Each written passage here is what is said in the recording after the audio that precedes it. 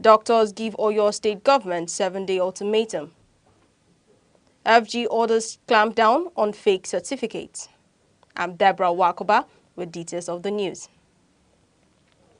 Denmark's Aalborg airport in the country's north has been closed after unauthorized drones were seen in its airspace. 3 other smaller airports in the southern region, Esbjerg, Sonderburg and Skydrup, also reported drone activity but were not closed.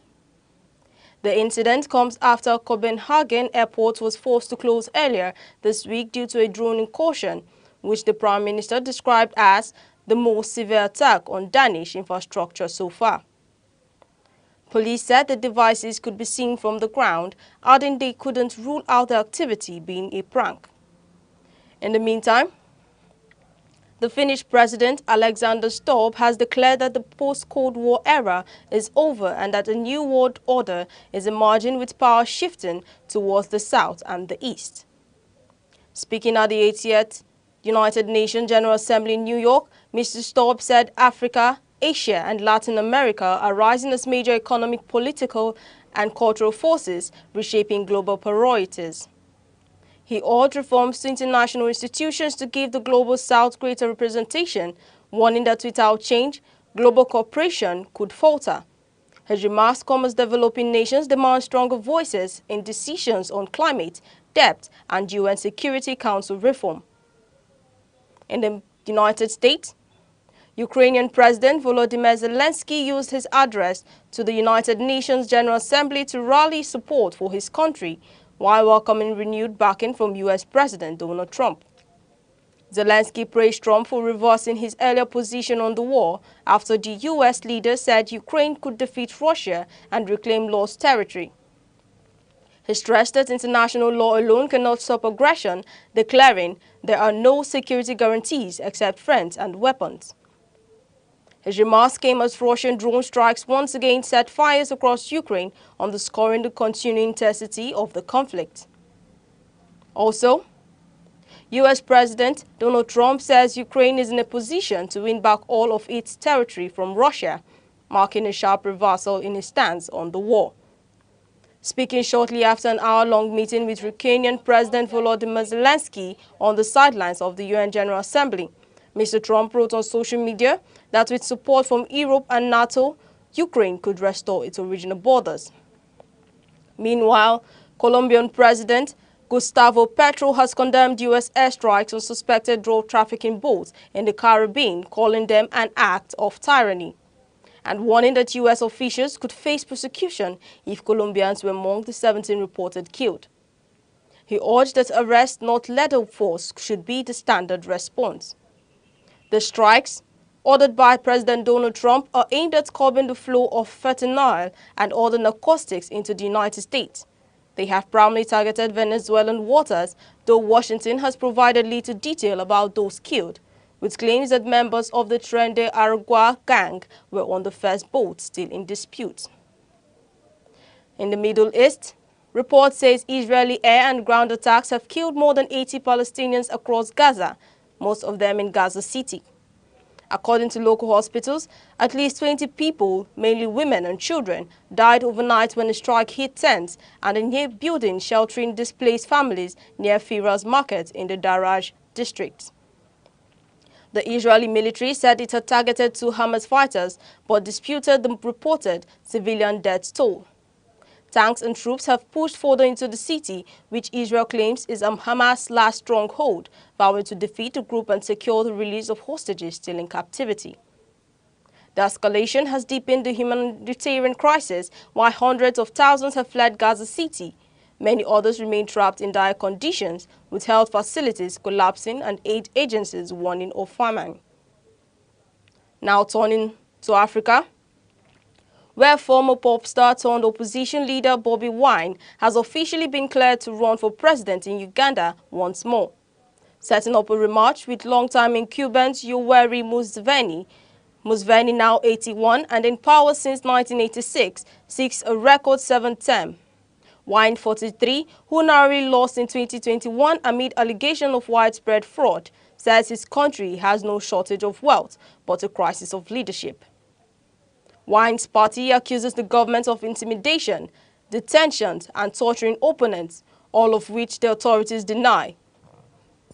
Meanwhile, Wine vows to champion youth, the poor, and the jobless in what many sees as Uganda's most critical election in decades.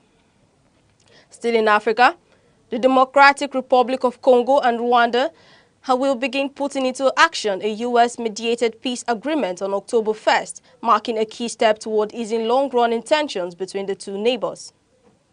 The plan sets out joint operations to dismantle the Democratic Forces for the Liberation of Rwanda, FDLR, a rebel group formed by remnants of the militaries behind Rwanda's 1994 genocide, and to withdraw Rwandan troops from Congo.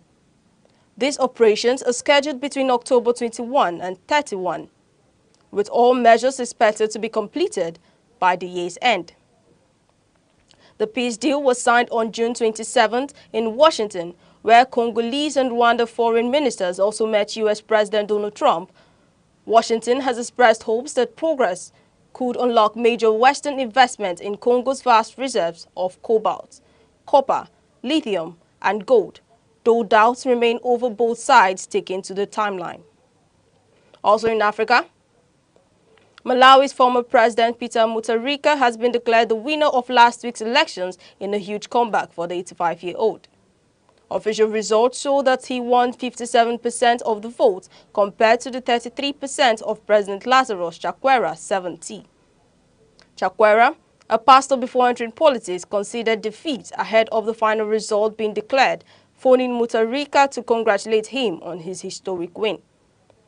Mutharika, a former professor of law, served as president from 2014 to 2020 when he lost to Chakwera by a wide margin. This news broadcast is coming to you live from Aneke TV.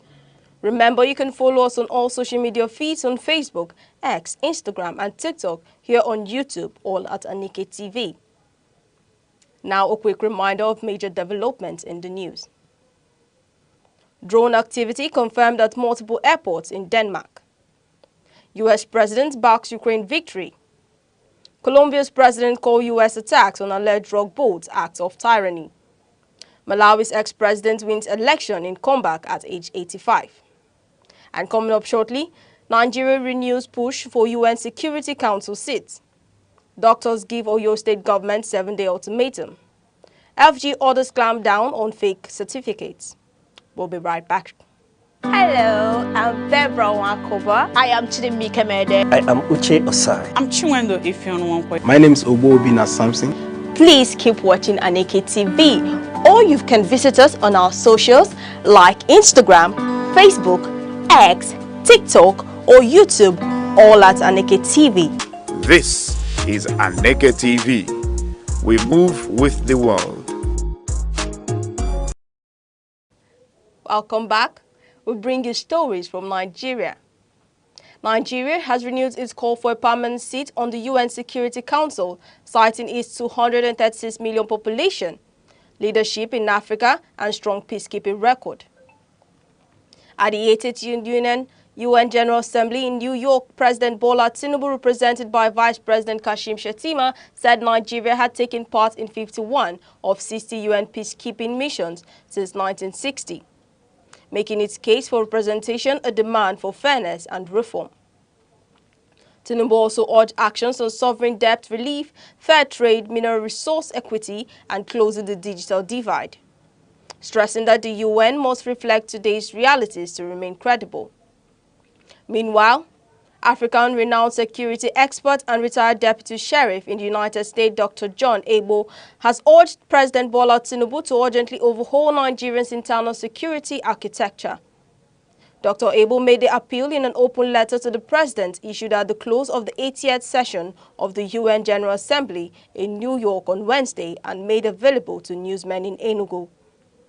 He emphasized the need for bold reforms to protect Nigerians from terrorism, banditry, kidnapping, and communal violence. Dr. Ebo, a former commissioner for Transport and Capital Territory Development in Enugu State, highlighted the fragility of Nigeria's security system despite ongoing government investment in counter-terrorism and border patrols. He noted that porous borders, overstretched policing, and unchecked criminal activity in forest and rural areas continue to threaten national stability. Now over to Oyo State, where the Nigerian Medical Association, NMA, Oyo State Chapter, has threatened a 7-day warning strike from October 2nd if the state government fails to address doctors' welfare at Lautech Teaching Hospital, Ogbomosho. NMA chairman in the state, Dr. Happy Adedapo, said that despite meetings with top officials and letters to Governor Seyi Makinde, issues of poor remuneration, unpaid allowances, staff shortages, and decaying infrastructure remain unresolved. He warned that inaction could cripple healthcare services across the state, urging the government to act swiftly to avert a looming crisis. Meanwhile, the Enugu state government has called on all eligible residents to fully participate in the ongoing continuous voter registration (CVR) exercise of the Independent National Electoral Commission (INEC) by registering and securing their permanent voters card (PVCs). In a statement issued in Enugu, the Commissioner for Information and Communication, Dr. Malaki Abo, emphasized that the exercise offers a vital opportunity for citizens who have attained the age of 18 or those yet to be registered to be duly captured in the voter register. He noted that the exercise also accommodates registered voters seeking to transfer their registration, correct errors, or replace lost or damaged PVCs. The Commissioner therefore urged traditional rulers, community leaders, religious institutions, civil society organizations, and the media to intensify mobilization and sensitization efforts, particularly among the youth, to ensure that no eligible voter is left behind. Now over to staff audits. The federal government has announced a nationwide enforcement of the national policy for the Nigerian Education Repository and Data Bank concerning academic credential verification. This enforcement is scheduled to commence on October 6, 2025. According to a circular issued by the Secretary to the Government of the Federation, Senator George Akume, dated 8 August and made available to newsmen in Abuja on Wednesday, all ministries, departments, agencies, and higher institutions in Nigeria must implement a structured verification process for the academic credentials of all current and prospective staff. This process is to be conducted through the National Credential Verification Service, NCVS, under the NERD program. Senator Akume emphasized that no appointment will be confirmed without NCVS clearance, confirming the authenticity of academic qualifications presented. Now to the global front. The United States, through Treasury Secretary Scott Bessent, says it's negotiating a $20 billion currency swap line with Argentina's central bank as part of growing efforts to stabilize the country's finances. The arrangement would give Argentina access to US dollars in exchange for pesos, boosting its ability to defend the currency and ease market change ahead of October's midterm elections. Bessent said Washington is also ready to purchase Argentine dollar-denominated bonds, providing additional liquidity and signaling confidence in President Javier Milei's reform agenda.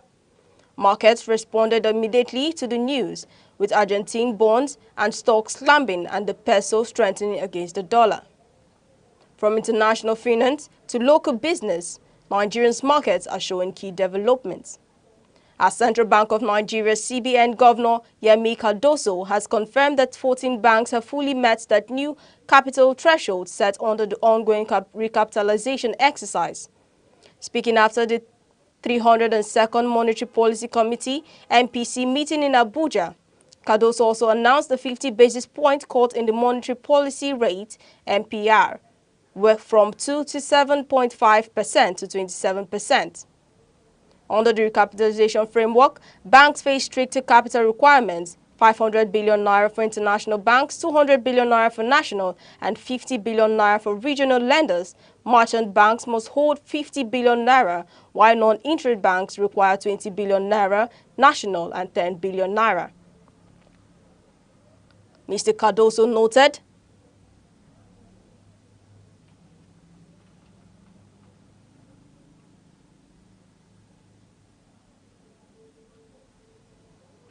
that The MPC applauded progress made so far, urging the Apex Bank to sustain reforms for financial stability. He added that the end of forbearance measures and waivers on single obligors would boost transparency and risk management, assuring the banking system remains sound and resilient. Still talking business. The Naira gained slightly on Wednesday, trading at 1,515 Naira per dollar in the prior market, an improvement from 1,518 Naira recorded on Tuesday.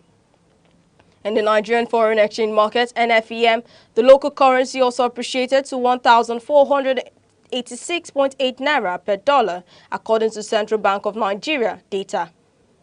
This marks a 6.4 Naira gain from Tuesday's rate of 1,493.2 Naira. Now over to the world of sports. Eberechi Eze marked a special night in his new Arsenal journey by scoring his very first goal for the club as the Gunners eased to a 2-0 win over Port Vale, booking their spot in the League Cup fourth round on Wednesday. For Arsenal boss Mikel Arteta, the evening was about more than just progress in the cup. It was a chance to showcase the depth of talent at his disposal. With 9 changes from Sunday's hard-fought draw against Manchester City, Arteta handed opportunities to players eager to impress. Among them was Eze, who slotted seamlessly into the side alongside Bukayo Saka and Gabriel Martinelli. The 20-year-old midfielder signed from Crystal Palace last month in a deal that could rise to €68 million, which is $92 million, is already showing why Arsenal have invested so heavily in him. His first goal in red and white was taken with his calmness of a player releasing the stage, a moment that will surely endear him even more to the Emirates faithful.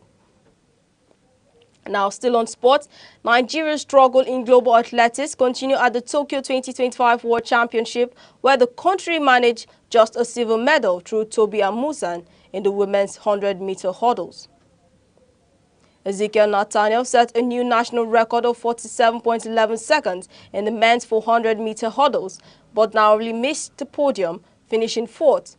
Overall, Nigerian placed 27th, while 53 countries made the medal table. The performance highlights the country's decline despite fast sprinting pedigree, with no clear successors to star like Amusan and Blessing Okabare. Critics warn that without urgent investment in young athletes, Nigeria's athletic future remains bleak. Now over to entertainment. Rihanna has announced the birth of her third child with rapper ASAP Rocky, a daughter named Rocky Irish Mayers. The couple, already parents to sons RZA born 2022 and Riot born 2023, shared the news with a photo of their new baby on Rihanna's Instagram. The 36-year-old singer and fashion mogul has largely stepped back from music in recent years, focusing on her family and fancy business empire. To end round the globe, here are the main points. Denmark's Aalborg airport in the country's north has been closed after unauthorized drones were seen in its airspace. Ukraine President Volodymyr Zelensky has welcomed U.S. President's support at the UN as the U.S. leader said Ukraine can defeat Russia. This comes amid fresh Russian drone strikes. We also told you that the federal government has announced a nationwide enforcement of the national policy for the Nigerian Education Respiratory and Data Bank concerning academic credential verification. That ends the news. For breaking news, eyewitness reports, please call 070-304-37110 or visit our social media handles across Facebook, Instagram, TikTok, X, YouTube, all at Aneke TV. I'm Deborah Wakaba. Thank you for joining us.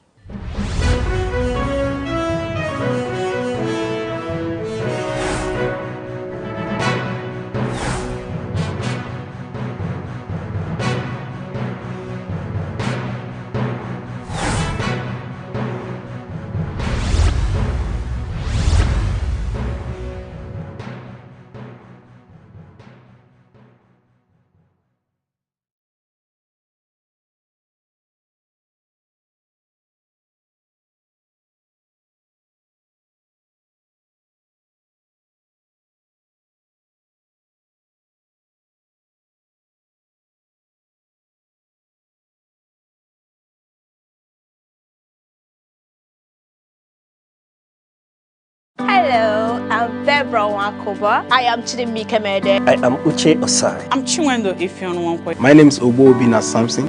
Please keep watching Aneke TV, or you can visit us on our socials like Instagram, Facebook, X, TikTok, or YouTube, all at Aneke TV. This is Aneke TV. We move with the world.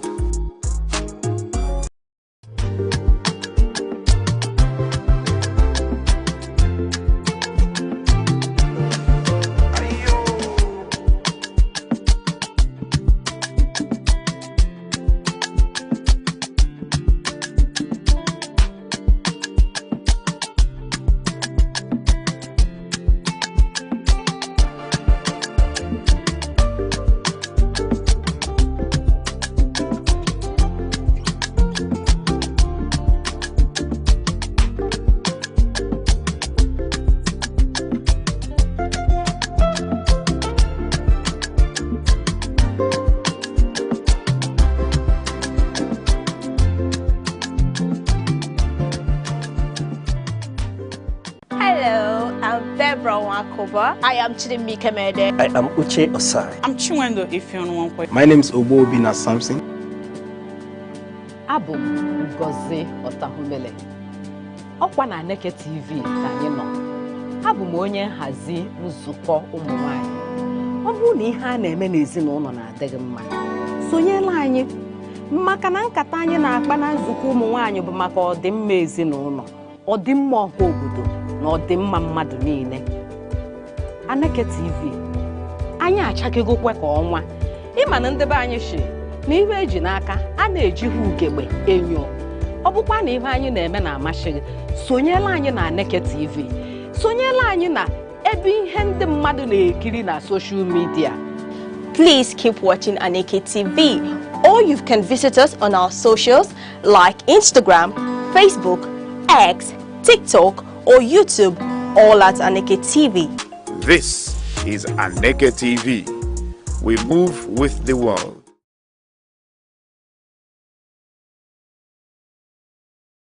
Enugu is one of the 36 states of Nigerian Federation. It is located on a hilltop in the southern part of the country.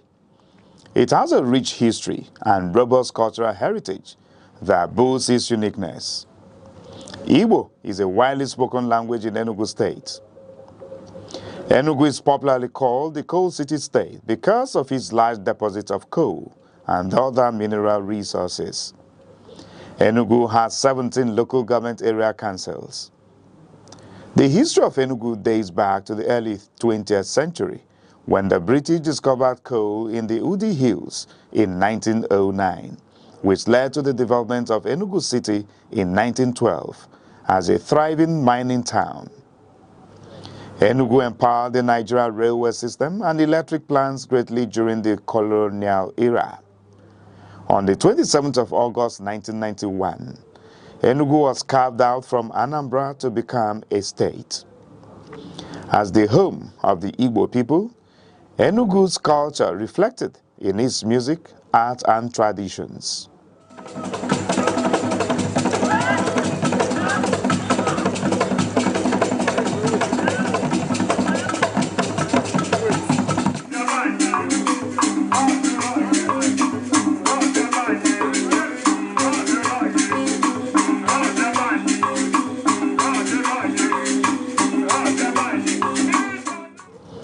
Enugu is situated in the eastern part of Nigeria, sharing borders with Benue at the north, Ebonyi at the east, Abia and Imo at the south, and Anambra and Kogi at the west, covering approximately 7,161 square kilometers.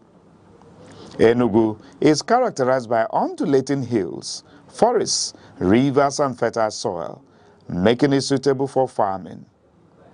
The state experiences significant rainfall with an average annual precipitation of around 2,100 millimeters and temperatures averaging 28 degrees Celsius. The people of Enugu State are predominantly Igbo, one of the largest ethnic groups in Nigeria. The Igbo language is a fundamental part of their culture and identity, with many dialects spoken across the state. Language plays a vital role in shaping the culture and identity of the Igbo people. Enugu is very rich in culture and traditional practices, one of which is the New Yam Festival, Iriji, which is a traditional celebration that marks the beginning of the harvest season.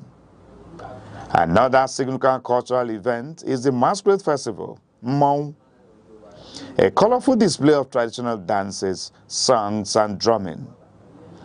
During this festival, different communities come together to showcase their masquerades.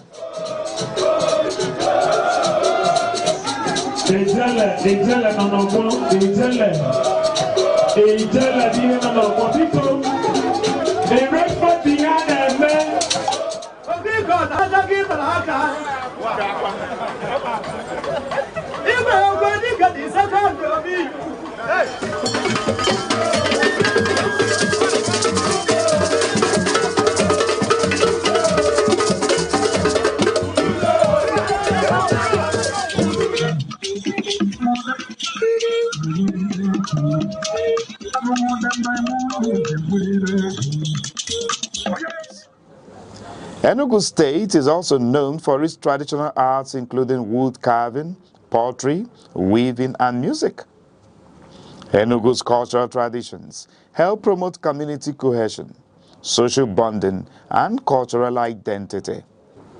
In the past, Enugu's economy was largely driven by coal mining. During the colonial era, Enugu was one of Nigeria's major industrial and economic centers. Today, Enugu's economy has become more diversified with some key sectors which includes agriculture, trade and markets, education and government, tourist centers. Enugu State is an important part of Nigeria, known for its cultural richness, peaceful environment, rich history and tourist attractions. From its coal mining history to its current role as an educational and cultural hub, Enugu continues to grow and contribute greatly to the development of Nigeria.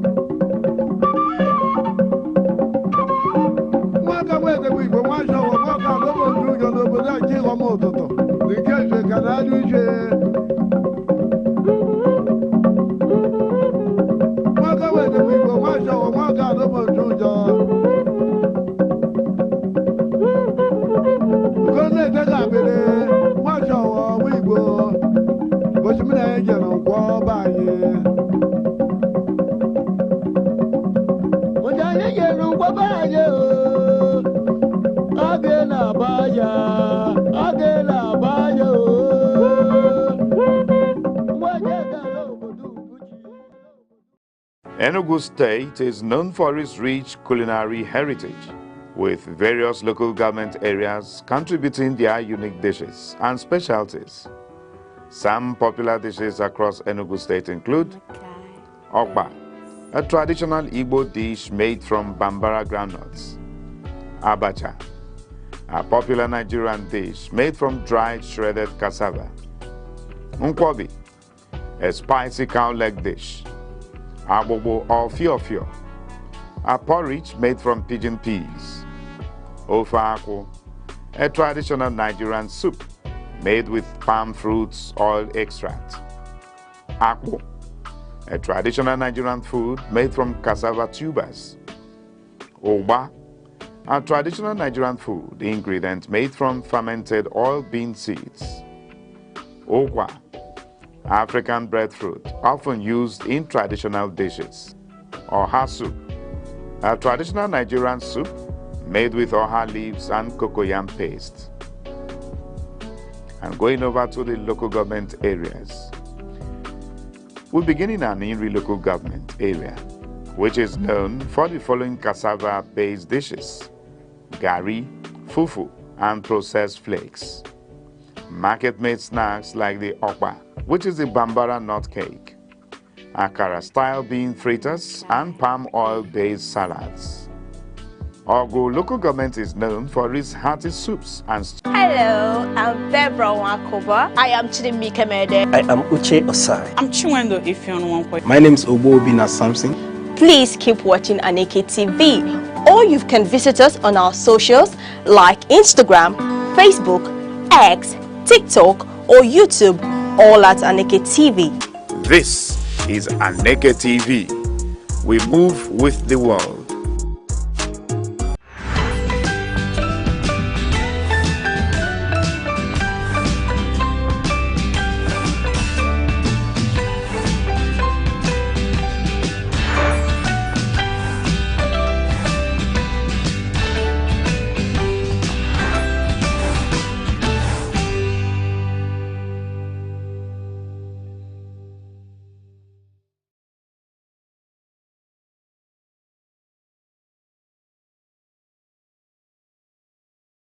Good morning, Nigeria. Good morning, Ofotu. And a lovely morning to everyone watching. Thank you for joining us this morning. You're watching Sunrise on Aneke TV. Your reliable voice every morning, bringing light to your day. I'm Deborah Wakoba, coming to you live from our studio here in Vibrant Enugu. Good morning, and I'm Uche Osai. Wherever you are, at home, in your office, or in traffic, thank you for letting us into your space this great Thursday. As always, we're here to refresh, inform, and motivate. Yes, and it's Thursday, September 25, 2025. And it's a bright and new day, another and refreshing sunrise, where we've got everything you need this morning, from the latest news and weather to trending stories and newspaper review, plus that signature sunrise vibe. And it's all here today to help you ease into the day. So, grab that cup of coffee or tea. Relax, set sail with us, because the sunrise is here. Yes, and on today's sunrise, we begin with our quote of the day, with words that inspire, teach, or words that are educative and also offers insight to keep us focused, creative, refreshed, and well-driven. And right after that, we'll give you today's stories from our newspaper headlines. All the key updates you need will be served hot and thirsty. Yes, we've also got the weather report for today, covering cities across the southeast, which will help you get well prepared for the day before stepping out, or if you've stepped out, it would get you through the rest of the day. And later, we'll take you through today's celebration or observance to lift your spirit.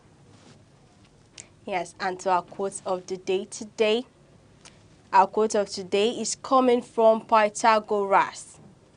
He was an ancient Greek philosopher and a mathematician, and he's best known today for the Pythagorean theorem in geometry about right-angled triangles. But his influence goes far beyond mathematics, and his ideas are what shaped philosophy, science, and religion for centuries. And he also influenced thinkers like Plato and Aristotle. And in his quote, he says, "In anger, we should refrain both from speech and action." I repeat, in his quote, he says, "In anger, we should refrain both from speech and action." And this quote today is talking about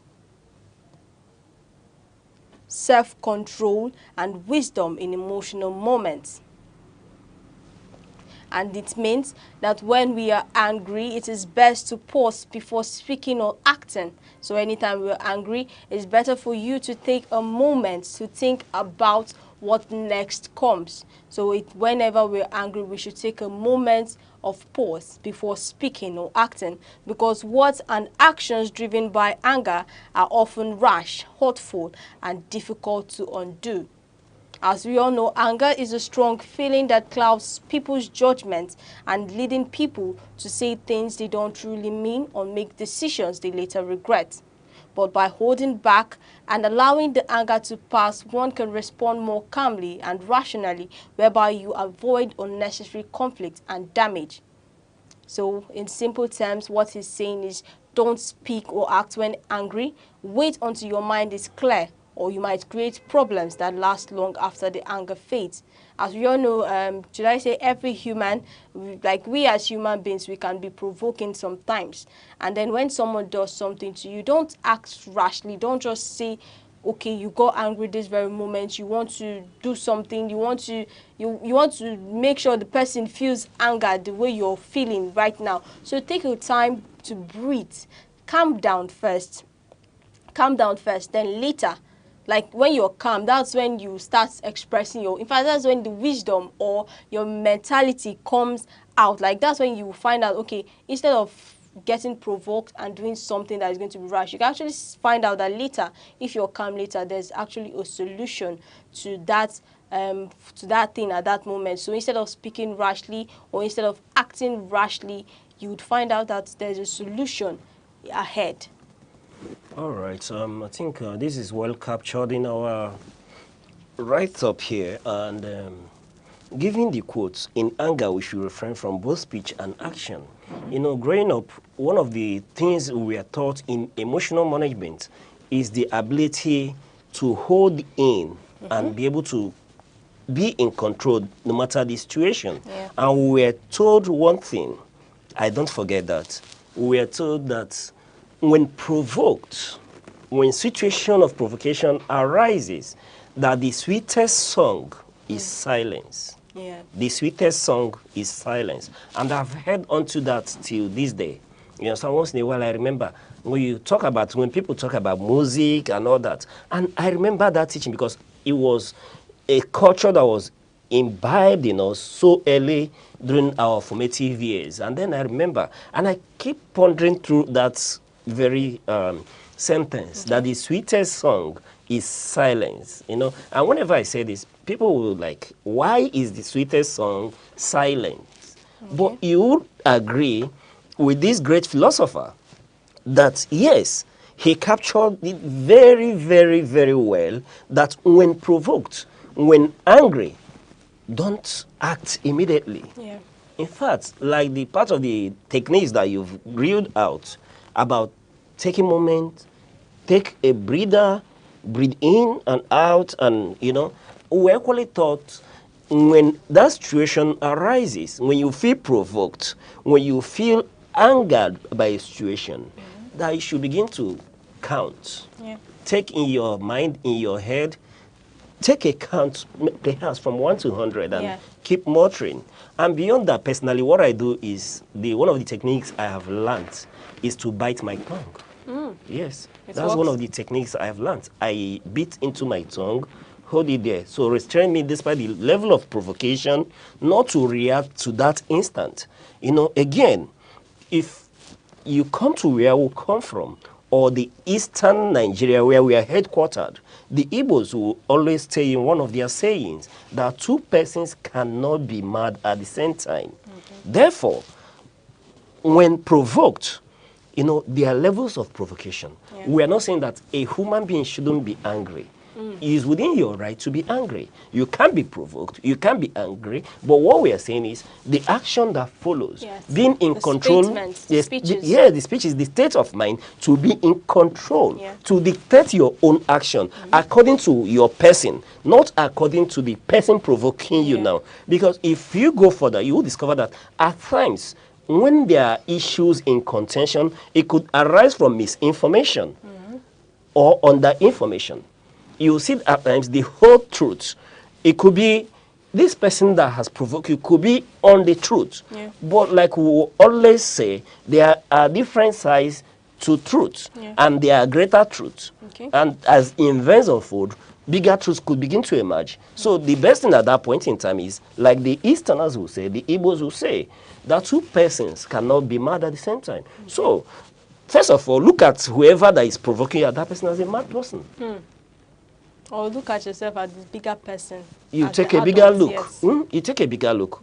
And then be the bigger person in the picture. But you know that when you see a madman, you don't go into a fistcuff with a madman. When you're fighting with a madman, there are two madmen. People will describe it that there are two mad people fighting over there. Right? So that's why when you take this approach, it restrains you from that action. Yeah. And often, when you have a loose tongue, you may end up regretting what you've said. Yes. Remember the other day, we said that when words have gone forth, they hardly come back. Yes. Yes. I remember that quote. And I didn't mention, as a human being, you're free to be provoked. Yeah. You can be angered. Yes, it's within you, as a part of your human nature to be angry.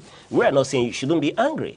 Even for those of us who are Christians, when you look at our centerpiece, our focal point in Christianity, our master, our Lord and Savior Jesus Christ, he got angry several occasions. It was reported in the temple he had to use A whip. and whisk everybody away from the temple, Yeah. right? And we heard the issue about the fig tree, the tree that was supposed to bear fruit and not bearing fruit, and he got angry he and cursed. cursed the tree. So if our Lord and Master and Savior could be angered, then how much more we in our human nature who are very fallible.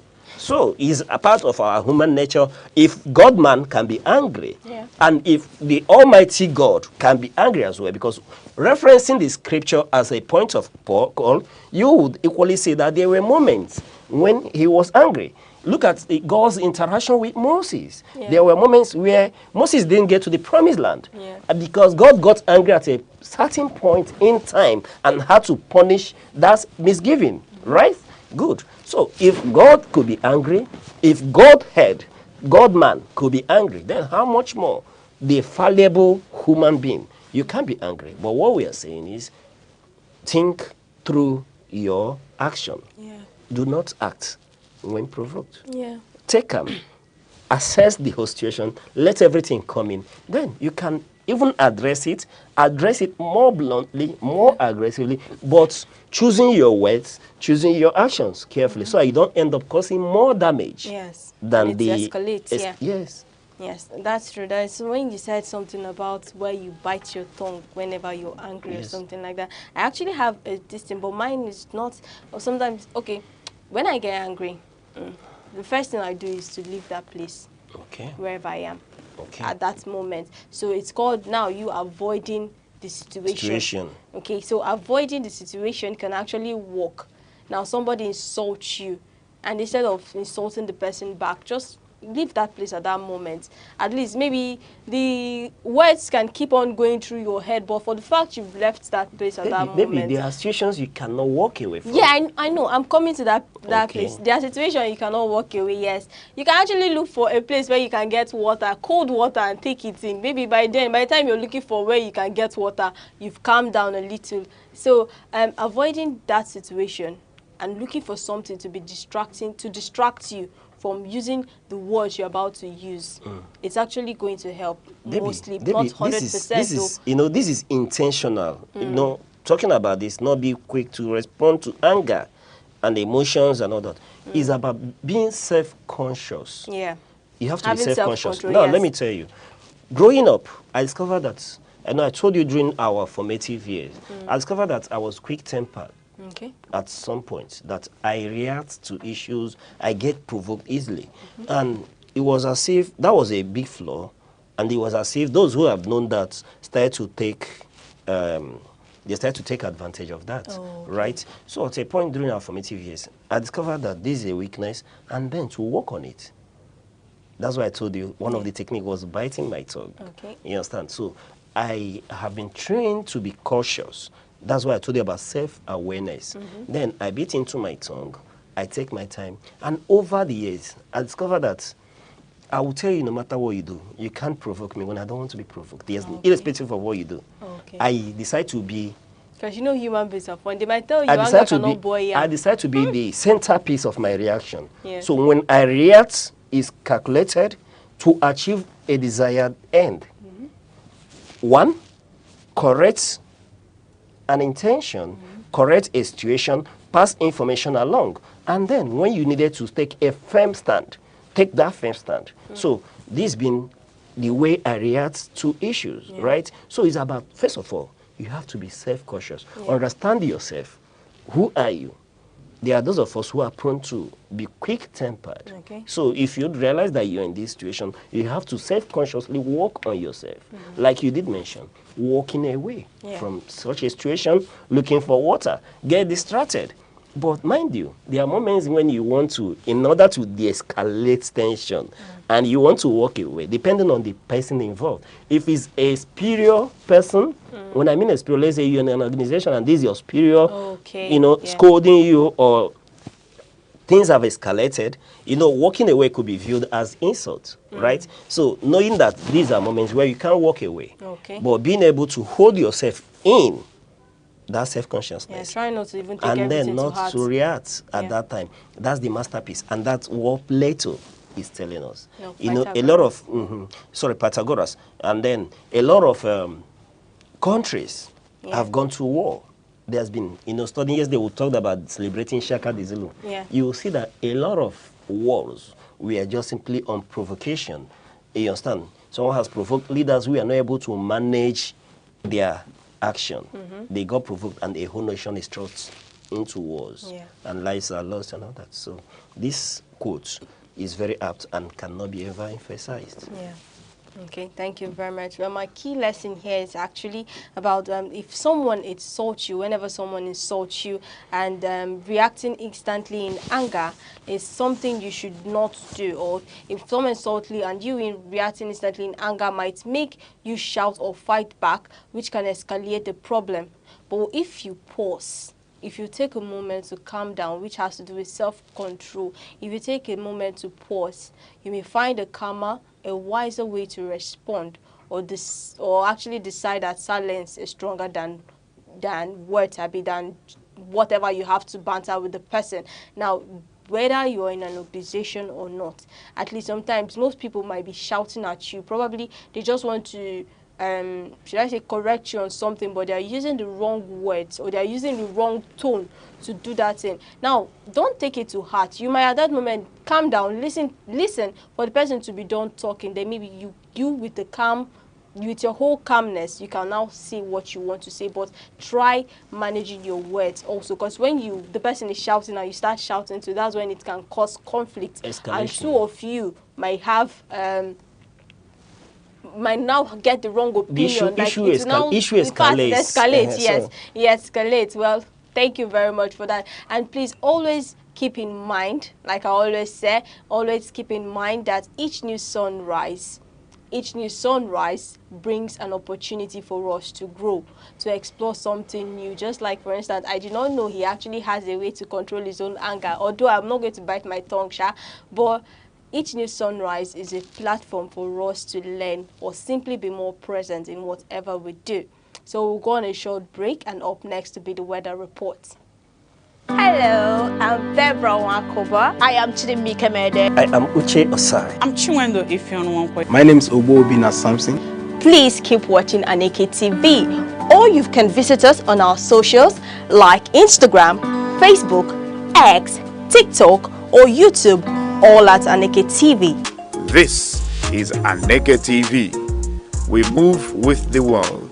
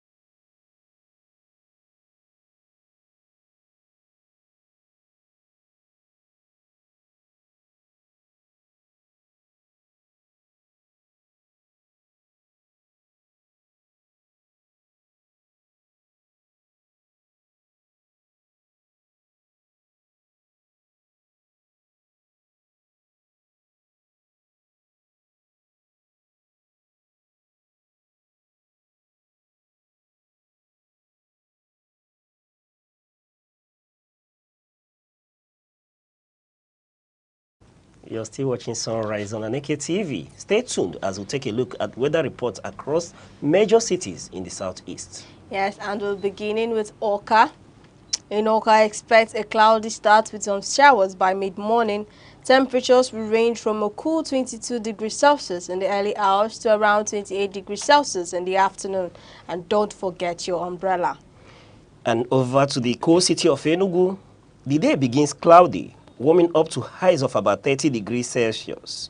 Rain is likely around midday, so prepare for wet conditions before the skies turn partly cloudy later on. And in Abakaliki, a stormy night gives way to showers in the morning. By the afternoon, skies clear a bit with highs reaching 29 to 30 degrees Celsius. And over to the city of Owerri, showers are expected early with a mist of clouds through the day. Evening could bring thunderstorms, so stay weather ready. Daytime highs hover near 30 degrees Celsius. And in Umuahia is mostly cloudy skies with showers likely around midday into the afternoon. Temperatures will climb from about 22 degrees Celsius in the morning to 30 degrees Celsius later in the day. And to sum it up, today will be a cloudy and wet day across the southeast with showers and the chance of thunderstorms in some areas. And temperatures will generally sit between 22 degrees Celsius and 30 degrees Celsius. So it's best advised to keep your rain gear handy. So wherever you are in the southeast today, make sure to be safe. Be comfortable. Keep your umbrella handy. Then, rain or shine, we've got you covered. This is your weather report across major cities in the southeast. And we'll go on a short break when we return. Hello, I'm Bebra Wakoba. I am Aneke. I am Uche Osai. I'm Chinwendo Ifeanyi. My name is Obina Samson. Please keep watching Aneke TV, or you can visit us on our socials like Instagram, Facebook, X, TikTok, or YouTube, all at Aneke TV.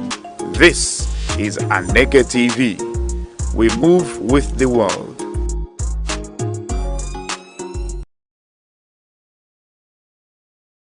You're still watching Sunrise on Aneke TV. Well, today we'll be taking a look at our celebration.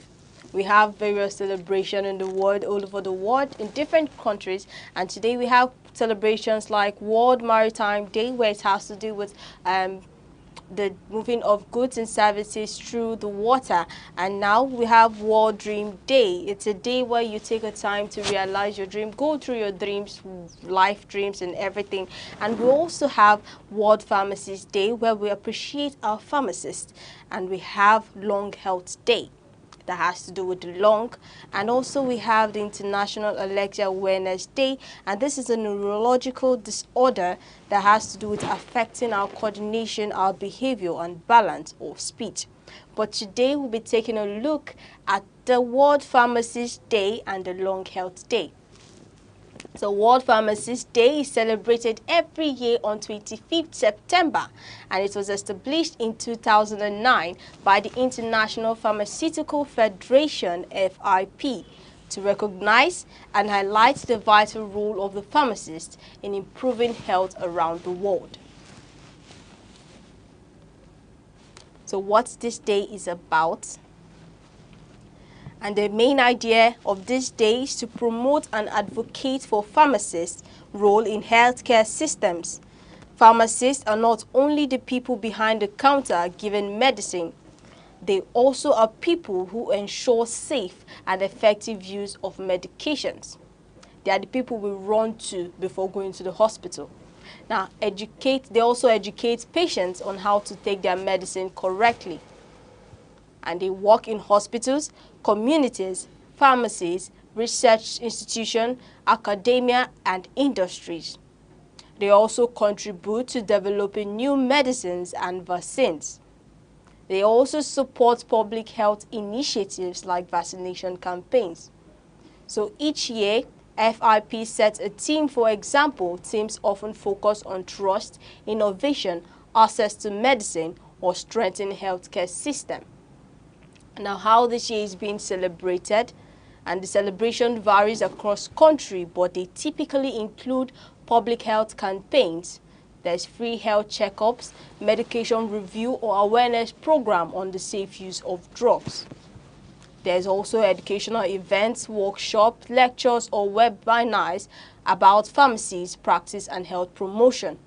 Now, social media campaigns can also be used to celebrate this day using hashtags and posters to celebrate awareness or spread awareness of pharmacists and contributions. And there's also community outreach, where you visit schools, markets, and community centers to educate people about medicines and health living. Then there's recognition of events, where you honor outstanding pharmacists for their services.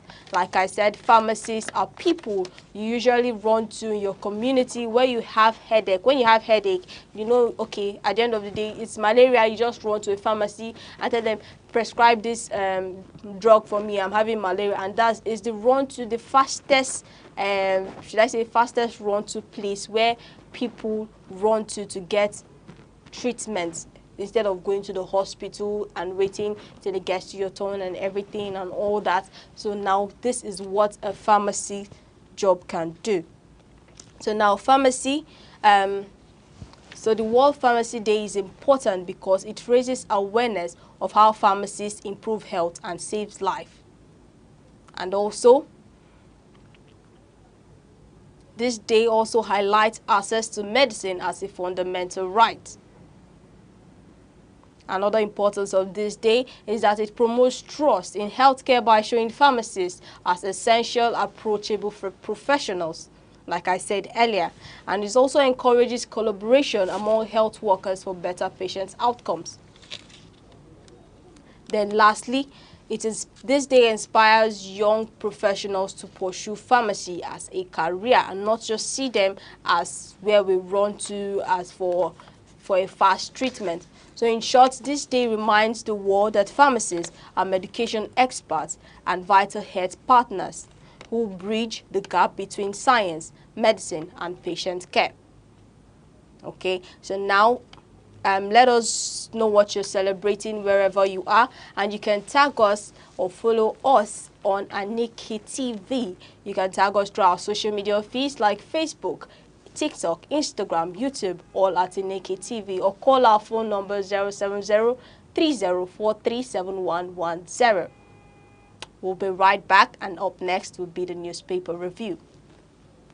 Hello, I'm Bebra Wakoba. I am Chidimike Mede. I am Uche Osai. I'm Chinwendo Ifeonwankwe. My name is Obina Samson. Please keep watching Aneke TV, or you can visit us on our socials like Instagram, Facebook, X, TikTok, or YouTube, all at Aneke TV. This is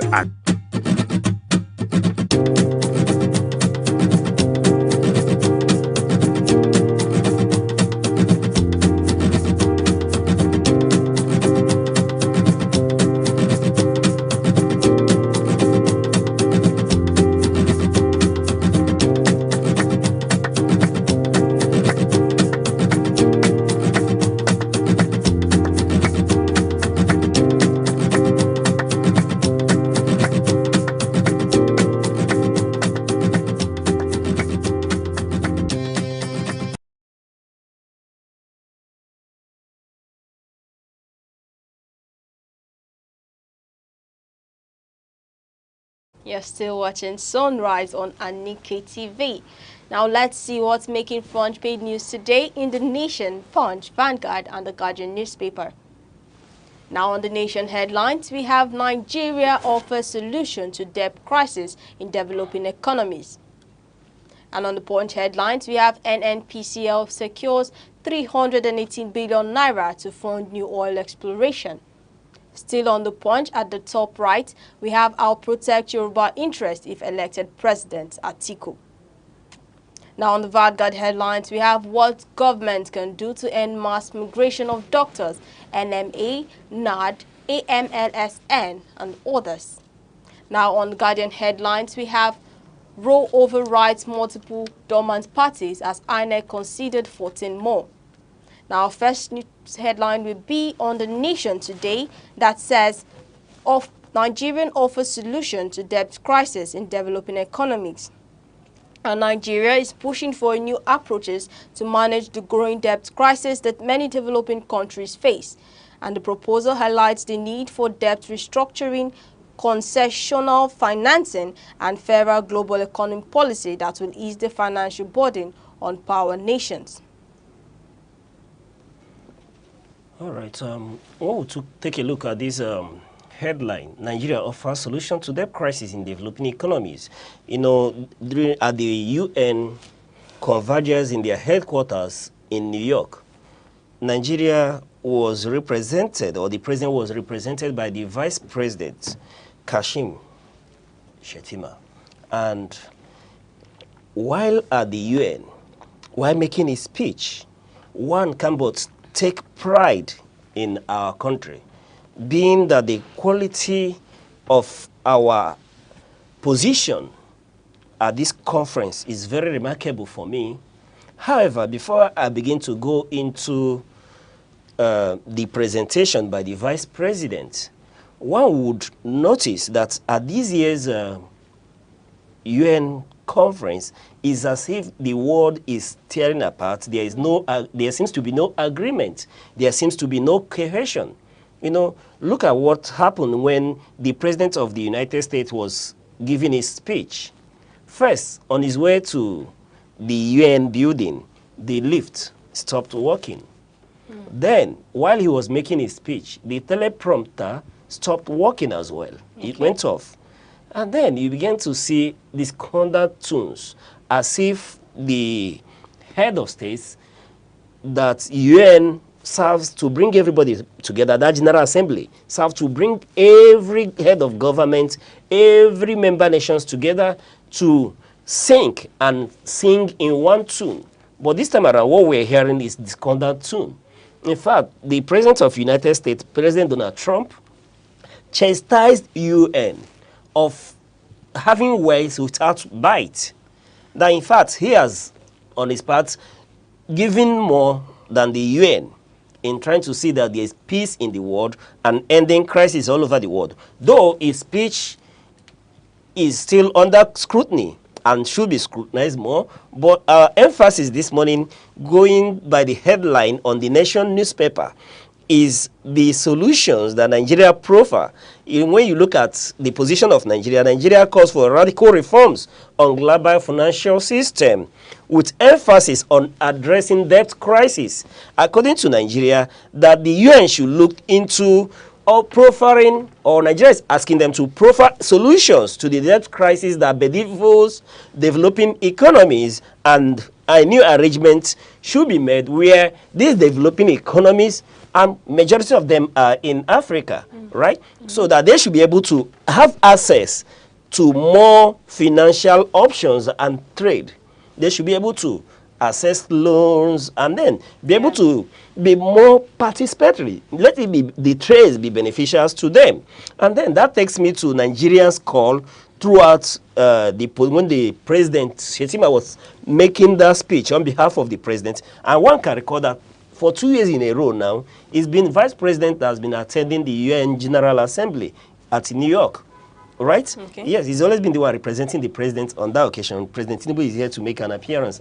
However, the position of Nigeria through that address was one that Nigeria asked this time around pointedly the UN General Assembly that Nigeria should be given a seat at the bigger table. Yeah. Yes, giving Nigeria a permanent seat at the Security Council, where the key major decisions that change and affect the world is taken, that Nigeria has come of age. And then I remember listening to his speech, he cited that when Nigeria became a member of that body, that we had only about 30 million population, but today Nigeria is well over 200 million population. Okay. In fact, according to the vice president, Nigeria now has a population of about 230 million. And therefore, given our contributions to the world economy, and our policies and positions on world issues and where we stand from Africa, that would deserve a table at the as the permanent seat of the UN Security Council. Yeah. And to me, yes, I quite support this position. Okay. In fact, is long overdue. Nigeria, yes, will have our challenges as a nation, but think about it, we deserve a seat on that table. Yeah, there have been many arguments that Nigeria is not stable, we can't even take care of ourselves, and that we're not even among the strong nations of the world. One, granted, but coming to Africa, the most populous black nation in the world, the reputed giant of Africa, given our position in Africa, our policies, where our mediation efforts in seeing that there is peace in Africa, who should be at that table. And that call from the vice president is very germane and should be heeded to, and heeded to fast. Then going forward, part of the actions that Nigeria sought for or was calling for, like we did mention, is that of sovereign debt relief for mostly is African countries that are involved in all this. And then most importantly, another call is the third one for me, where the Nigerian position was that UN should make it more beneficial for countries with mineral resources to benefit from their mineral endowment. It won't be a situation where you have the deposit and another nation is the one enjoying the benefits from those minerals. That there should be a policy that will make it more beneficial to those nations. If we want to come down to Africa, look at the situation of what's going on in most African nations. You will see that where mineral resources are deposited, that you have crisis in those areas.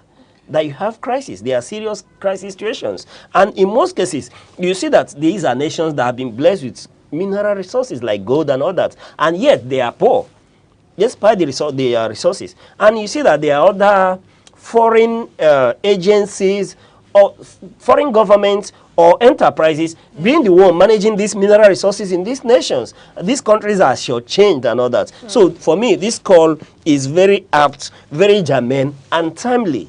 Then, looking at the last one is on the call for the digital divide to be bridged. And fairness to UN, in part of the UN General Secretary's presentation, Guterres, part of it was to see to it that the AI introduction gap is bridged and being employed across the world as well. However, the highlight for me in all this is when the vice president was giving that speech, and I want to quote him verbally, you know, it was when the president observed through that speech that some years ago, I noticed a shift at this gathering. Okay. Key events were beginning to take place outside this head of state. For me, this is the high point for me. This observation for me is the high point, that our president, through the vice president in giving that speech, was able to observe that UN seemed not to have the powers any longer. It seems to have an assembly of words without action. Okay. Prior to this period, you know that when UN gives an ultimatum, it becomes an ultimatum. The UN will have the capacity and the capabilities to end wars. But in these days, decisions are tilting away from the United Nations General Assembly or the Assembly of Head of States. Okay. They no longer have that bite. Look at what is happening with Russia and the Ukraine.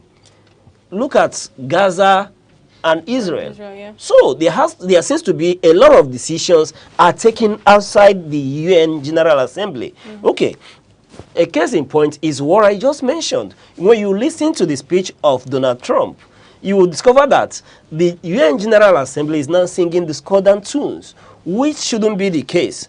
In fact, the UN General Assembly should begin to harmonize, bring every interest together, so that this General Assembly will now begin to take decisions as a body and see that they are implemented. Yeah. It's not a question of where the UN is calling for peace in a so-and-so country, and for some of their members are the ones fueling and arming the crisis. Yeah.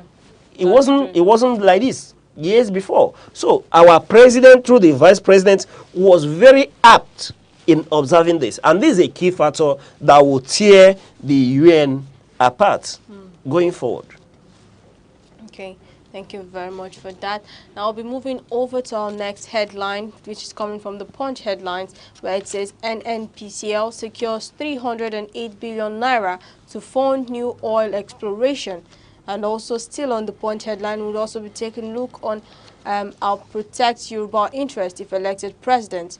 Now, in the Nigerian National Petroleum Company Limited, NNPCL has raised about 318 billion naira to support fresh oil exploration projects. And this funding is targeted at boosting Nigeria's crude oil output, opening up new oil wells and strengthening on the country's energy sector. So, Mr. Owuche, what would you like to say on this? If I have the choice, I want to stay silent on this very headline, Okay. the NNPCL. I would want to stay mute on it. Okay. Yes, though it says NPCL secures 318 billion naira to fund new oil explorations. Yeah. You would recall that, yes, starting from the era of the Alhaji Shehu Shagari's presidency, Nigeria had this thing to, begin to save. We had what we call the ecological fund that started from that area where a certain percentage was given out. And then going over the years, we got to it where we started setting aside funds for the exploration of oil. And then we saw under the previous administration, the exploration around the Chad Basin, trying to discover oils and all that. But while I wanted to stay silent on this is going to the fact that I want to ask the question, what have we done with the ones who discovered?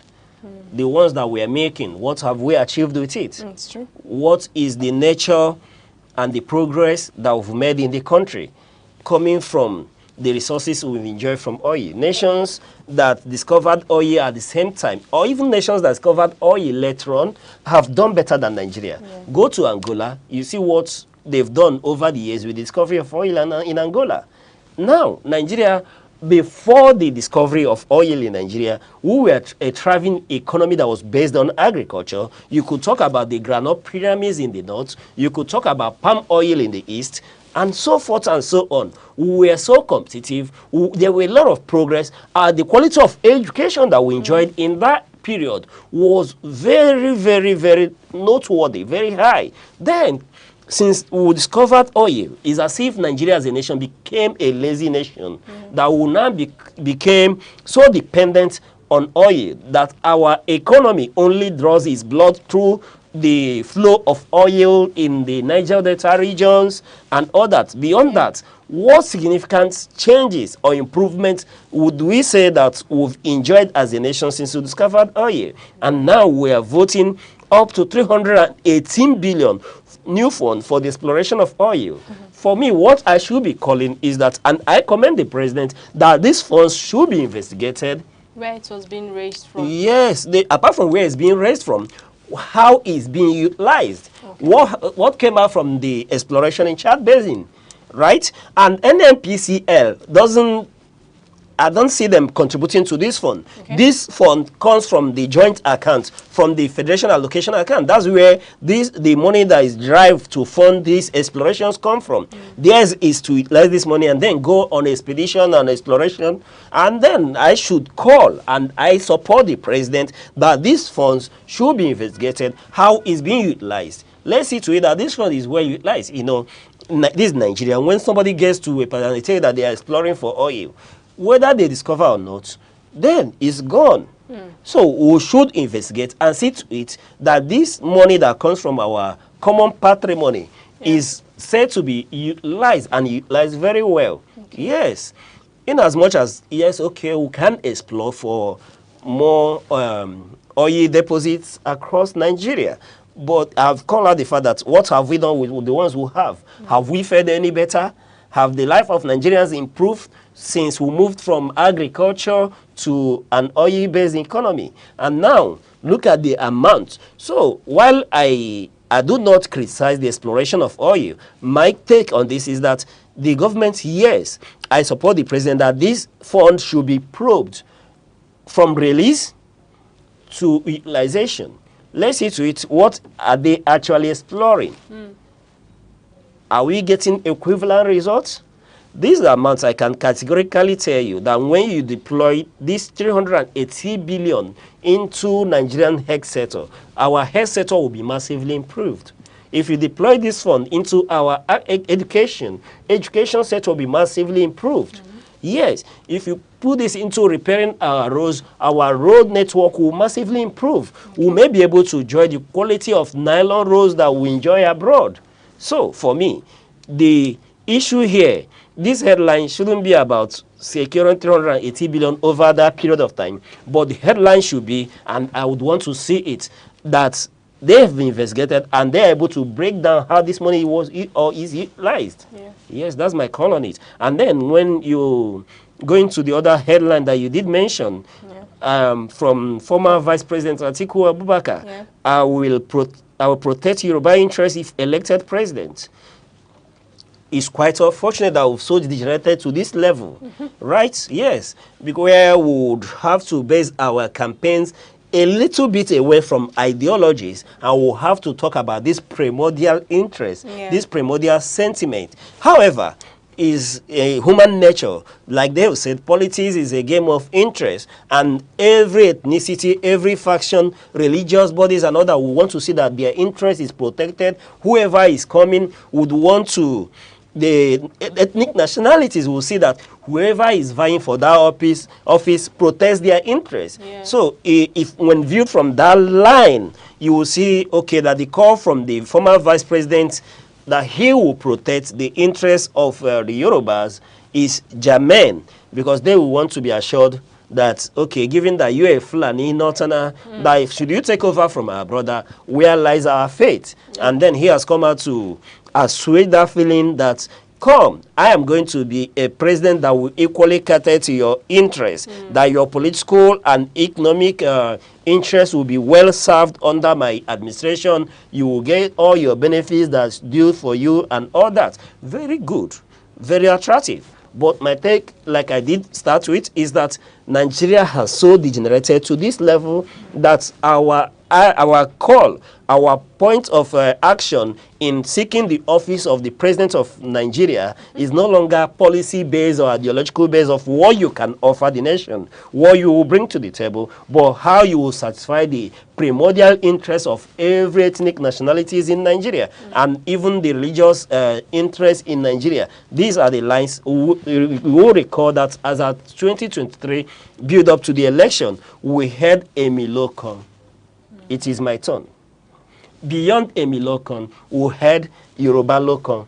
Yeah. Right? Yeah. So when you hear rhetorics like that, that tells you that the dance will not be about just national interest. It has to be with subnational ethnic interest first. So being that Atiku Abubakar is from the other divide, he is from the Fulani stock, the northern bloc, he would want to tell the Yoruba that even I, as president, it will equally be Yoruba Lokon. Yeah. That I can still give you more than the Emilokan can give you, right?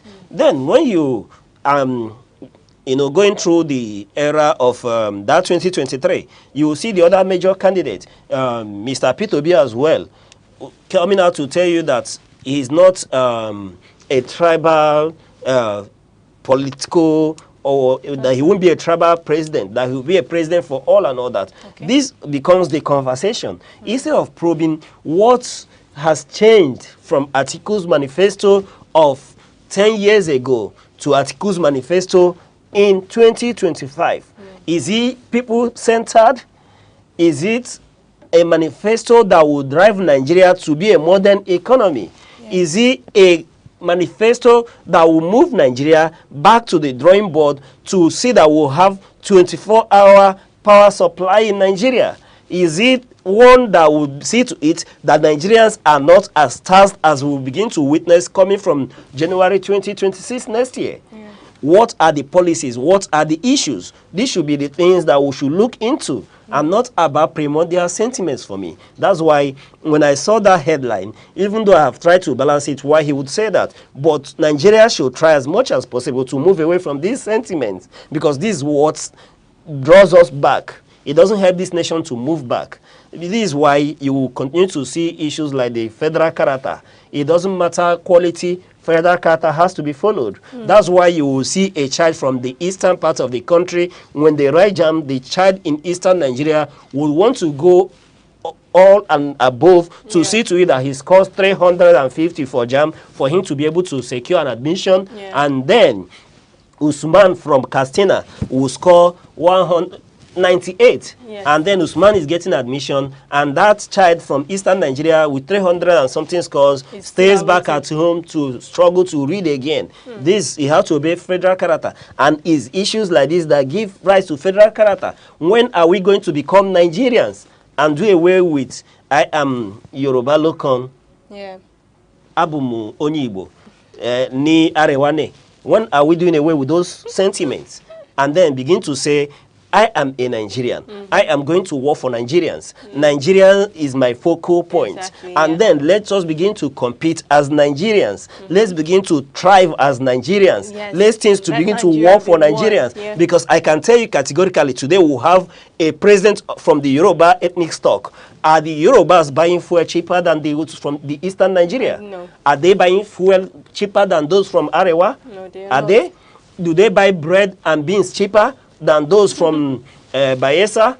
The answer is practically no. So it behoves on us, the citizens, to begin to call our political actors to act in our national interest. We begin to call them to order when they begin to recite these ethnic mantras. They shouldn't trust that in our front. Tell us what you are going to do for us as a nation, that will begin to buy fuel cheaper. The cost of food in the market will drop to little or nothing, where our take home can no longer take us to the bus stop, but tell us how the take home can take us beyond the bus stop. When was the last time, or do we even discuss it? Does an average Nigerian talk about going on a vacation, given the beautiful landscape and landmarks of Nigeria, given the tourist attractive size that we have in Nigeria? Does an average Nigerian think of going on a vacation? You don't. You struggle from day one to see that ends meet. You take care of a family of two and all that. It's all struggle and struggles. So let the manifestos be about all that. How to make the life of an average Nigerian more meaningful and quality-based, rather than telling me what you're going to do for my ethnic stock. No, it should be away from that. Okay, thank you very much for that. Now moving over to our next paper from the Vanguard that says, what governments can do to end mass migration of doctors, NMA, NAD, AMLSN, and others. Nigeria's health sector stakeholders, including the Nigerian Medical Association, NMA, the National Association of Resident Doctors, NAD, and the Association of Medical Laboratory Scientists of Nigeria, AMLSN, are calling on the government to address the root causes of brain drain. They suggest improving doctors' welfare, upgrading hospital infrastructure, and providing better incentives to discourage medical professionals from leaving the country for work abroad. Now, you know, we've seen the details about the news about Japa doctors that are traveling outside the country for a better opportunity. Now, they are calling on the government. They are asking, or the Vanguard headline is reporting that asking the government what they can do to end the mass traveling out of different doctors in Nigeria. So what's your take on this? My take on this is not different from what I just finished saying. Okay. Yes, when you look at our leaders, what are their focal points? When your focal point is on ethnicity and ethnical issues, you continue to see headlines like this, like it's in the Vanguard newspaper, you understand, where there will be mass exodus of our medical practitioners, right? So in calling them to end that, they should be aware that that's a crisis. However, where do our leaders go for treatment? They go abroad. Yeah. More often they travel abroad, they leave the nation and go abroad. And then we've been told that even when they get to that place, you see them being treated by Nigerians and Nigerians. Yeah. Yes, so now this is becoming a challenge because we are beginning to witness shortage of manpower in our hospitals and all that. This is a situation that will have worked for the good of Nigerians. I, for one, am not against Japa. Yeah. Whoever wants to Japa should Japa. Okay. Because the country is not working, one. But even when the country start working, if you want to Japa, you should be free to Japa. I believe in freedom of movement. Yes, if you feel that the other side of the world is more sunnier for you, go and enjoy it. I encourage Japa. If you want to Japa, Japa. Okay. But what I'm saying is that let the Japa not be as a result of frustration that was witnessed in our profession. Yeah. Right? Yeah. And like I was talking about campaigns and all that, in 2020, build up to 2023, I remember that one of the key presidential candidates told us then that part of what he will see to achieve is that Nigeria begins to export medical practitioners, give nurses, doctors to other nations as a means of generating foreign reserve, understand, more direct foreign remittance from abroad to Nigeria. And then when you look at it critically, you see that he is making sense. But for you to be able to export medical personnel, let them go and generate foreign currency for the country, just like the Indians are doing. When you go to the US, for example, anything on tech, you will see that Indians are dominating, right? And when you see the remittance to India, the highest come from Indians are in diaspora. The returns they make, because they control tech in America, they control tech in the world. They export their people in the area of tech, and they are doing quite well. So through that area, they are generating huge income for their nation. So there's nothing wrong if we set our home right, and then those that feel like we can export more. But what are they going to do to improve the situation here? Because we have to improve the home front first before we start thinking about exporting more personnel to other nations. What are they going to do? I bet you our leaders know what to do, is the will to do it. However, like you did ask me what I would say or what I'm going to say about this, I will only add my voice to amplify this headline, like the Punch has proffered in their summation to our leaders. What are the issues here? Recently on this program, we interviewed resident doctors when they were about going on strike. What has been the issue? Over the years, you see medical practitioners go on strike. What has been the issue? What is the issue? And what will be the issue tomorrow? You look at it, you talk about poor remuneration, right? Yes. You talk about exhaustive working condition, shortage of staff, shortage of manpower and all that. So these are the issues. Improve their working environment, improve their working condition.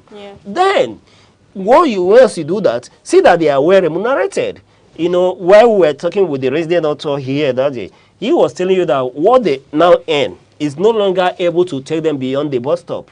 That you can't take them home. Unlike that period when you think that once you become a medical practitioner, you become an elite in the society and you could afford your basic need, that the situation is no longer that way.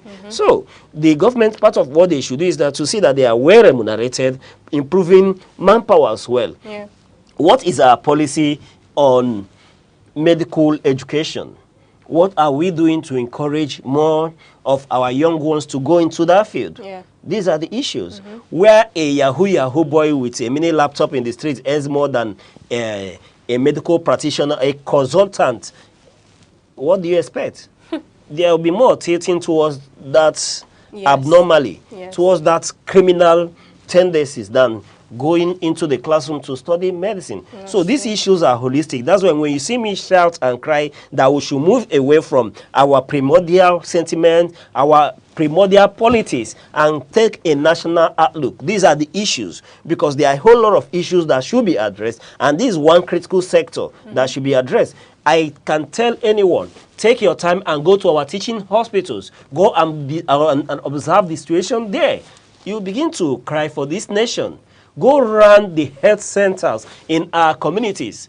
Go wherever you, just take your time. Go walk, take a look. You come out weeping. There are ones I have taught in this city, across this country. You go to a place, you see just a nurse on duty in the night taking delivery of babies in health centers, where you see little or no medication. And then this nurse alone is meant to handle emergencies. So these are the situations. Look at, then you talk about number of people that have died out of these situations. Do we have enough manpower to even talk about handling emergency situation? Do we have emergency numbers to call and personnel to attend to emergencies like that? In other climes, you have where when there are emergencies, just dial and then immediately you get help. Do we have the personnel even to man our hospitals? Not talk about going forward to offer emergency help to people. These are the issues. That's why you see me when I hammer on our leaders, on our political class, to do away from the politics of Emilocon, our locon, that the nation will not move forward. These are the issues that make me call on them. And then we've equally seen that Nigeria Medical Association and other medical bodies have equally called on the government to improve the welfare of medical practitioners, the doctors and co. So like I can categorically say without profiling solutions that our leaders know what to do. Nigeria is not suffering from a depth of ideas or policies. What we are suffering from is the courage to implement these policies. It was on this program that we saw the headline where somebody is calling that the remuneration of office holders should be increased. How can you improve the remuneration of office holders in a country where your medical practitioners are running away from your nation? Because you cannot take care of them. They run to nations where they will be well catered for, where they will earn a living. And in those nations, it's not as if the working condition is far better, but you see them working over 20 hours in those places. But what options do they have? They have to go there because there are provision, there are other things. At least they could talk about when they go home, they will see coastal power supply at home. Their basic needs are catered and provided for. So you continue to see them run away. So I bet you that our leaders know what to do. They should only summon the courage to do it and do it for the people. Yes, we're not saying they should stop going abroad for medical tourism and all that. But it's that the people that you took an oath to serve, that they are well taken care of. At least let's have the basic. I can tell you they have the capacity, they have the they will have the alertness, the mental shrewdness to be able to see to it that action is taken. You know, I keep saying there are many areas that we need to declare a state of emergency on, and issues like these are one of them. Starting from your educational policies about training of medical practitioners. And I like to, when I talk about this issue, I always like to make reference to the former presidential candidate of the Labour Party, giving his actions since after that election. You will see him moving from one nursing school to the other. And when you ask him, he will tell you that this nation, that as far as nursing is concerned, that we don't have enough. That in fact, it's going to be a crisis if we don't begin to churn up more nurses. There is going to be a serious crisis in this nation. Have our government heeded to such? How many schools of nursing do we have? How do we subsidize it? How do we make it affordable? How do we make it comfortable and encourage more persons to go into medical practice? Okay. So, Debbie, when you ask me questions like this, then my answer to you is that this is why you see me shout on top of my voice, call on our leaders, hammer them that the right thing should be done, that the welfare of the citizens should be the focal point of their action. And if the citizens who are the electors who put them into office, that becomes the central point of their action, then headlines like this will not make newspapers. All right, thank you very much for that. But now looking lastly over to our last paper for today on the Guardian headline that says, how Roe overrides multiple dormant parties as Aneke considered 14 more. I take that again. Roe overrides multiple dormant parties as Aneke considered 14 more.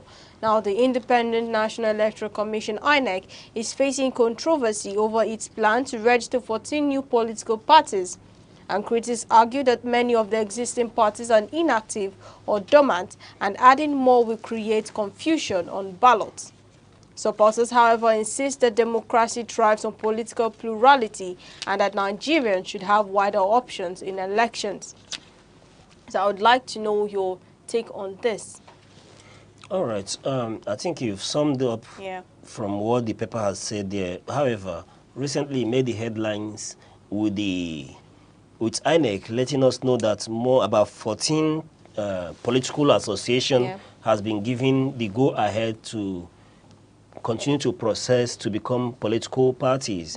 Like we saw the like of the association called ADA, ADA. Yes, being given the green light to go ahead with their registration process to become a political party.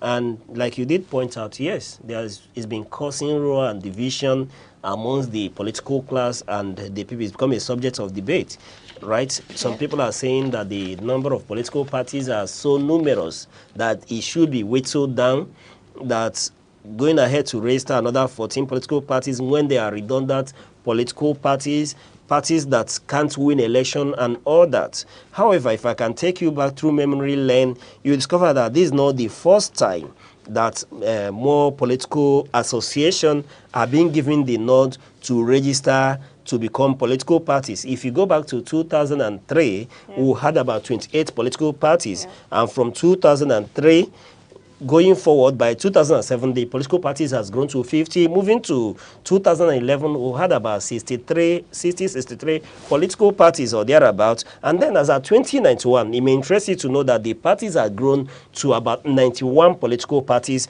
as of 2029. And then by 2023 election, it was pruned down to 18 political parties. You know, given what's been transpired with INEC over the years, there are periods where like in 2019, we've had about 91 political parties. And there are periods where INEC prunes these political parties, reduce the number. Some of these political parties had gone to court to challenge the action of INEC. Why were they, cut off from being a political party for not meeting certain requirements and all that? So having this humongous number of political parties and registering giving green light to another 14 political association to register to become political parties, for me, is very, very apt and is what is obtainable in a democracy. This is a democracy. There is freedom of association. There is right to form organization, form political parties. Perhaps the one who is not serving all the ideological, political leanings of Nigerians. So, open up for me, open up the democratic space. Let's have more political party. In that case, we won't be talking about a one-party state where we've been making headlines. Politicians have been blocking our eardrums with call that the president is trying to turn Nigeria into a one-party state where we had only 3 dominant political parties and thereabouts. But I bet you one thing, even if you register 100 political parties today, all of them will not be major political parties. Yeah, You still have major political parties. Yeah. And these major political parties may not be beyond 4. You understand? So this is very, very apt. And INEC, given the argument that's been going back and forth, INEC is within their right to authorize this political association, this political movement, to go forward and register to become a political party. When you look at Nigerian Constitution section 222, you understand, you see the conditions that have been given and which I suppose INEC has followed. When you look at the section 79, subsection 1, 2, and 4, you understand, you see that INEC is within their right to register these new political parties that has met the constitutional requirement to be registered as political party. And when you check the act of INEC as well, as electoral reform of 2022 as well, so you will see that INEC, yes, is within their regulatory right to ask more political association to transform to a political party, being that they've met the requirements, they've met the benchmark of to be registered to transit to a political party. However, my call is that this political association should bring on, let it be ideological based, right? Let them, like the other people that have argued from the other divide, have said that these political parties are handbags for political merchants, right? They shouldn't just be dead political parties or dead wood. They should be able to win seats, win elections, offer people different options from what we have on ground. Let our political space be opened up to be ideological based. Let it not be a politics of cash and carry or stomach infrastructure where politicians are after their stomach and what they will get, and then you see people cross-carpeting from one political party to the other. There is no ideological difference between these political parties. So I encourage INEC, in as much as, yes, this political association meets up requirements to be registered and that the democratic space should be opened. But what I call off, they should see to it that this will bring something new to the fold. Let it be ideological-based political association that will transition. Let them offer us something different from the progressives, from the Democrats, and from Labour, and all of them. Let's have something new. Let it be a thrust of fresh air. Let this 14 association that's been authorized to register now bring something new that will cover the uncovered area where Nigerians will say, okay, this political association covers my interest, let me participate in the process. Let this association engender awareness amongst political participators, among citizens, create more citizen awareness so that our party that will see it in our civic space will no longer be a thing in our make newspaper headlines as well, so that people will come out, know that it is their civic responsibility to participate in election, to vote and be voted for. And for me, even if they are able to register another 14 beyond this, they should go ahead and register. So. Yes, let Nigeria not be a one-party state, and let there be options. Let candidates have options where go join anyone you want, come out, let's scrutinize you. If what you offer is germane and good enough for us, then to all intents and purposes, let's queue up behind that party and then give them that position. And that's what it should be all about. Yes. Okay, thank you very much for that, and thank you for listening. And please do not forget that you can grab your physical copies from any of your favorite vendor or catch the paper online for more broader information. And also, you don't forget to follow or tag us on Aneke TV across Facebook, Instagram, TikTok, YouTube, all at Aneke TV, or call our phone number 070-304-37110. And it's a wrap on today's edition of Sunrise, and I'm always your host, Deborah Wakoba. And I'm Uche Osai. Remember, you're not here to be average. Be bold. Be unique. Keep watching Aneke TV to come your way same time tomorrow. Bye-bye.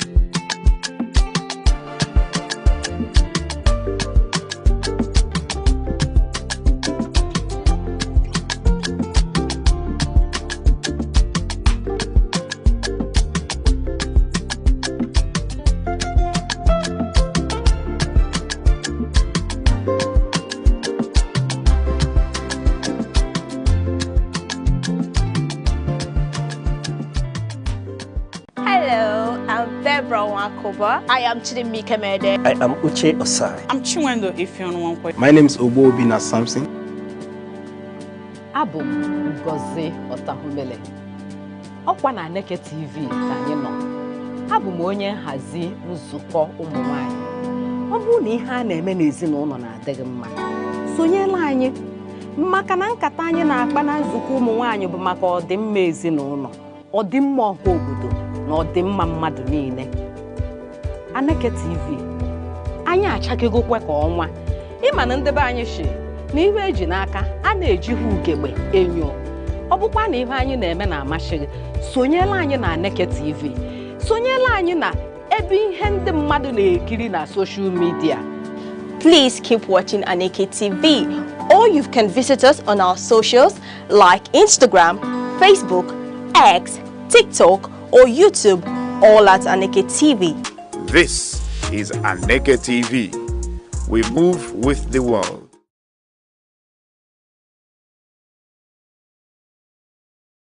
Enugu is one of the 36 states of Nigerian Federation. It is located on a hilltop in the southern part of the country. It has a rich history and robust cultural heritage that boasts its uniqueness. Igbo is a widely spoken language in Enugu State. Enugu is popularly called the Coal City State because of its large deposits of coal and other mineral resources. Enugu has 17 local government area councils. The history of Enugu dates back to the early 20th century when the British discovered coal in the Udi Hills in 1909, which led to the development of Enugu City in 1912 as a thriving mining town. Enugu empowered the Nigerian railway system and electric plants greatly during the colonial era. On the 27th of August 1991, Enugu was carved out from Anambra to become a state. As the home of the Igbo people, Enugu's culture reflected in its music, art, and traditions.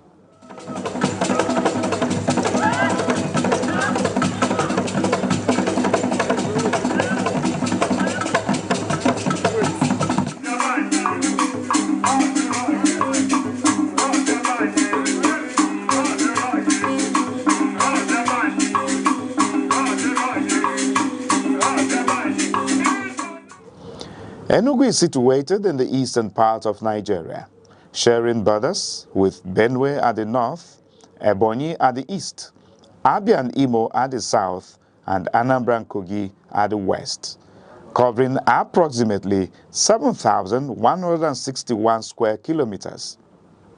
Enugu is characterized by undulating hills, forests, rivers, and fertile soil, making it suitable for farming. The state experiences significant rainfall with an average annual precipitation of around 2,100 millimeters and temperatures averaging 28 degrees Celsius.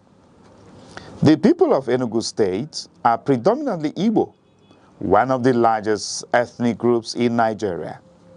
The Igbo language is a fundamental part of their culture and identity, with many dialects spoken across the state. Language plays a vital role in shaping the culture and identity of the Igbo people.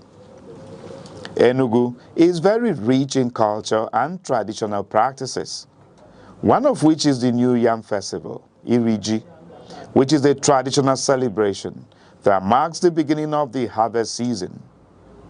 Another significant cultural event is the Masquerade Festival, Mmong, a colorful display of traditional dances, songs, and drumming. During this festival, different communities come together to showcase their masquerades.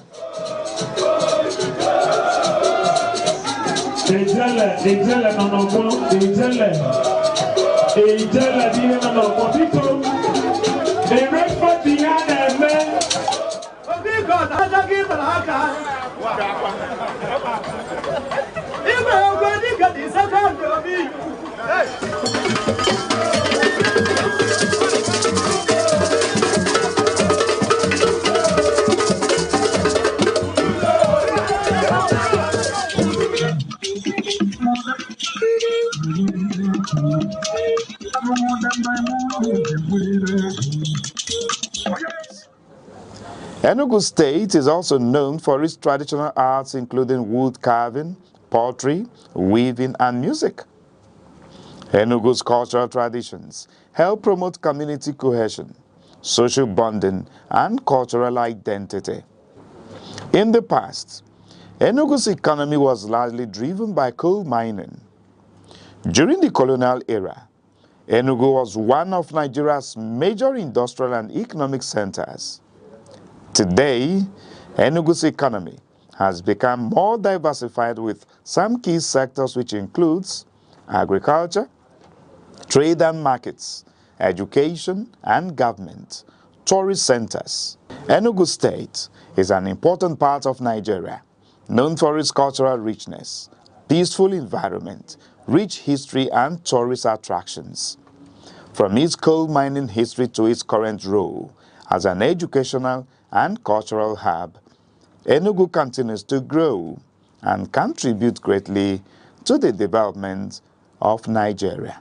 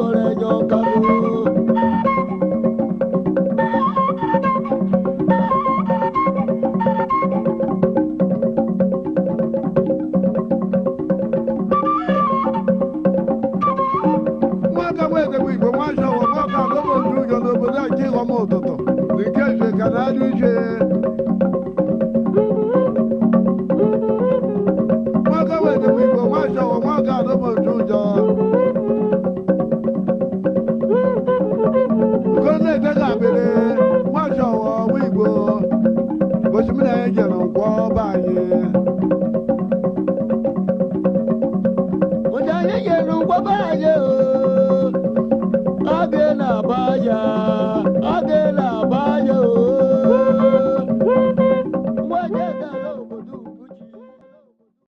Enugu State is known for its rich culinary heritage, with various local government areas contributing their unique dishes and specialties.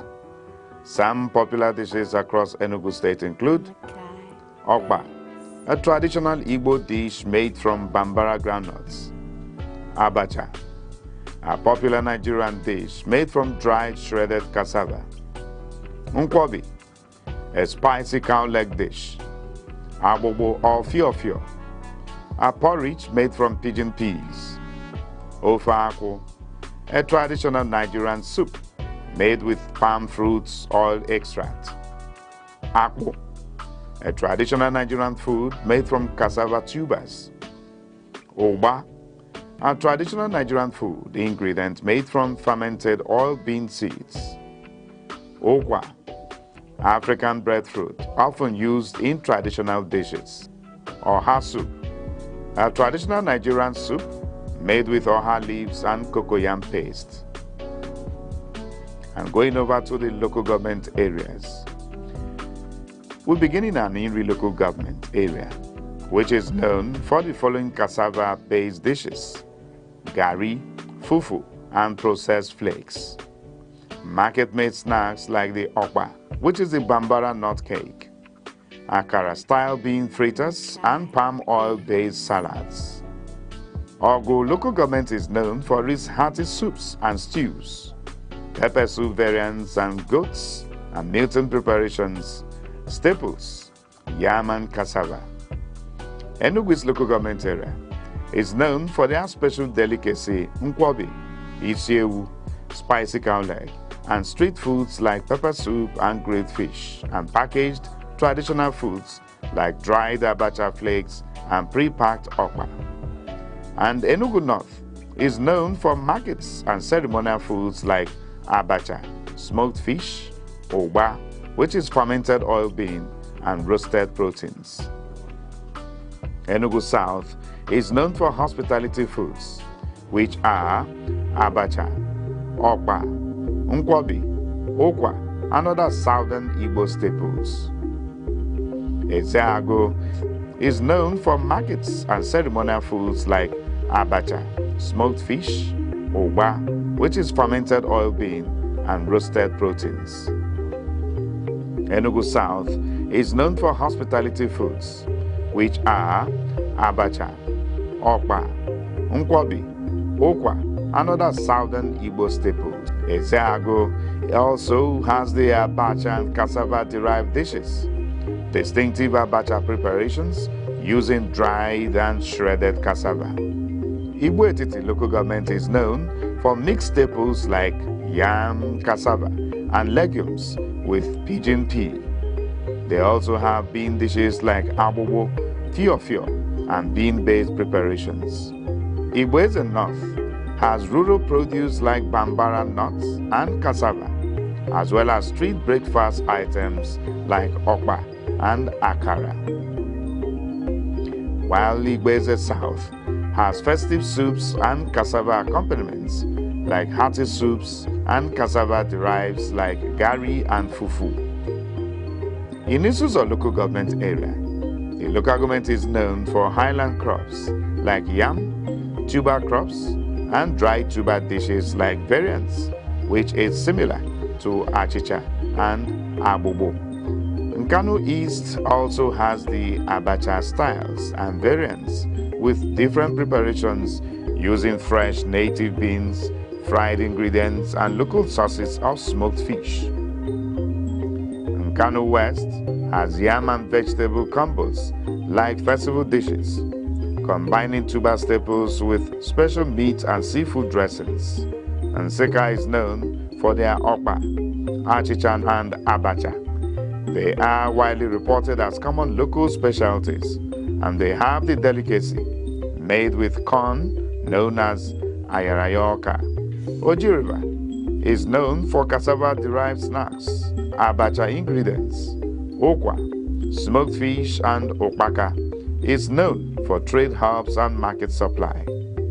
Udenu is known for garden vegetables and accompaniments and dry tuber preparations like leafy green soups and dry tuber snacks. Udi local government is also known for cassava products and abacha, popular abacha preparations and cassava-based products with various soups. Uzuwani local government area is known for riverine and food networks, which are the okwa, tubers such as yam and cassava, and vegetable soups with their various ways of preparation, and also their festival cooking, which is a locally caught fish and smoked proteins.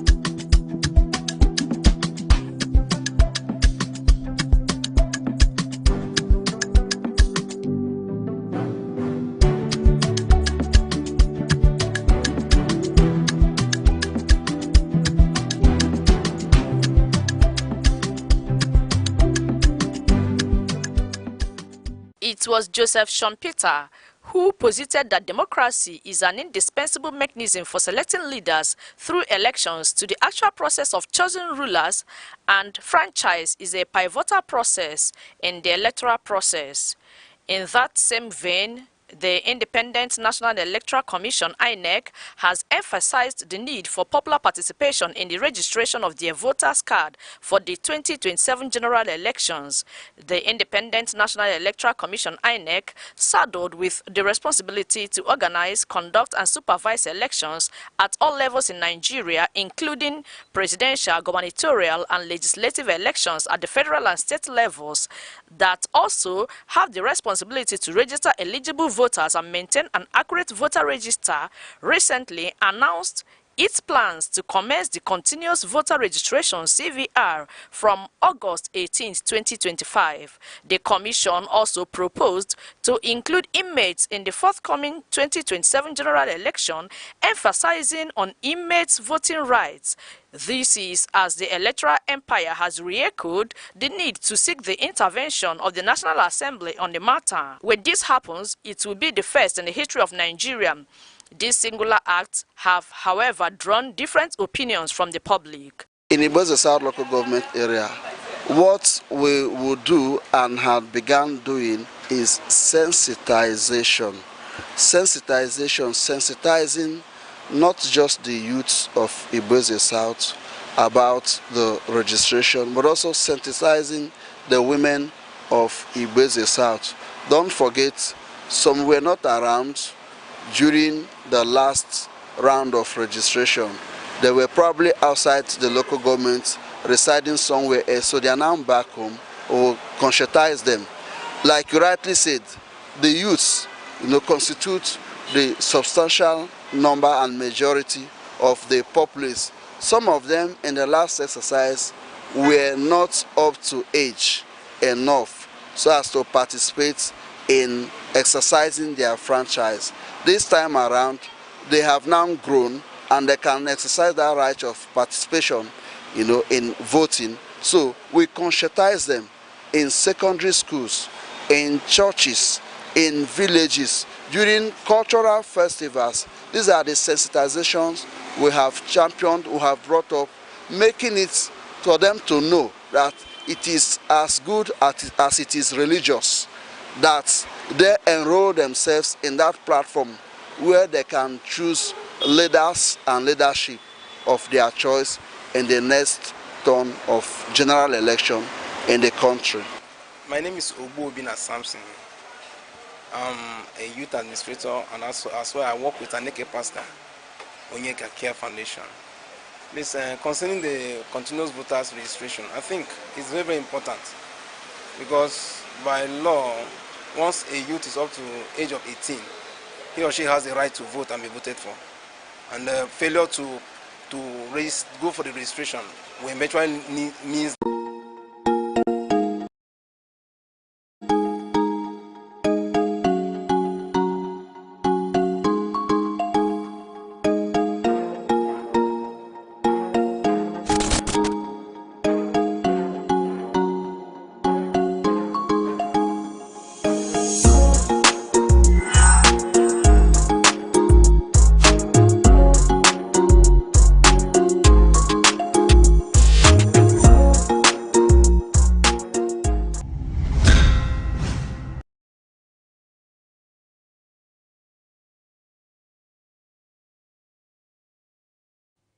Good morning and welcome to The Insight.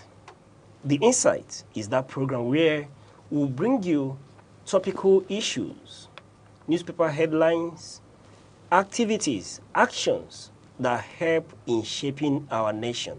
We don't just bring these actions, we'll x-ray them and give you a post-mortem analysis of these various issues that join and help in shaping our nation.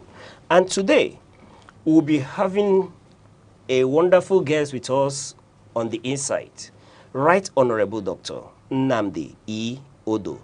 He is the Councillor, Obolafo Ward. Honorable, yes. You're welcome. Thank you so much. All right. It's good to have you on the studio. It's my pleasure. All right. Today, we'll be looking at a project that he's passionate about. 500,000 back to school project for Pitamba. Honorable, first, yes. Let me ask, tell us about yourself first. So before we begin to look into this project. All right.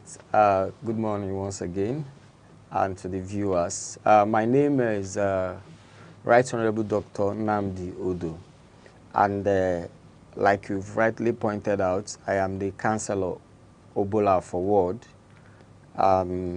This is my second tenure, and we are doing well to represent our people. All right. Doing well to represent your people. Yes. Okay.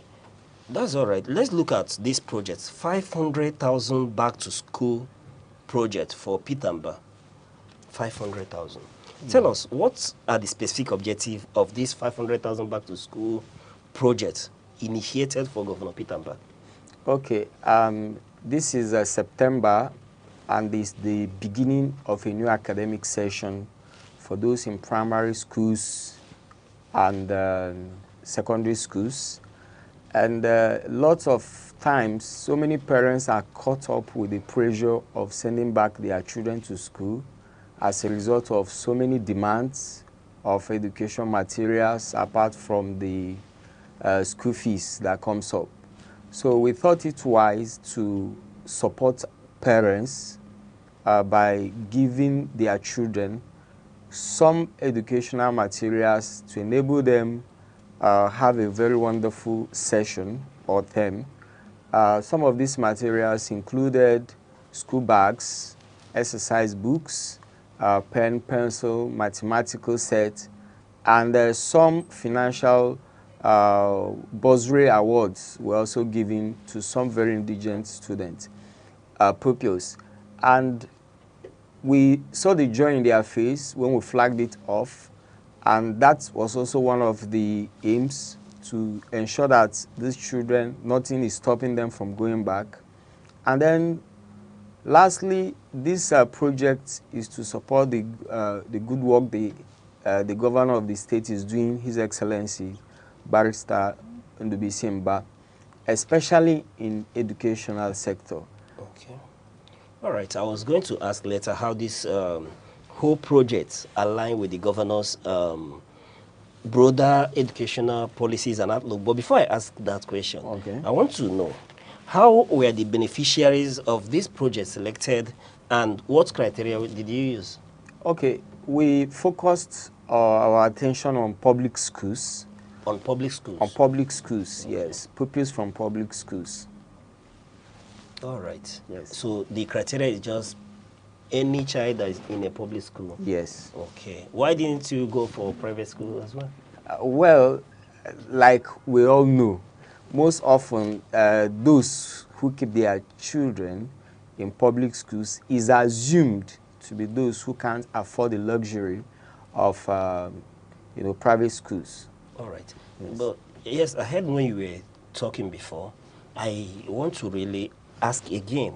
I want to really know the kind of support. You mentioned something, but I want to know in detail this time around this support that you're talking about. Is it just about just giving pen and paper? Okay, well, like I've said, this is the beginning of an academic session, and pupils are expected to have lots of materials to help them for the term. So the support itself is in the materials with which they resumed for the new academic session. And as I have mentioned, school bags, mathematical sets, exercise book, 80 leaves exercise books, and pen, pencil, and just everything they needed to ensure that they have a good time in the term. All right. Honorable, please, just that we align. Okay. This 500,000 back to school project, is it only for people around your ward and local government? Yes, of course, like I've introduced myself, I am a councillor representing a particular ward. And our people say charity begins at home. With so much excitement that this project has drawn, we are already beginning to think of extending it beyond the ward to the local government, within the local government, and even beyond. Because whatever we can do to support His Excellency and to draw attention to how much he's doing in education, I think we would be glad to do it. All right. Now that you mentioned it, let me go back to that very question. This 500,000 back to school project, how does it align with the broader educational policies, ideologies of the governor given in Enugu State? Okay. Well, it's very clear even to the blind, very loud even to the deaf, that the governor of the state, His Excellency Barrister Ndubi Simba, loves education. And he has given free education to these pupils, to these children. And of course, we all know that he's a smart governor that has initiated and has built 260 smart green schools across the world. And in these smart green schools, to show you how much the governor loves these children, there are also free meals, free uniforms. So the governor is reaching out to every child in the world. So the connection is already there, because we at the world level, in appreciation of His Excellency, what he's doing, especially in education, are also coming in to give comfort to these pupils, to these children, so that they can be happy going to school. And yesterday when we flagged off this project, the excitement was so much in the children, and they were so appreciative of His Excellency for giving them a smart green school, for everything he has done, for the project which we delivered yesterday. Okay. Let me go a little bit personal. Okay. Are you the only one involved in the organization, planning, and execution of this project? Well, I have some of my people helping in certain logistics, but the project is self-sponsored. It's a way of me giving back to my ward, because the money is coming from my salary as a councillor. Just from your salary as a councillor? Yes. The governor is not involved? The governor is involved because the governor is my principal. He's paying. When I mean the governor is not involved, there are no alerts from beyond your salary? There is no alert beyond my salary. And your local government chairman is not involved anyhow? The project is self-sponsored from my... Self-sponsored? Yes, from my salary. Okay. Anyway, let me not go into asking how much is this salary. Let me not ask that question. But okay. I want to ask, there are plans to expand this project? Yes, there are plans to expand because, like I've said earlier, So many schools are reaching out, so many people across the local government, and the happiness and joy we are seeing in the faces of these children makes us, the success of the flag off also makes us want to extend. However, if we are able to surmount some challenges, which of course is very clear, then we will do well to extend them. But did you include teachers in this? Are they involved somehow in this project, or you are just centered on the pupil? No, teachers, because, well, yesterday, like I've said, we flagged off, and after gifting these pupils the materials, we met with teachers. I encouraged them, I thanked them for everything they are doing, and for even keying into the vision of the governor, and gave some financial incentives to them, yes, and some materials they needed to also do their job well. Okay. Now, you've been talking about the flag off yesterday. Can you give us the scenario? What transpired yesterday? Okay, we flagged off in 2 public schools yesterday, Central School Obolafo and Primary School Oloni Hakbubulu. And in those schools, the joy with which these pupils and even the teachers received these materials that were shared was fulfilling. It was so, we were happy. Myself and my team, because I couldn't do this alone, we were very happy seeing the happiness in them. Some of them, for instance, the bags we shared was not enough for all the pupils. And when we asked to see the bags which they came to school, my brother, some of the bags were just a leather bag. Wow. Just ordinary leather bags. So you changed the bags for them? Yes. So when they were going back home and they had their school bags with the face of the governor in it, I wonder how their parents will be feeling when they come home. All right. We hope to get their feedback, and we want you to let us know how the parents felt. Okay. However, I've spoken to 1 or 2 persons from your ward. Okay. They said, yeah, the initiative, though very commendable, but that it's all geared towards your future political ambition. Okay. Well, it's a pity that we live in a climate where doing good always comes with remarks like this. But my response to such person is that even before I became a councillor, this has been me. In my first tenure, for instance, because this is my second tenure, right from the first term, I brought out 225,000 every term for some selected pupils we give bursary to, just to cushion their fees. The ones related to you? No, it's drawn by people of the ward, not even from my village. Each village had five persons they had sent their names to, benefit from the bursary.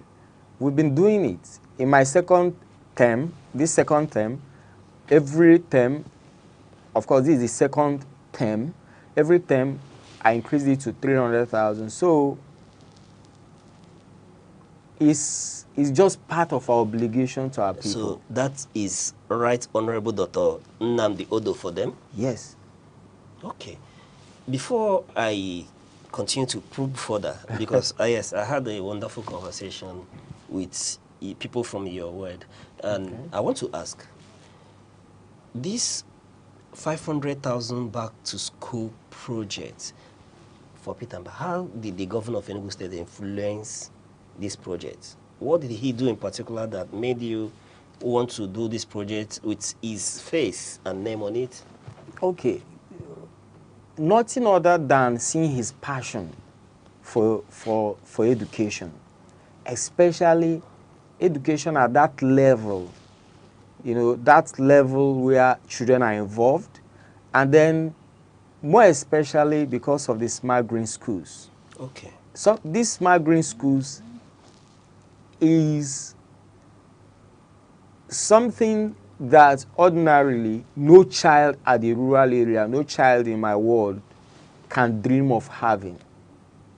So it is that love, the love the governor have for the children by gifting them this quality of school that also inspired me. Okay. All right, let me step out a little bit from the 500,000 back to school project. Okay. Now we're talking about the governor. All right. Let me have your assessment of the governor. Well, this is just the second year of his administration, but every data have shown that he has achieved so much, much more than some other state governors have even achieved in their second tenure, into their second tenure. So my assessment is not different from what every other person, so many statistics have put out there. The governor is doing well. Okay. If we're looking at statistics and other people's opinion, there seems to be disparity. However, I'm tempted to base it generally in Enugu State, but I want to get down to your word, Ubolafo. What specifically would you point out that the governor has done to impact your people? So many things. Of course, we are talking about education. Yes. And the impact of this smart green school is enormous. And through so many other means, other partnerships, we are feeling directly the impact of the administration of His Excellency. Of course, the farm estate, which the governor has made a very a project that is dear to him, is also one of the ways my ward is benefiting directly from His Excellency. I don't even want to talk about the local government, what the local government is doing, which of course is an extension of what the governor is doing for my people, particularly. All right, so what you're saying is that you're contented that your people are feeling a direct impact or benefit from the governor's administration. Yes. All right, let's come down to Enugu. Generally, on the government's actions, I know I was asking of your assessment of his administration. Your word talk about Ubolafo, right? Ubolafo, yes. Are you aware of the bus rapid transport system? Yes. How are your people benefiting that, or do you think your people were part of the people he had in mind while conceptualizing that project? Yes. My people are benefiting directly because oftentimes, to start with, apart from the comforts of these transport systems, the prices are also very friendly, because we come from a rural area, and oftentimes for us to navigate outside our place, maybe to other parts of either the state or other parts of the country, we have to come into the town, Suka town, and then find our way. So it trickles down to my ward. What you're telling us is that this bus rapid system gets to Ubolafo? Not at the moment, okay. But then where it is situated, like I've said, oftentimes we come out to this park. Okay. So there's a direct impact. That's yes, there's a direct impact. All right. Let's look at other areas that you've mentioned the smart school initiative. You talked about the farm estate, and then we looked at transportation. What about in the area of job creation beyond these other ones? Are there any other projects directly from the state government? How would I put this? The governor has created a lot of jobs, but because most times we are fixated on white-collar jobs, government jobs, we neglect the other parts of the job that so many of these projects that are ongoing has created. All right. On that note, we'll go on a short break. When we return, we'll continue to probe on this issue of 500 back to school projects for Pitamba.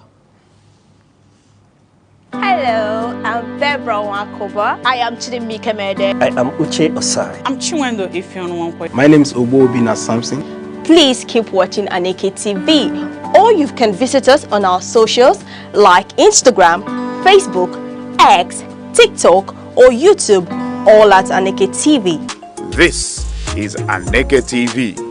We move with the world.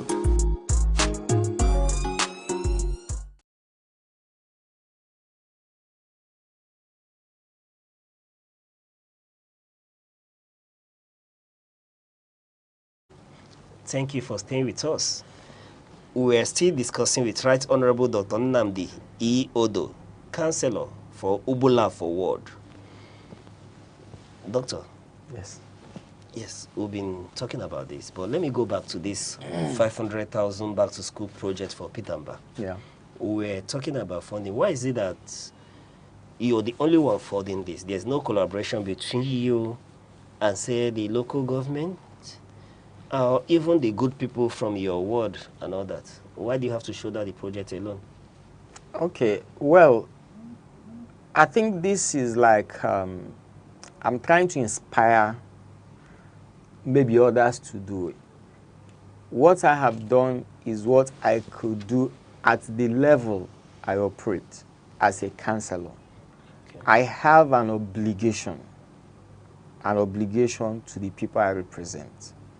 And if other good-spirited individuals deem it necessary, they can key in and then we broaden our reach. All right. Okay, that's fair enough. Now, let's look at it. Is this as a result of conversation you had with other councillors? They have other initiatives like this in their own ward? Well, other councillors are also, they have obligations to their people and they choose their own ways of giving back. Okay. This is my own way of giving back. All right. Now, looking at this project, has it in any way helped to reduce dropouts of students from your area? Yes, greatly, because it has eased the financial pressures on so many parents. Are there specifics to it where you say that there's a child that couldn't attend school last term, and then because of this project, that you are certain that the life of that child has been impacted? He has gone. Yeah, there are so many instances. Like I've mentioned, since I became a councillor, every term I bring out certain amount of money from my salary as a bursary. We started with 225,000 before we increased to 300,000. And then there are so many pupils, so many children who are still in school because of this. Okay. Yes. All right. Often we've been looking at the project and then you flagged off. What are the challenges that you encountered? Well, the only challenge is finance. Okay. Finance, because when we say 500,000 back to school project, it was just a modest budget of what my salary could do, but along the line we have spent almost double of that amount. Okay. We spent roughly over 1 million, and because this salary is the salary is measured, so finance is the major challenge that we faced. Aside that, there's no other challenge. And you don't intend to seek collaboration either from the governor, from your local government and others, so that you see to it that more persons are reached? From what we have seen so far, we need collaboration. We need collaboration because I was just doing this, small, Okay. but there's hardship out there, there's need out there, and then we need to reach out to more people.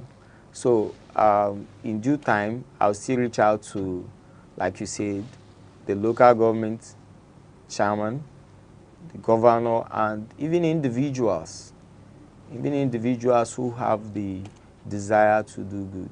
All right. Now, let me beam the satellite on you again directly. What's the way forward for you in terms of after being a counselor? Because I was told that you're intentional. Yes. I wonder who you were discussing with. Me, who knows me so well. Well, I don't know, but I am a politician and a proud one. And I will always seek platforms to serve my people, to serve them because I believe I have what it takes and for general good. So for now, I am not God. I don't know what the future holds, but I know it's bright, very bright. Okay. And then in seeking that platform, if possible, that leads you away from the present political party and from the fold of the governor, you would exploit that option too, huh? That is not an option. Why is it not an option? Because I am not a desperate politician. Okay. Yes, for me, I feel, aside maybe if I have personal misgiving for the way things are done, yes. But so far, I don't have any personal misgiving. Okay. And then looking up to the governor, who is a role model, I like his style of politics, his intentionality. So I also wouldn't see any reasons why I would... So what if tomorrow the governor decides to move to other political parties? We go with him. Wherever he goes, you go? Yes. He is more than a political party. Why is that? Because of what he embodies. And I want to know what he really embodies. You know, you're not the only one saying this. Okay. Not my probing that I think because you said, no. I've heard this from even a local government chairman and other well-placed individuals from Enugu State. But that, I want to know, what is that thing that he embodies that makes all of you say wherever the governor goes, you go? Yeah, well, I will only speak for myself. Okay. And I have my conviction that he is the Moses taking this state. Sorry, I want to get that. That he is the what? The Moses? The Moses. Okay. Taking this state to the promised land. The trust is there. He has the vision. He has the capacity. And in 2 years, we have seen that Enugu State is headed for the right direction.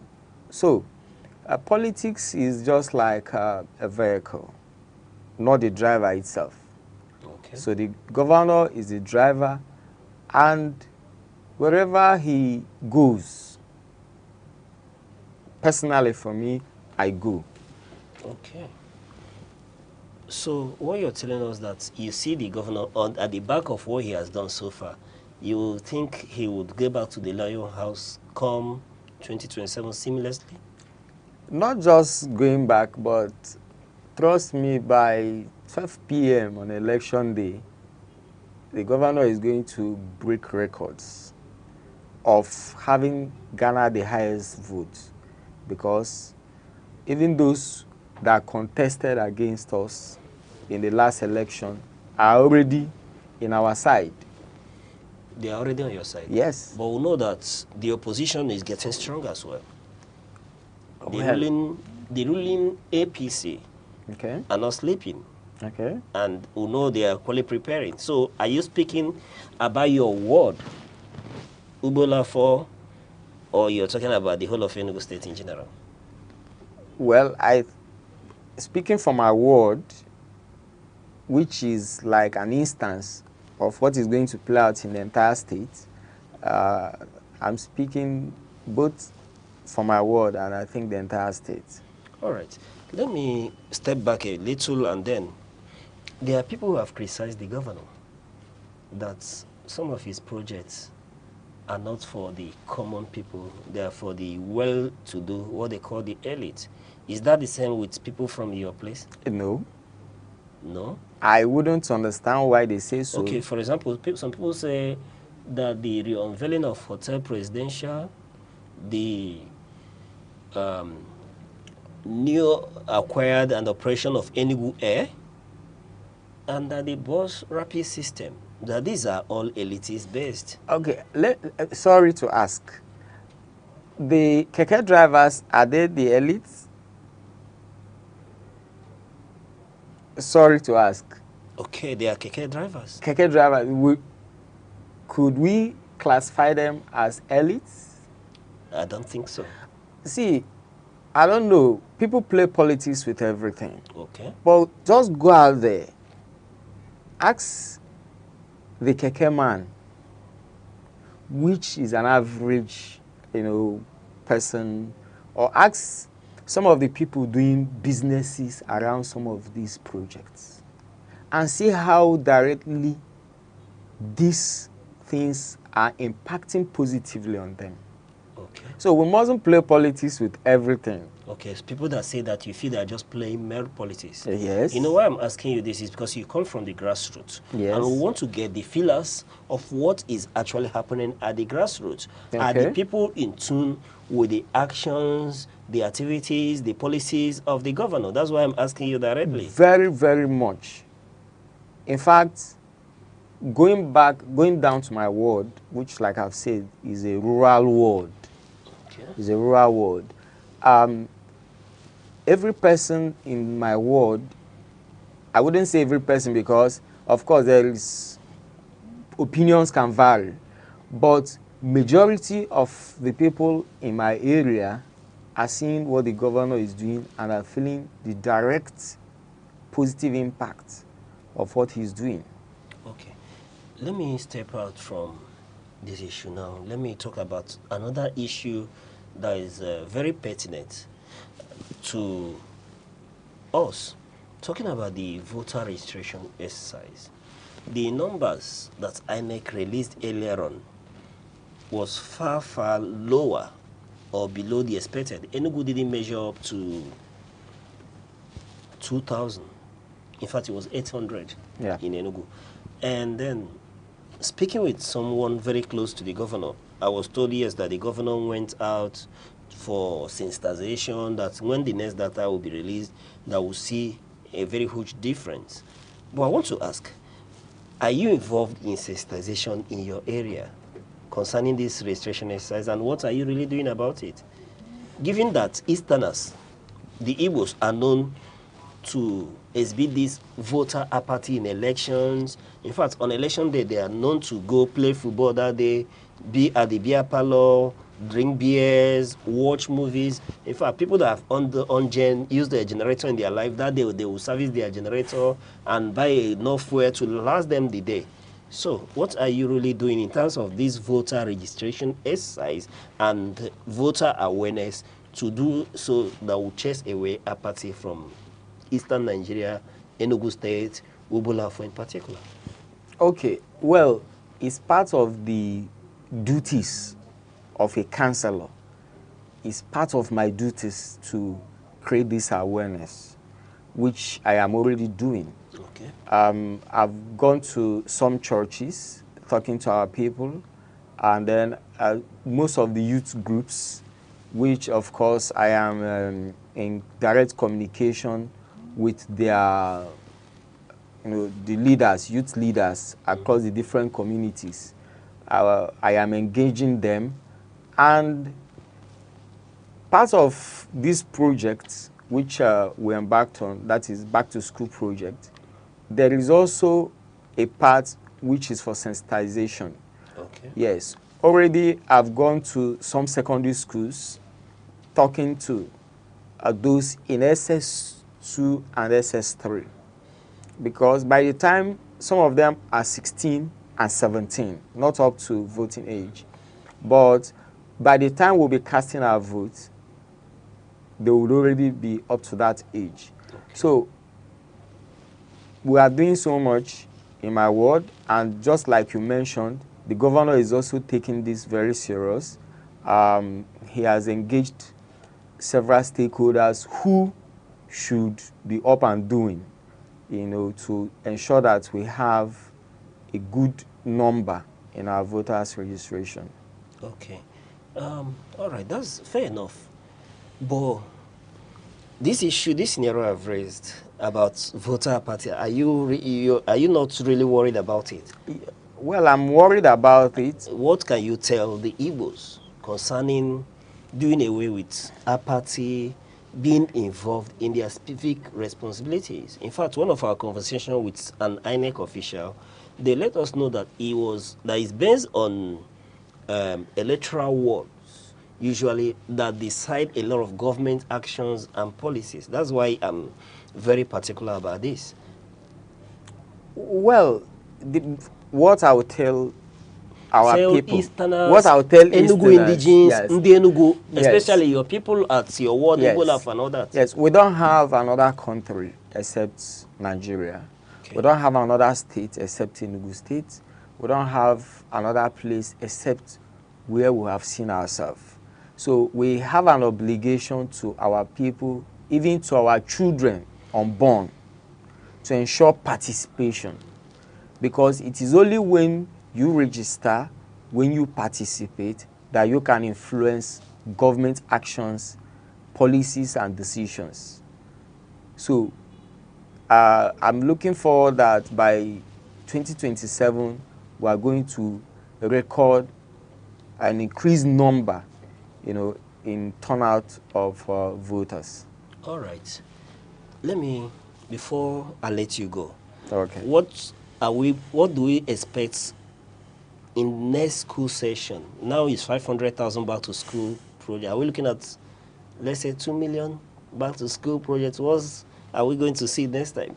Well, are there plans to surpass the 500,000? Yes, we are going to surpass it because we started with 225,000, increased to 300,000, and now 500,000. Okay, that reminds me. Part of the things I was told while I was communicating with people from your area was that this is a political statement, that there's no way you're going to reach this number of persons.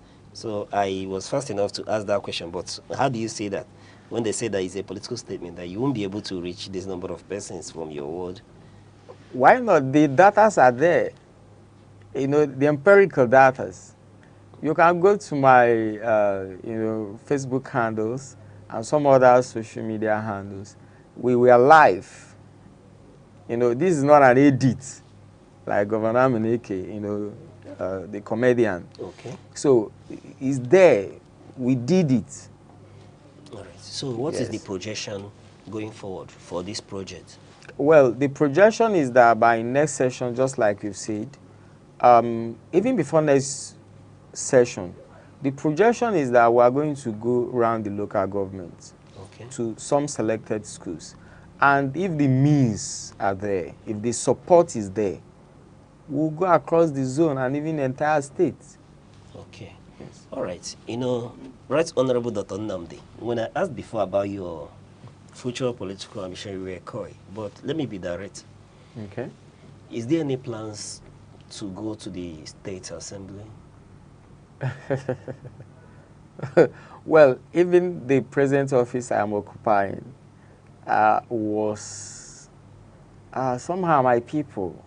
They had a way they lured me, to go for them. So if I have the opportunity, I won't say no. But for now, I don't have the intention. All right. On that note, let me ask, is there any message you want to say that across to your people as a word of conclusion or something you want to put out there before I let you go? Okay. Well, the message is this. It doesn't matter if you are occupying any position or any office. Even if you are not elected, even if you are not a politician, you can give. You can make impact. And then for those who are politicians, especially those who are appointees or elected, you should also give. Because this is the only way our people can feel the impact of government. And I hope that this 500,000 back to school project will inspire a new breed of politicians who give to their people, who are conscious and who have the conscience enough not to wait until elections before they give. All right. That's very clear and apt. But I just got reminded that by next week, Wednesday, it will be October 1st and Nigerians' independence. And then, since I have the privilege of having you, a politician, at my corner, I want to look at, I bet in a few minutes before we go, I want to take a look at Nigeria. What's your projection for Nigeria going forward? Nigeria will be 65 on October 1st. Okay, I think the future is bright for Nigeria. We have made so many mistakes in the past. We are learning, we are evolving. Right now, the consciousness, even in our political space, is there. So, may Nigeria succeed. October 1st will be 65 years. And by the special grace of God, things can only get better. It can't get worse.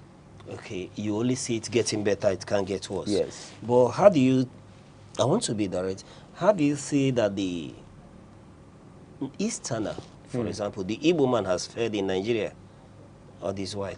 Do you think that Nigeria has been fair and beneficial to the Easterners?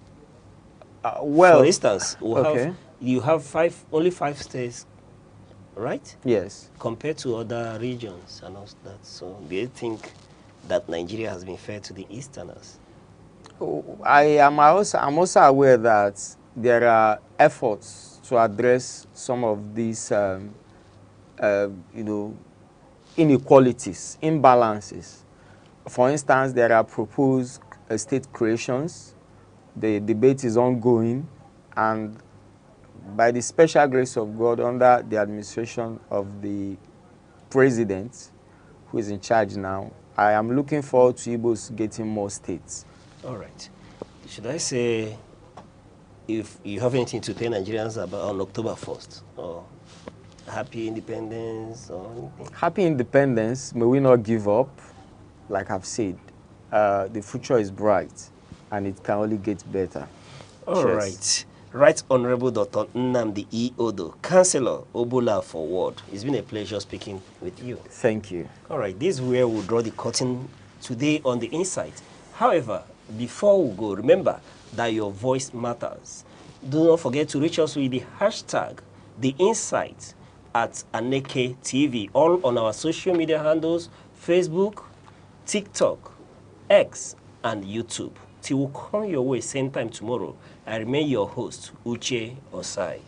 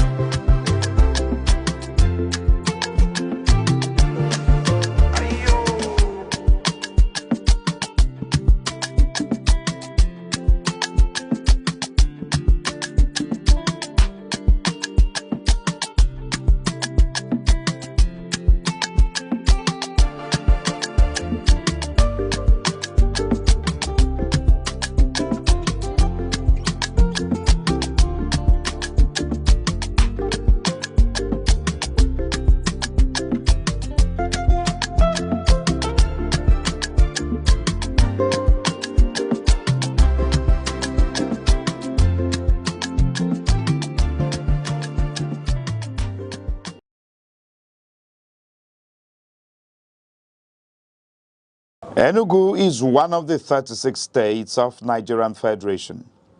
It is located on a hilltop in the southern part of the country. It has a rich history and robust cultural heritage that boasts its uniqueness. Igbo is a widely spoken language in Enugu State. Enugu is popularly called the Coal City State because of its large deposits of coal and other mineral resources. Enugu has 17 local government area councils. The history of Enugu dates back to the early 20th century, when the British discovered coal in the Udi Hills in 1909, which led to the development of Enugu City in 1912 as a thriving mining town. Enugu empowered the Nigeria railway system and electric plants greatly during the colonial era. On the 27th of August 1991, Enugu was carved out from Anambra to become a state. As the home of the Igbo people, Enugu's culture reflected in its music, art, and traditions.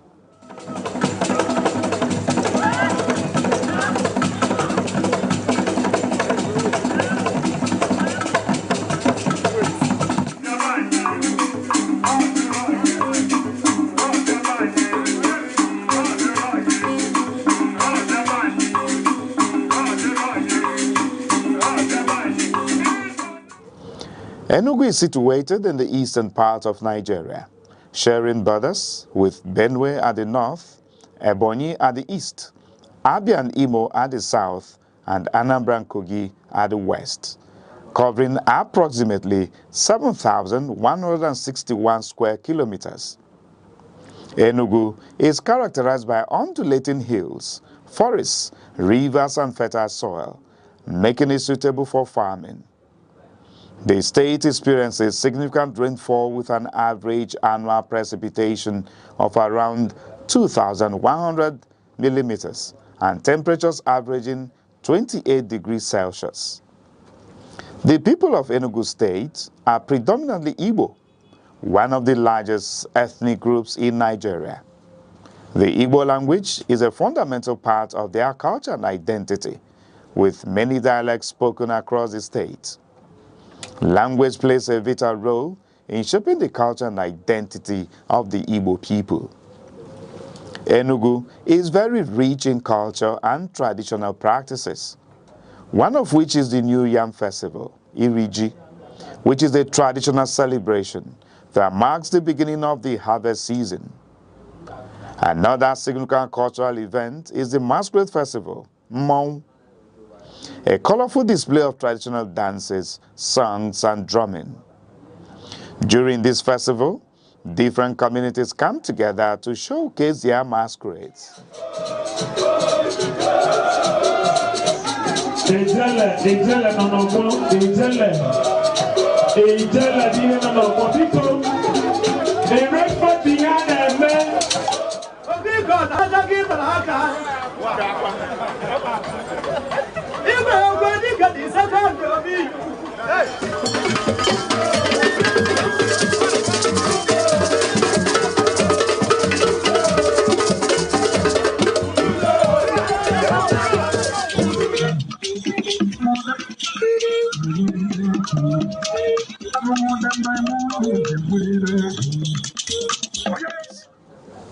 Enugu State is also known for its traditional arts including wood carving, pottery, weaving, and music.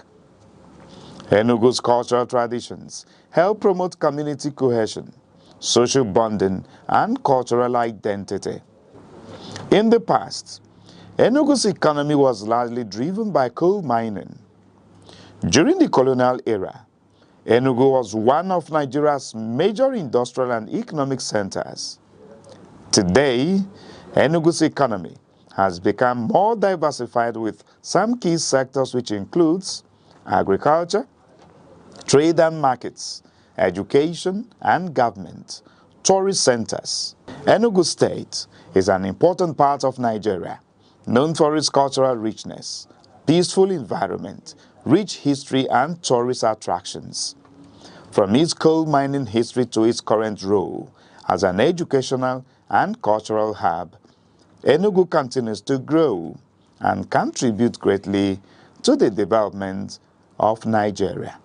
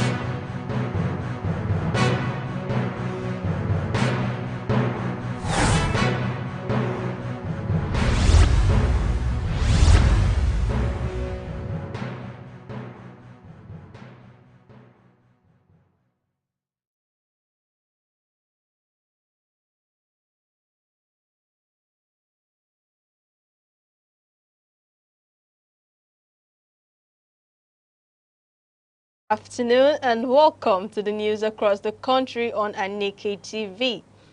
First, the headlines. Tinubu says Nigeria despised by terrorists for choosing tolerance. NPA pledges digitally driven, globally competitive ports at UN Assembly. FG to enforce nationwide verification of academic credentials from October 6th. I'm Deborah Wakoba with details of the news. President Bola Tinubu says terrorists despise Nigeria because the country chooses tolerance over tyranny. Vice President Kashim Shettima, representing President Tinubu at the 80th UN General Assembly, said Nigeria not only fights wars but also protects and shelters victims of conflict. Alhaji Shettima reaffirmed Nigerian support for a two-state solution in Israel-Palestine, emphasizing that Palestinians deserve the same freedoms and dignity as all people.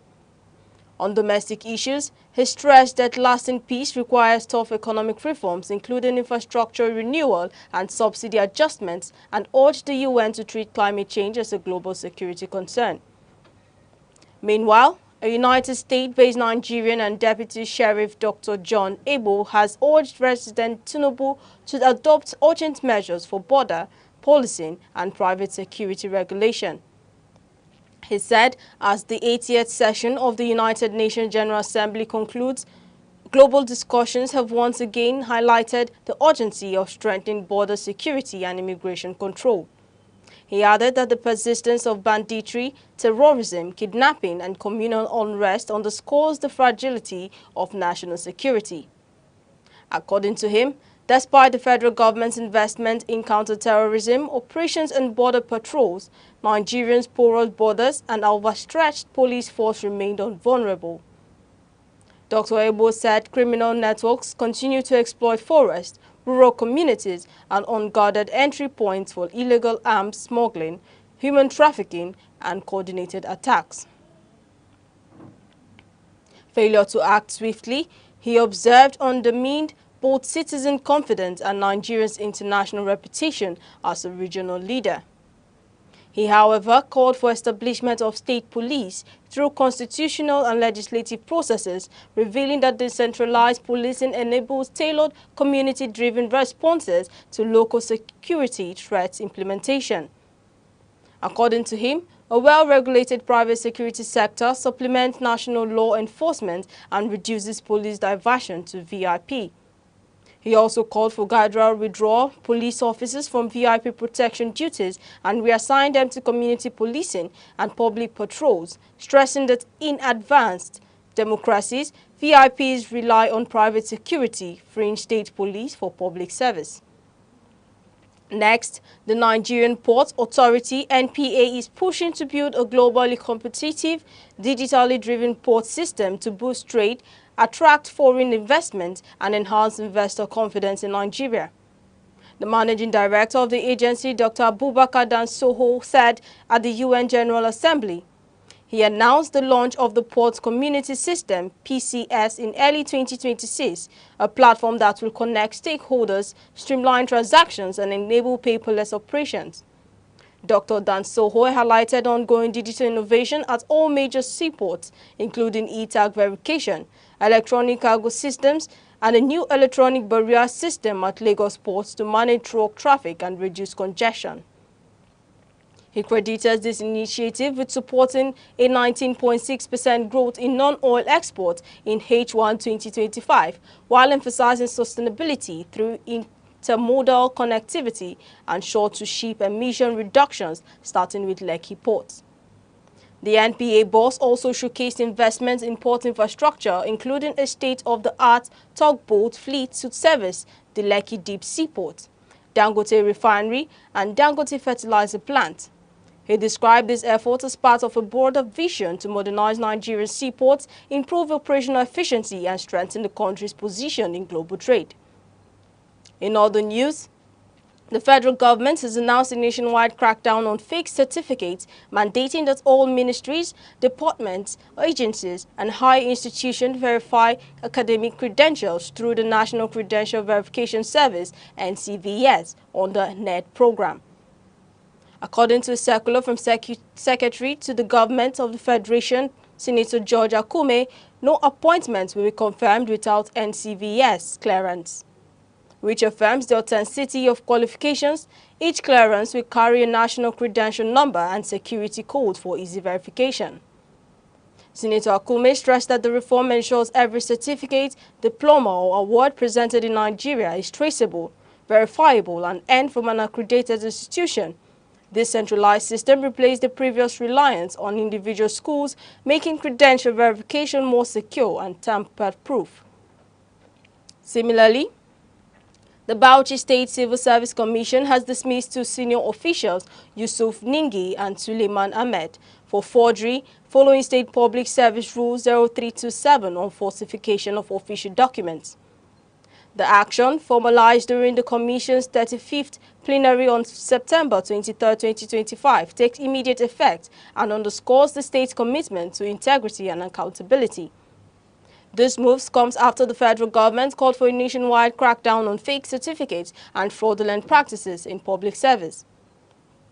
In a separate development, the Commission approved promotions for several senior officers, including 3 substantive directors and 4 deputy directors elevated to director.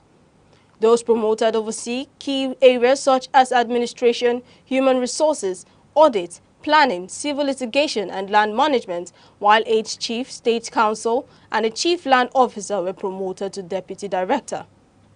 Chairman Ibrahim Mohammed urged all civil servants to strictly follow public service rules, internal and external circulars, and ethical guidelines, emphasizing that adherence to the law is crucial to eliminate corruption and enhance service delivery.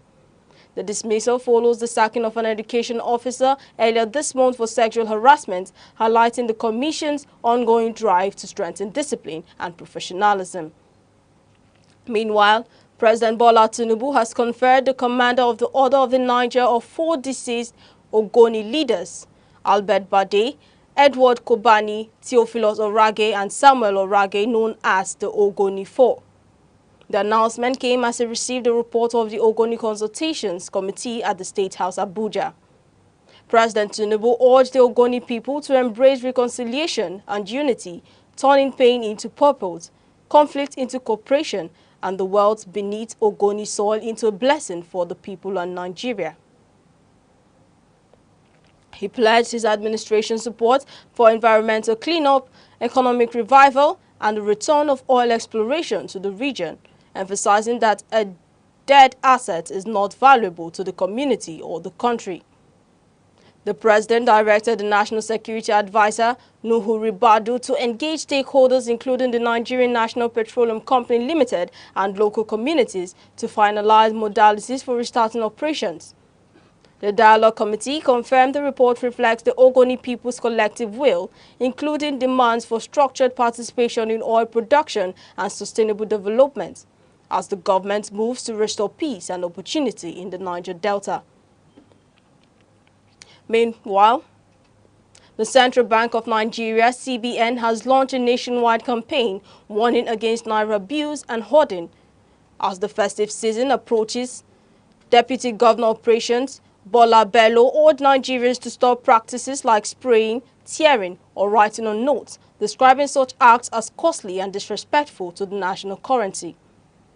Represented by Dr. Adetona Adedeji, Bello said the campaign themed Naira Our Pride, Handle with Care, seeks to protect the integrity of the currency and strengthen partnerships across the financial ecosystem. He emphasized that the Naira represents national pride, sovereignty, and the shared destiny of Nigerians. The CBN called for collective action from banks, microfinance institutions, transport unions, traders associations, schools, religious groups, civil society, and the media to ensure respect for the currency and reduce unnecessary costs in its management. Sadly, 6 people, including one seriously injured, were rescued yesterday after a 2-story building collapsed on Modubola Street, Mangoro, Alimosho local government area, Lagos. The incident occurred around 6 p.m. and the cause is still under investigation. Lagos State Emergency Management Agency, LASEMA, and other first responders quickly arrived on the scene. 5 victims were taken to a nearby private hospital, while the trapped victim, who sustained a fracture and bruises, was admitted in Lagos State University Teaching Hospital in stable condition. The collapse comes amid growing concerns over building safety in Lagos following several recent incidents, including a 3-story building collapse at Ebuta Meta 2 weeks ago. Authorities have renewed call for stricter enforcement of construction regulations to prevent further tragedies. This news across the country is coming to you live from Aneke TV. Remember, you can follow us on all social media feeds on Facebook, X, Instagram, and TikTok, here on YouTube, all at Aneke TV. Now, a quick reminder of major developments in the news. Tinubu says Nigeria despised by terrorists for choosing tolerance. NPA pledges digitally driven, globally competitive port at UN Assembly. FG to enforce nationwide verification of academic credentials from October 6. Coming up shortly, Naira strengthens, now 1,515 in parallel markets. We'll be right back. Hello, I'm Bebra Wakoba. I am Chidimike Mede. I am Uche Osai. I'm Chinwendo Ifeonwankwe. My name is Obina Samson. Please keep watching Aneke TV, or you can visit us on our socials like Instagram, Facebook, X, TikTok, or YouTube, all at Aneke TV. This is Aneke TV. We move with the world. Welcome back. Floods have submerged 5 communities in Ibaji local government area of Kogi State, prompting authorities to urge residents to relocate immediately.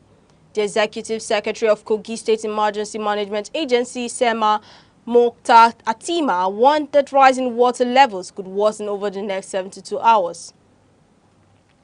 Atima revealed that 258 communities in 8 local government areas are flood-prone and 42 IDP camps have been set up to accommodate displaced residents. Emergency teams are on a high alert, while the State Ministry of Health has mobilized personnel and begun fumigating the camps to prevent disease outbreaks. Health Commissioner Dr. Adams assured that the ministry is prepared to manage any crisis, praising Governor Usman Ododo's proactive measures, which ensured zero casualties during last year's flood. Now to business news. The Naira gained slightly on Wednesday, trading at 1,515 Naira per dollar in the power market, an improvement from 1,518 recorded on Tuesday. In the Nigerian foreign exchange market, NFEM, the local currency also appreciated to 1,486.8 Naira per dollar, according to Central Bank of Nigeria, CBN data. This marks a 6.4 Naira gain from Tuesday's rate of 1,493.2 Naira. Remarkably, Côte d'Ivoire and Enugu State have agreed to strengthen economic cooperation with a focus on trade investment and regional connectivity. During a visit to Government House Enugu, Ambassador Kalilau Traoré praised Governor Peter Mba's business-friendly reforms and commended Innocent Vehicle Manufacturing world-class facilities. He invited Mba and partners of Abidjan to explore mutually beneficial opportunities. Governor Mba highlighted his administration's push for private capital, security and regional integration, announcing that Enugu Air had secured approval to operate West African region flights, linking Enugu directly to destinations like Côte d'Ivoire. Now over to sports. The Sports Writers Association of Nigeria, SWAN, has announced a nationwide boycott of all Nigerian Football Federation (NFF) activities, including the upcoming annual General Assembly in Ibadan. The move comes after what SWAN described as the Federation's deliberate and persistent exclusion of the association from its highest decision-making body. In a statement signed by President Isaiah Benjamin and Secretary General Ambassador Ikenna Okonkwo, SWAN condemned the NFF's action as unacceptable and retrogressive, warning that Nigeria's football decline reflects ongoing mismanagement despite substantial government and private support. SWAN also accused the NFF leadership of sidelining the media while claiming to expand its congress. Effective immediately, all SWAN members are instructed to stop coverage and promotion of NFF activities. The association plans to investigate and expose the Federation's maladministration, reaffirming its role as a critical stakeholder defending the integrity of Nigerian football. Also, the Nigerian National League (NNL) has secured a 494 million Naira sponsorship deal with Africa's leading betting firm, BetPower. In a game-changing partnership that puts players first, the one-year agreement introduces the locker room bonus, directly rewarding every winning player with 56,000 Naira via mobile wallet within minutes of the final whistle. Beyond player rewards, the leagues earn 400,000 Naira per match, offering a dual boost for athletes, and the NNL BetPower's digital platform tracks and verifies lineups, ensuring transparency and speed, while NFF President Alhaji Ibrahim Gusau hailed the initiative as key to retaining talent in domestic football. NNL Chairman George Alio and NSC Director General Philip Shaibu described the deal as a moral booster, promising to elevate grassroots football. BetPower reiterated its commitment to professionalizing African sports through innovative sponsorship and CSR projects. Now over to entertainment. Nollywood actress Nkechi Blessing has turned online criticism into a movement for body confidence with her new #BigBelle challenge, offering 1 million Naira to the woman with the largest belly.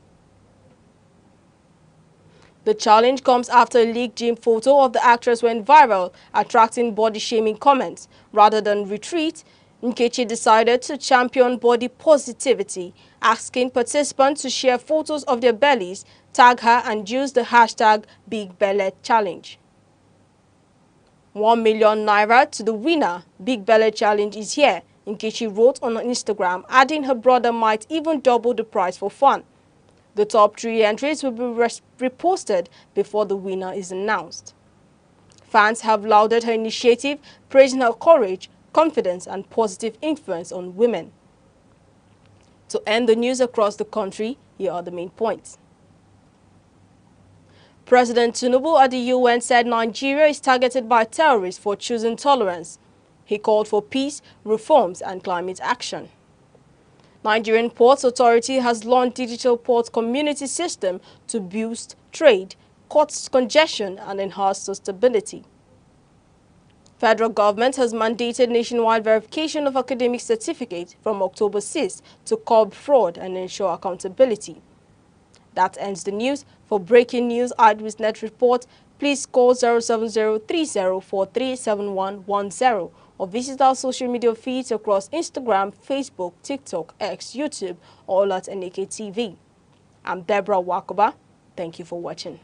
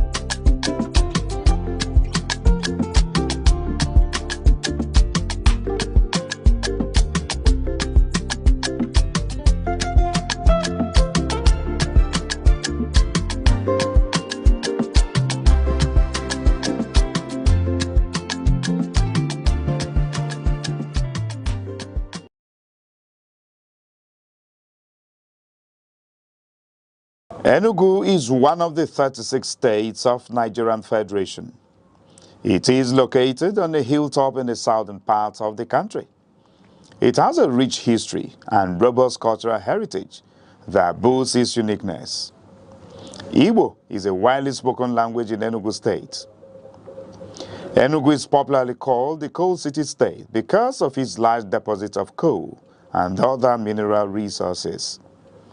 Enugu has 17 local government area councils. The history of Enugu dates back to the early 20th century, when the British discovered coal in the Udi Hills in 1909, which led to the development of Enugu City in 1912 as a thriving mining town.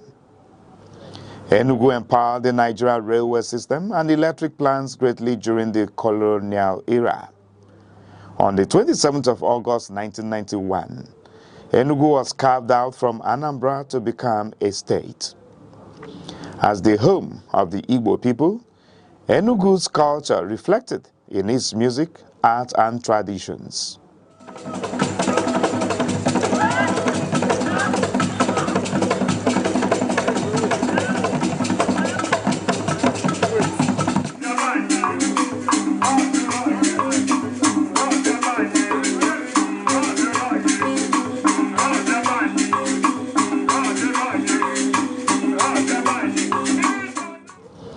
Enugu is situated in the eastern part of Nigeria, sharing borders with Benue at the north, Ebonyi at the east, Abia and Imo at the south, and Anambra and Kogi at the west, covering approximately 7,161 square kilometers. Enugu is characterized by undulating hills, forests, rivers, and fertile soil, making it suitable for farming. The state experiences significant rainfall with an average annual precipitation of around 2,100 millimeters and temperatures averaging 28 degrees Celsius. The people of Enugu State are predominantly Igbo, one of the largest ethnic groups in Nigeria. The Igbo language is a fundamental part of their culture and identity, with many dialects spoken across the state. Language plays a vital role in shaping the culture and identity of the Igbo people. Enugu is very rich in culture and traditional practices, one of which is the New Yam Festival, Iriji, which is a traditional celebration that marks the beginning of the harvest season. Another significant cultural event is the Masquerade Festival, Mmong, a colorful display of traditional dances, songs, and drumming. During this festival, different communities come together to showcase their masquerades.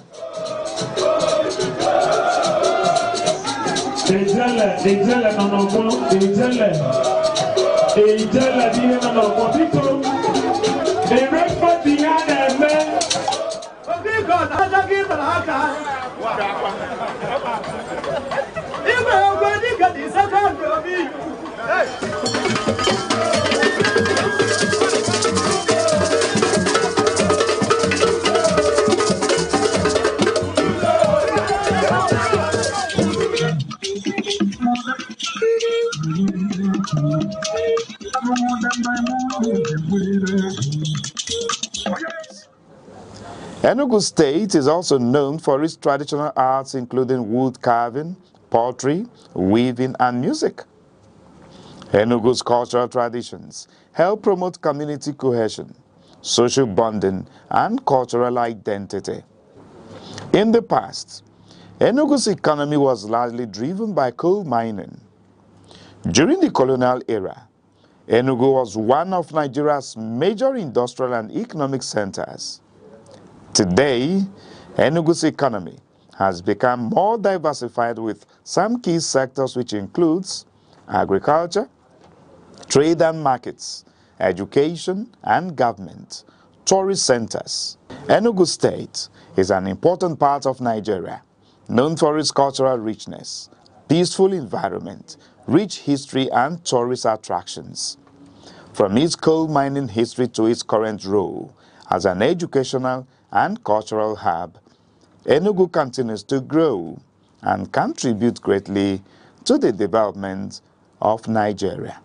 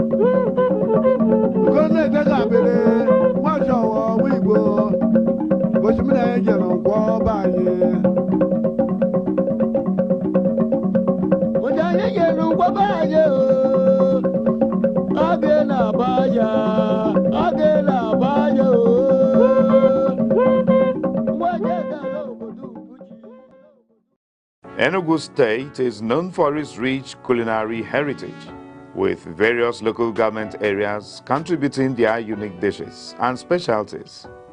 Some popular dishes across Enugu State include Ogba, a traditional Igbo dish made from Bambara groundnuts; Abacha, a popular Nigerian dish made from dried shredded cassava; Nkwobi, a spicy cow leg dish; Abobo or Fiofio, a porridge made from pigeon peas; Ofe Akwu, a traditional Nigerian soup made with palm fruits oil extract; Akpu, a traditional Nigerian food made from cassava tubers; Oba, a traditional Nigerian food ingredient made from fermented oil bean seeds; Okwa, African breadfruit often used in traditional dishes; Oha soup, a traditional Nigerian soup made with oha leaves and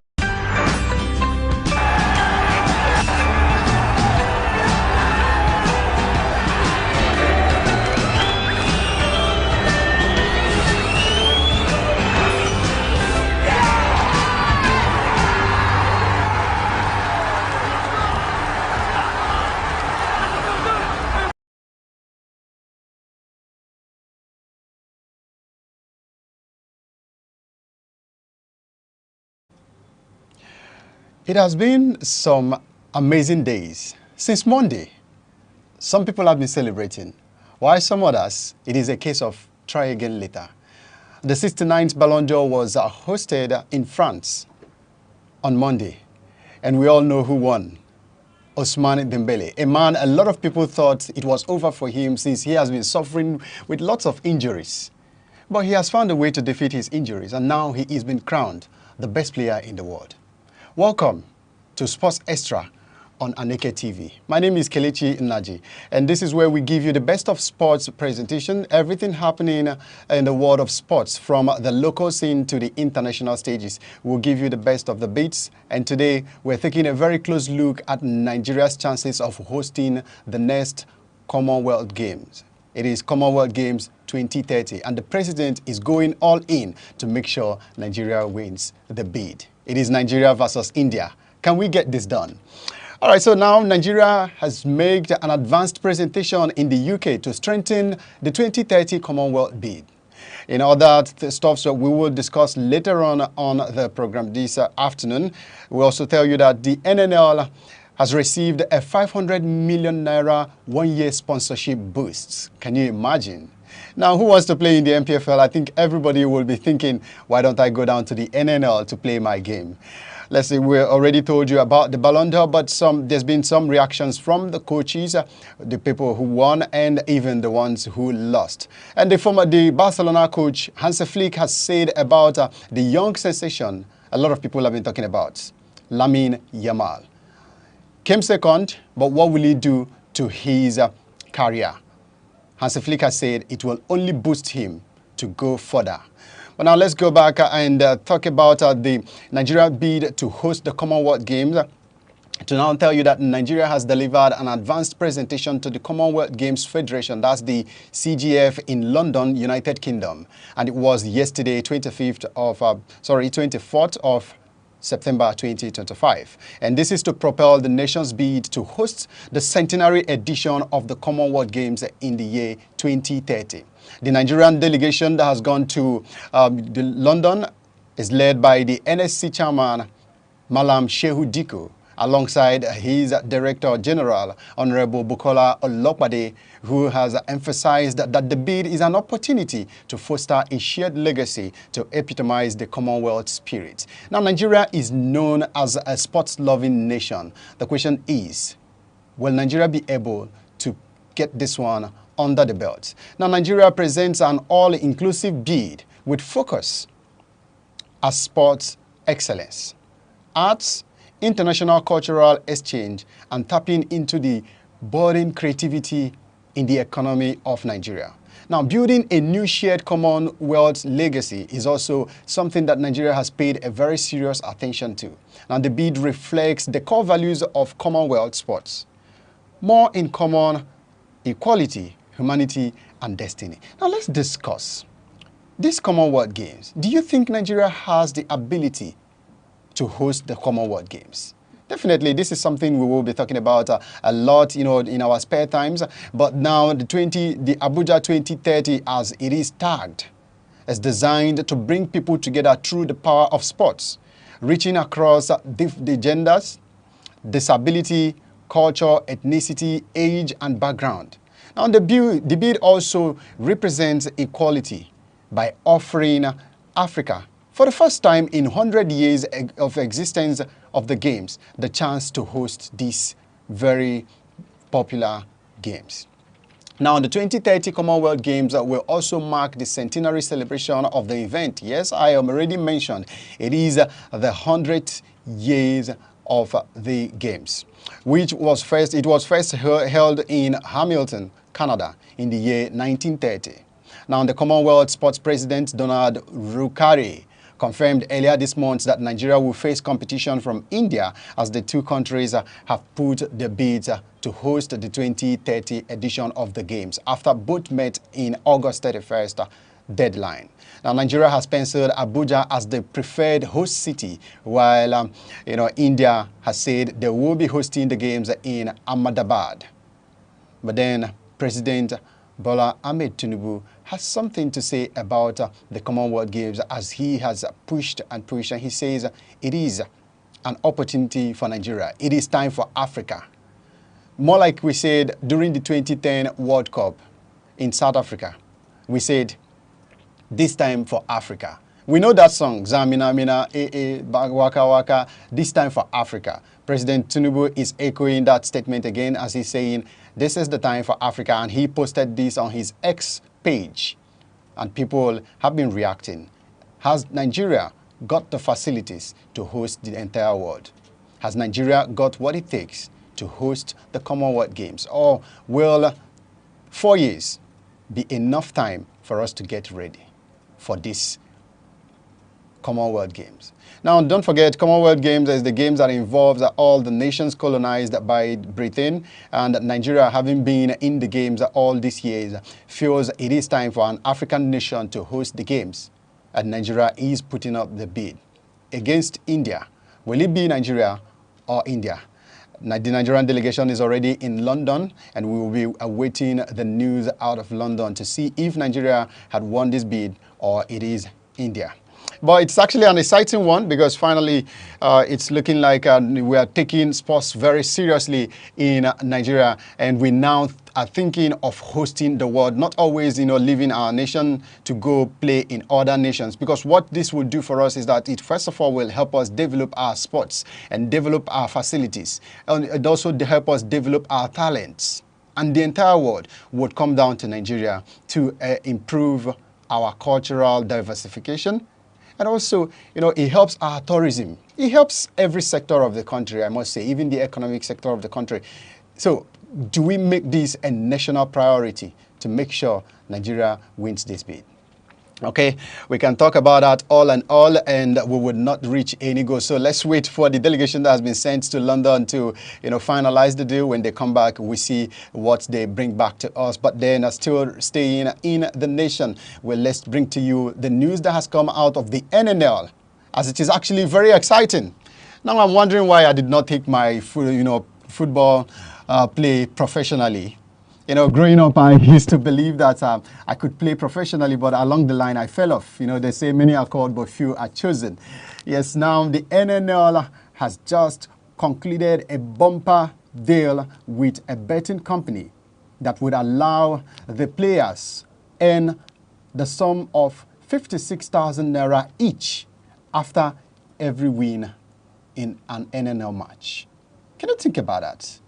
Did you hear that? Imagine what this means. Every match you win in the NNL, this is aside your match bonus as a footballer. Every match you win, you get 56,000 naira from the sponsors. Now, let's tell you that the Nigerian National League has received a major boost after sealing a one-year sponsorship deal worth over 500 million naira with Africa's leading sports betting and gaming company, BetPower. Now, the partnership introduces the groundbreaking locker room bonus, an innovation designed to reward players directly for every victory. Now, every victory earns you money, no longer just praises. We know in football, when a team wins, everyone loves them. But when the team loses, everyone is saying, okay, what is wrong with this team? Why is Heartland FC of Owerri not winning their games? Why does it seem like Heartland is very comfortable in the NNL? Now we understand. Heartland will be getting that money. MPFL teams cannot, but NNL teams can. Now imagine what it would mean for any team playing in the NNL. Also, there are the likes of Aqua United, who also got relegated last season. Also, Lobby Stars. These are the teams that dropped down from the MPFL to the NNL. Now they'll all be getting the money. Wow. This is awesome. But then there are also some other sides to it. A lot of people have raised concerns since this news was broken.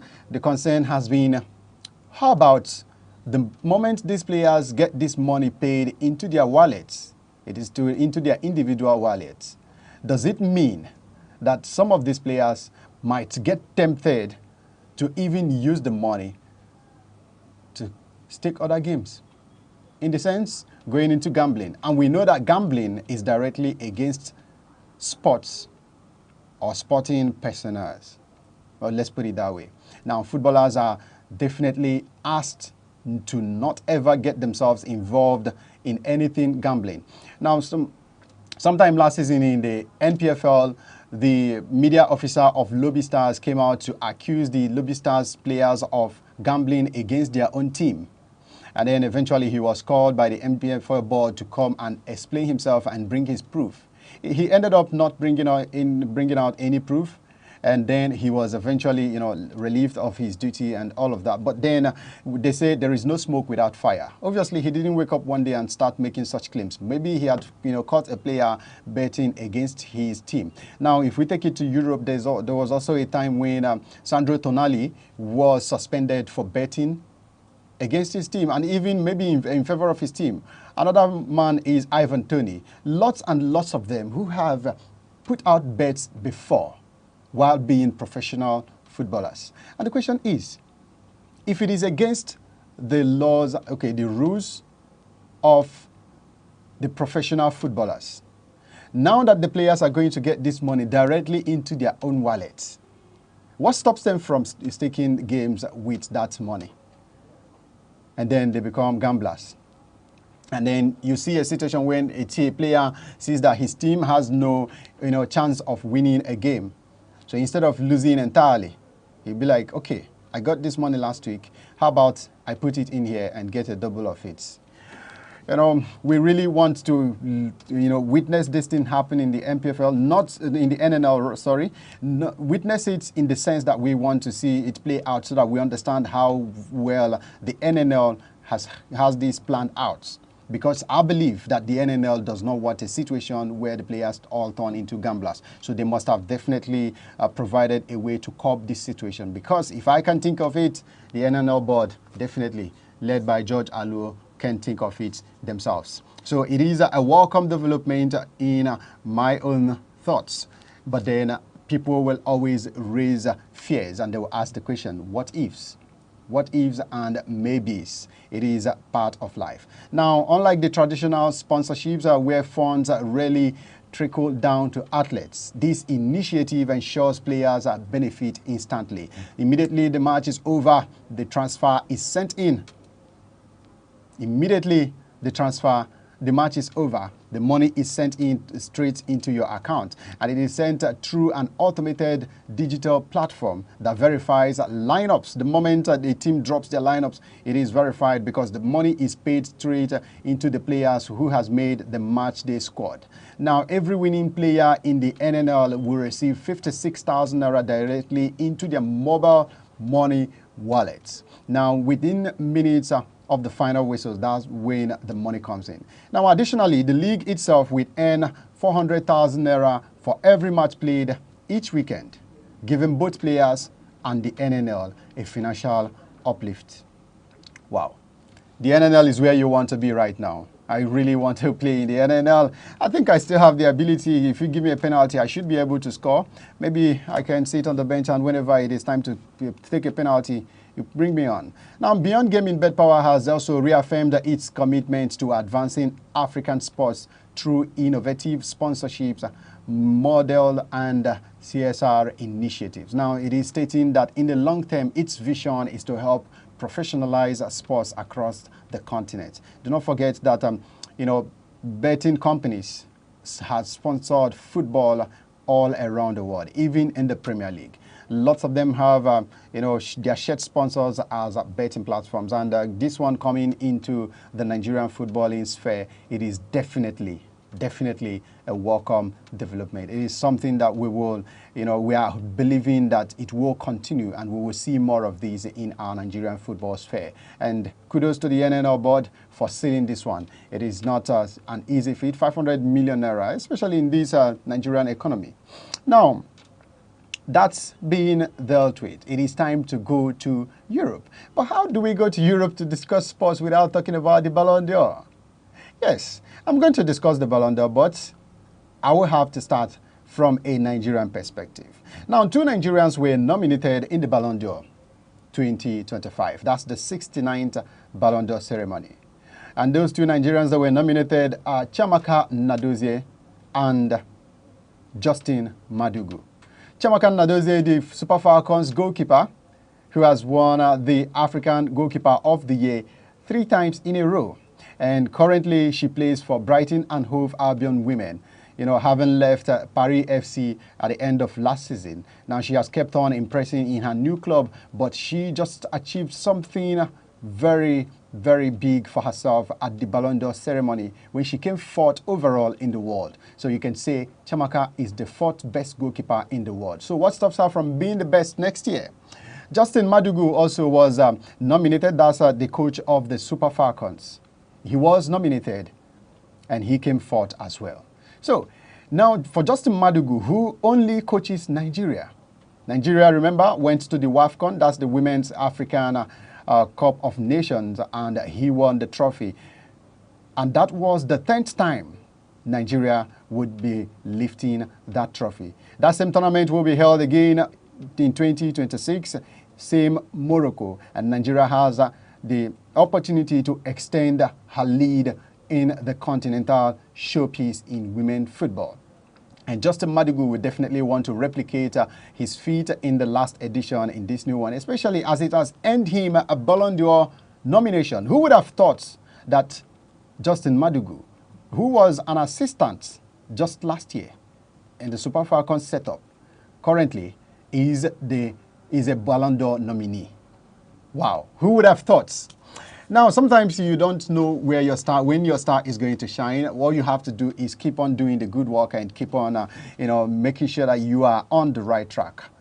You'll be celebrated, just like Justin Madugu is being celebrated right now. So, yes, congratulations to Justin Madugu. Congratulations to Chiamaka Nnadozie. They are our MVPs. We have to put it out there. We have to state it clear. They are our MVPs. But then talking about MVP, another man who thought he was going to be the overall MVP, but at the end of the day, he was disappointed, but not overall, because he as well picked up an award, but not maybe the one that he expected to have won. Maybe not the one his coach had expected him to win. Maybe not the one his father had expected him to win. We're talking about the 18-year-old sensation, Lamine Yamal. Lamine Yamal, a lot of people talked about him and how he was going to be the first man to win the Ballon d'Or at the age of 18.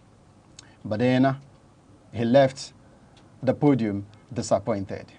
Now, Lamine Yamal's case, his coach in Barcelona, Hansi Flick, has come out to say, I expect this loss to motivate him to even do more. Now, Barcelona star Lamine Yamal will be driven to greater heights after being beaten to the Ballon d'Or by Ousmane Dembele, Hansi Flick has said. Now, the 18-year-old winger finished second behind Paris Saint-Germain attacker Ousmane Dembele at the gala. Now, Lamine Yamal, after having won the Copa Trophy for the second time in a row, and also with his exploits at Barcelona and Spain, you would expect him to come up victorious. But then the voters, remember that award is voted by journalists around the world and it is organized by the French magazine. This is not a FIFA award, this is not a UEFA award, even though they collaborate. But then the journalists think it is Ousmane Dembele. Myself, I think Ousmane Dembele is the deserved winner. But Lamine Yamal's father has come out to say, my son was robbed. And now the coach is saying, look, you need to use this as a fuel to prepare yourself to do more so that next year you would not have anyone to compete with. Now, the winger, remember, is set to miss Barcelona's clash with Real Oviedo with a groin injury as the champions try to keep pace with La Liga rivals Real Madrid, who has been on fire since the start of the season. Remember, last season, the Catalans struggled in games without the teenager, but they trashed Valencia and Getafe without him nonetheless. This boy, at the age of 16, he already made his debut for both Barcelona and Spain, and since then, he has not stopped. Imagine being in the Ballon d'Or discussions at the age of 18. Even Lionel Messi was not. Lionel Messi, that a lot of people consider as the greatest to have ever played the game, was not in the Ballon d'Or discussions at the age of 18. So that is to tell you the extent of talent that this boy has got in his box. Now, all the Ballon d'Or 2025 winners has been confirmed. And yes, we already talked about the Ballon d'Or, and I'm here to give you the full list of the winners. Now, for the men and the women's Ballon d'Or, it was Ousmane Dembele who picked out that one. Ousmane Dembele picked the men's Ballon d'Or. The women's Ballon d'Or was picked up by Aitana Bonmati. But before we go down to give you the full list, let's give you a list of all the trophies that were won. The men and women's Ballon d'Or, the Copa Trophy, the Yashin Trophy, the Jed Muller Award, the Coach of the Year Award, the Socrates Award, and all other awards like the Team of the Year. The 69th Ballon d'Or ceremony, remember I told you, took place on the 22nd of September 2025 at the Theatre du Châtelet in France, where the football's biggest stars gathered for the sport's most prestigious award. First, it was presented in 1956. Let's go back to just take a little bit look at the history of the Ballon d'Or. It was first presented in the year 1956, and the Ballon d'Or has grown into a global celebration for the world's finest football achievements, honoring standout players, teams, and coaches across the past season's major competitions worldwide. Now, all awards are now confirmed, and yes, like I already mentioned, Ousmane Dembele won the Ballon d'Or for the men, while Aitana Bonmati of Barcelona took home the Ballon d'Or for women. Now, the Copa Trophy. Yes, the Copa Trophy, which was the one that Lamine Yamal took home. The female category of that award was picked up by Vicky Lopez of Barcelona. And then there's also the Yashin Trophy that was picked up by Gianluigi Donnarumma for the men's category. And Hannah Hampton of Chelsea Women and England picked that of the women's category. Luis Enrique and Serena Wigman picked up the coaches award for the male and female category. Luis Enrique of PSG and Serena Wigman of England. And also the Johan Cruyff Award, that's this award for the best striker of the year, was picked up by the Arsenal striker Victor Gyökeres. And, you know, the Jed Muller Award, that's the top scorer award. That was the award that was picked up by, that was the award that was picked up by Victor Gyökeres. The coach of the year is nicknamed the Johan Cruyff Award. Now, Paris Saint-Germain, that's PSG, they were named the team of the year for the male category, while Arsenal were named the club of the year for the female category. And the Socrates Award went to the Jana Foundation. All right. The Ballon d'Or is definitely something that we cannot stop talking about until the next one happens, and that will be next year. But then, Ousmane Dembele will remain the champion. He will remain the best player in the world until next year. When we come back, we'll tell you that there is a lot going on in England, and the EFL Cup is gone into the 4th round. Now, the 3rd round results are all happened yesterday with Arsenal, Liverpool, Chelsea, Tottenham. I mean, all the top clubs clinching their place in the next round of the EFL Cup. Sadly, in the last round, Manchester United were eliminated. All right, you heard that right. Manchester United were eliminated by Grimsby Town. But then there was no more upsets for the Premier League big guns as they all made their way into the next round of the competition. And that's being said, let's now give you the fixtures for the next round of the EFL Cup. Wycombe will be hosting Fulham, and that will be on the 29th of October, while Swansea City will be playing against Manchester City, same 29th of October. There will be a Premier League clash in the EFL Cup 4th round, where Newcastle United will be hosting Tottenham Hotspur. Liverpool will be hosting Crystal Palace. Brighton will host Arsenal. Arsenal hosting Brighton. Yes, it is Arsenal versus Brighton. Grimsby Town versus Brentford. Wolverhampton Wanderers versus Chelsea. The world champions will be traveling to the Molineux, while Wrexham will be hosting Cardiff City. Okay, yes, and that is it from Sports Extra on Aneke TV this beautiful afternoon. Until we meet again, make sure you follow Aneke TV on all social media platforms like YouTube, Facebook, Instagram, and TikTok. We'll be back with more of sports. My name is Kelechi Naji. Good afternoon.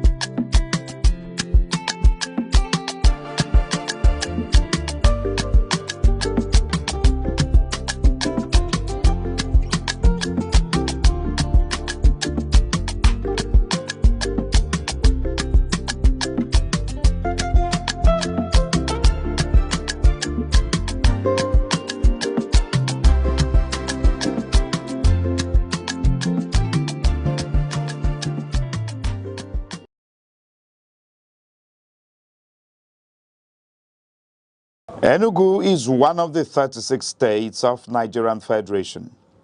It is located on a hilltop in the southern part of the country. It has a rich history and robust cultural heritage that boasts its uniqueness. Igbo is a widely spoken language in Enugu State. Enugu is popularly called the Coal City State because of its large deposits of coal and other mineral resources. Enugu has 17 local government area councils. The history of Enugu dates back to the early 20th century, when the British discovered coal in the Udi Hills in 1909, which led to the development of Enugu City in 1912 as a thriving mining town. Enugu empowered the Nigerian railway system and electric plants greatly during the colonial era. On the 27th of August 1991, Enugu was carved out from Anambra to become a state. As the home of the Igbo people, Enugu's culture reflected in its music, art, and traditions.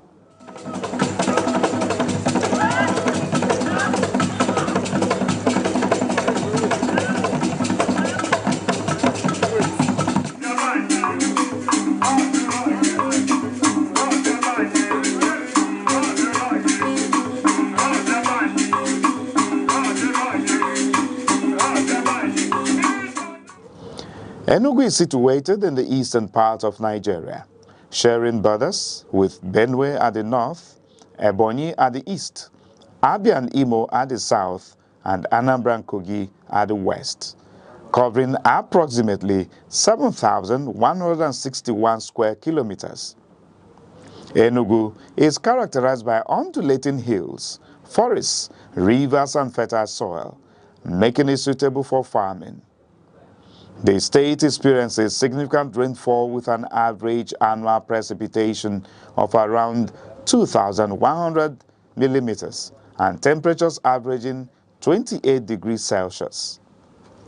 The people of Enugu State are predominantly Igbo, one of the largest ethnic groups in Nigeria. The Igbo language is a fundamental part of their culture and identity, with many dialects spoken across the state. Language plays a vital role in shaping the culture and identity of the Igbo people. Enugu is very rich in culture and traditional practices, one of which is the New Yam Festival, Iriji, which is a traditional celebration that marks the beginning of the harvest season.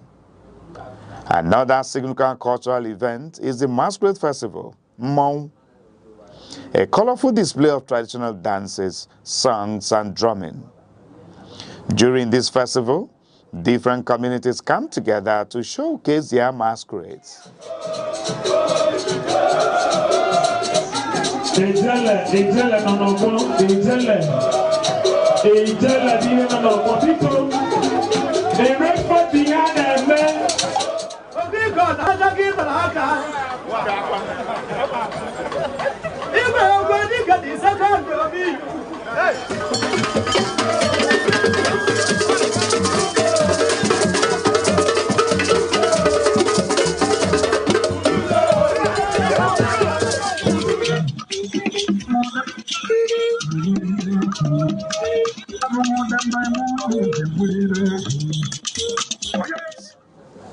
Enugu State is also known for its traditional arts including wood carving, pottery, weaving, and music.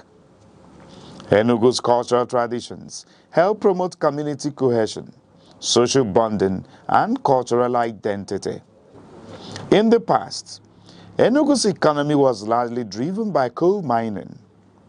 During the colonial era, Enugu was one of Nigeria's major industrial and economic centers.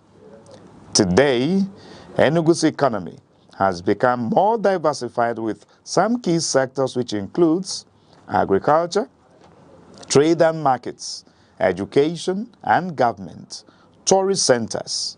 Enugu State is an important part of Nigeria, known for its cultural richness, peaceful environment, rich history and tourist attractions. From its coal mining history to its current role as an educational and cultural hub, Enugu continues to grow and contribute greatly to the development of Nigeria.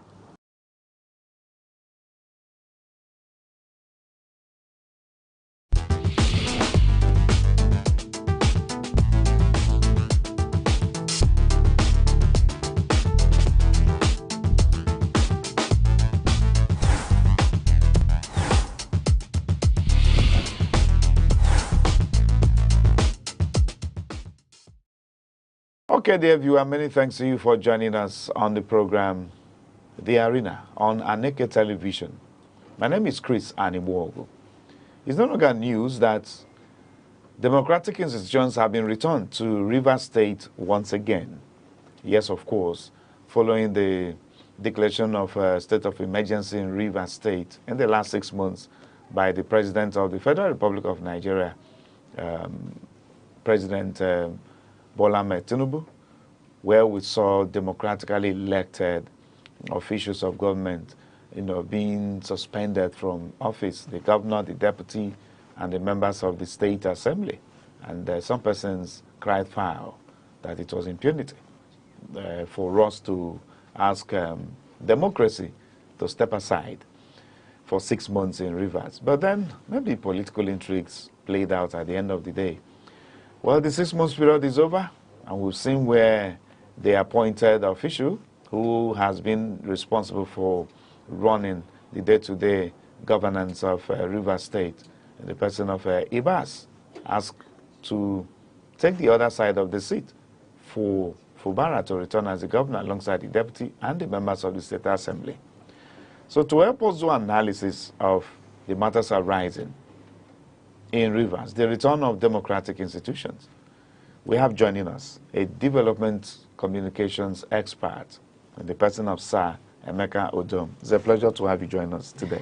Thank you so much, my brother. You're welcome. Yeah. And I wouldn't know how we're going to start this, this program with you today. Where do you belong? A lot of persons sitting on different, sides of the fence.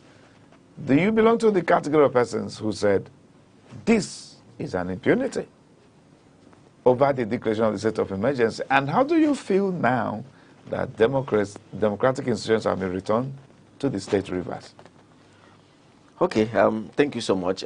But first and foremost, let me establish that I'm just Mr. Emeka Odom. If size is what we know it to be, maybe I don't think I'm there yet. But thank you so much. You're welcome, sir. Now, yes, talking about Rivers State, for me, is a mixture of a lot of things.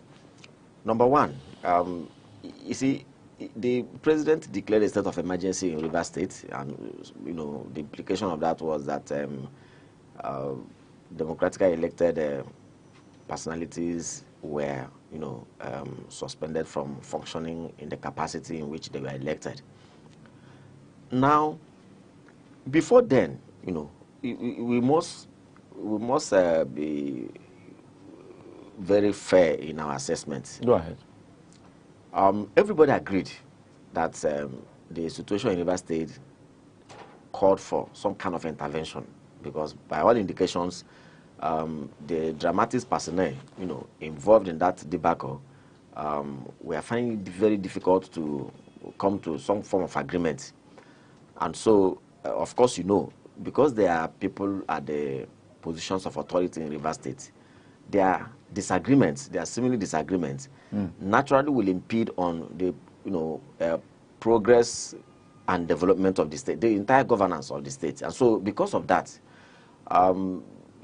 many people, were calling on the president. People were like, look, there was need for an external intervention, and that kind of the only legitimate intervention that perhaps would have happened was one.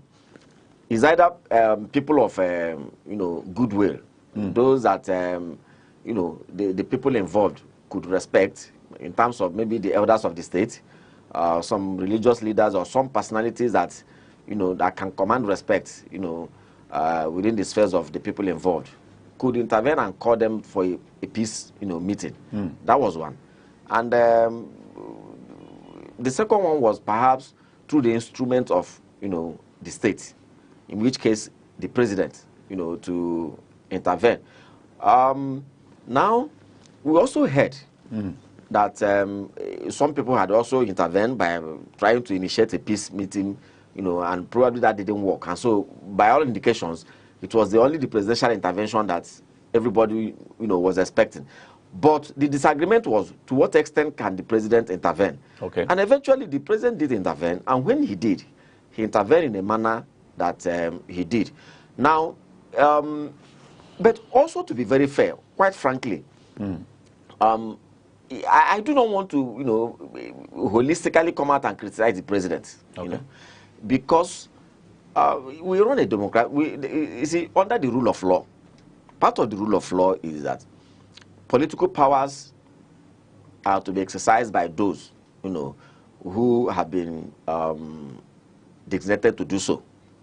Now, part of that rule of law is also that anytime, anywhere, either as a person or as an institution of governance, of government, exercises the political power beyond that is allotted to them by the Constitution, there is a recognized means to, call them to order. Now, that is why you have the judiciary there. Now, when the president intervened by declaring a state of emergency, which I do not think anybody has a quarrel to, because the provision is there in the Constitution, but perhaps, the manner in which and the extent to which that exercise of power went to was what a lot of people quarreled with. But some set of people, the PDP governors, went to court. They approached the Supreme Court, to actually make a pronunciation to let us know the actions of the president. Was it within or above his powers? Now, that is where, for me, as an analyst, and as an objective, analyst of the situation, wants to take my stand. Now, that is where, for me, by every implication, I have an issue. Which is? And it is not really a quarrel, but if you want to give it a caption of a quarrel, that is where I have my own quarrel with the Supreme Court. Now, I may not have a quarrel with the president, because he is number one man in the country. The buck stops on his table. Remember that he's under constitutional mandate, and he's under oath, to ensure that peace and tranquility prevails in every part of this country, right? Now, we also agree that he's the chief security officer of the nation. That's right. Isn't it? Now, if he thinks in his own wisdom and in the advice of his own lieutenants, he thinks that the best way to ensure peace is by suspending elected officials in Rivers State. That is his thinking. That is his mindset. That is his own judgment. Now, is it right or wrong? He cannot tell himself. And it is not about what you and I postulate. But we have our opinion. Yes, we have our opinion, but it remains an opinion. The statutory body, saddled with the responsibility of telling the president you acted above or within, why are they quiet? But what about the National Assembly before we go to the judiciary? It doesn't matter. It doesn't matter. The National Assembly is is a separate arm of government, but by operation, we know very well that, number one, many of them are in the same party with Mr. President. They have the same objective. They belong to the same political club. So it is only necessary and expected that they can think alike. They are politicians. But we have the judiciary. Now, there are politicians who belong to the same political club. Yeah, but we believe that the judiciary is apolitical. To the detriment of democracy? No, but you can't say so. And that is why, for me also, one of the reasons why I don't want to blame the president for now is I want to know, in declaring a state of emergency in Rivers State and in sacking elected government officials, are we vilifying the president for a well-intended action to ensure that there's peace and tranquility in Nigeria? Are we over blaming him, dragging him left and right, right front and center, for something that he did right? Or did he act overboard? Are his lieutenants misleading him? Those who asked him, who told him to suspend elected officials, did they mislead him? It is only the Supreme Court that can tell us. And why are they keeping quiet? Even when they have been approached by 12 PDP governors to say, please, say something on this issue.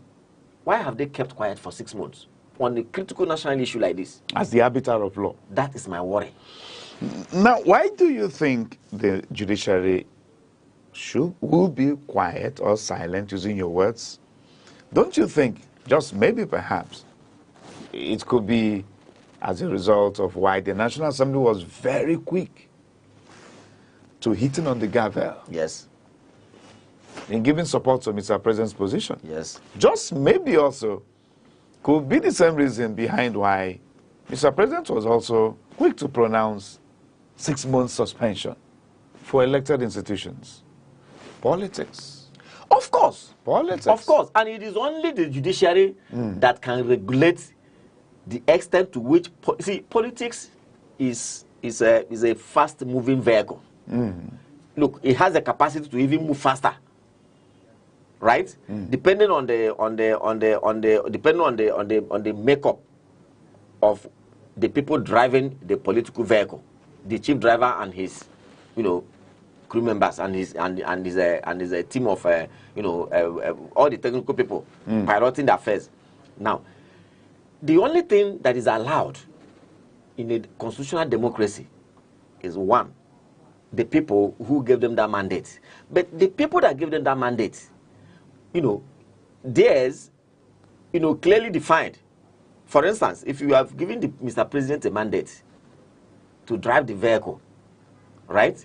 Now, there's a specific time that you are allowed to review and to decide whether to renew the mandate or not. That 4 years. Come. That's 4 years. But within these 4 years, there's another body that you could approach to regulate the conduct of the chief driver, to either slow him down, to increase his speed, so that he can listen to you. Because without that other body, all of us will be at the mercy of the chief driver.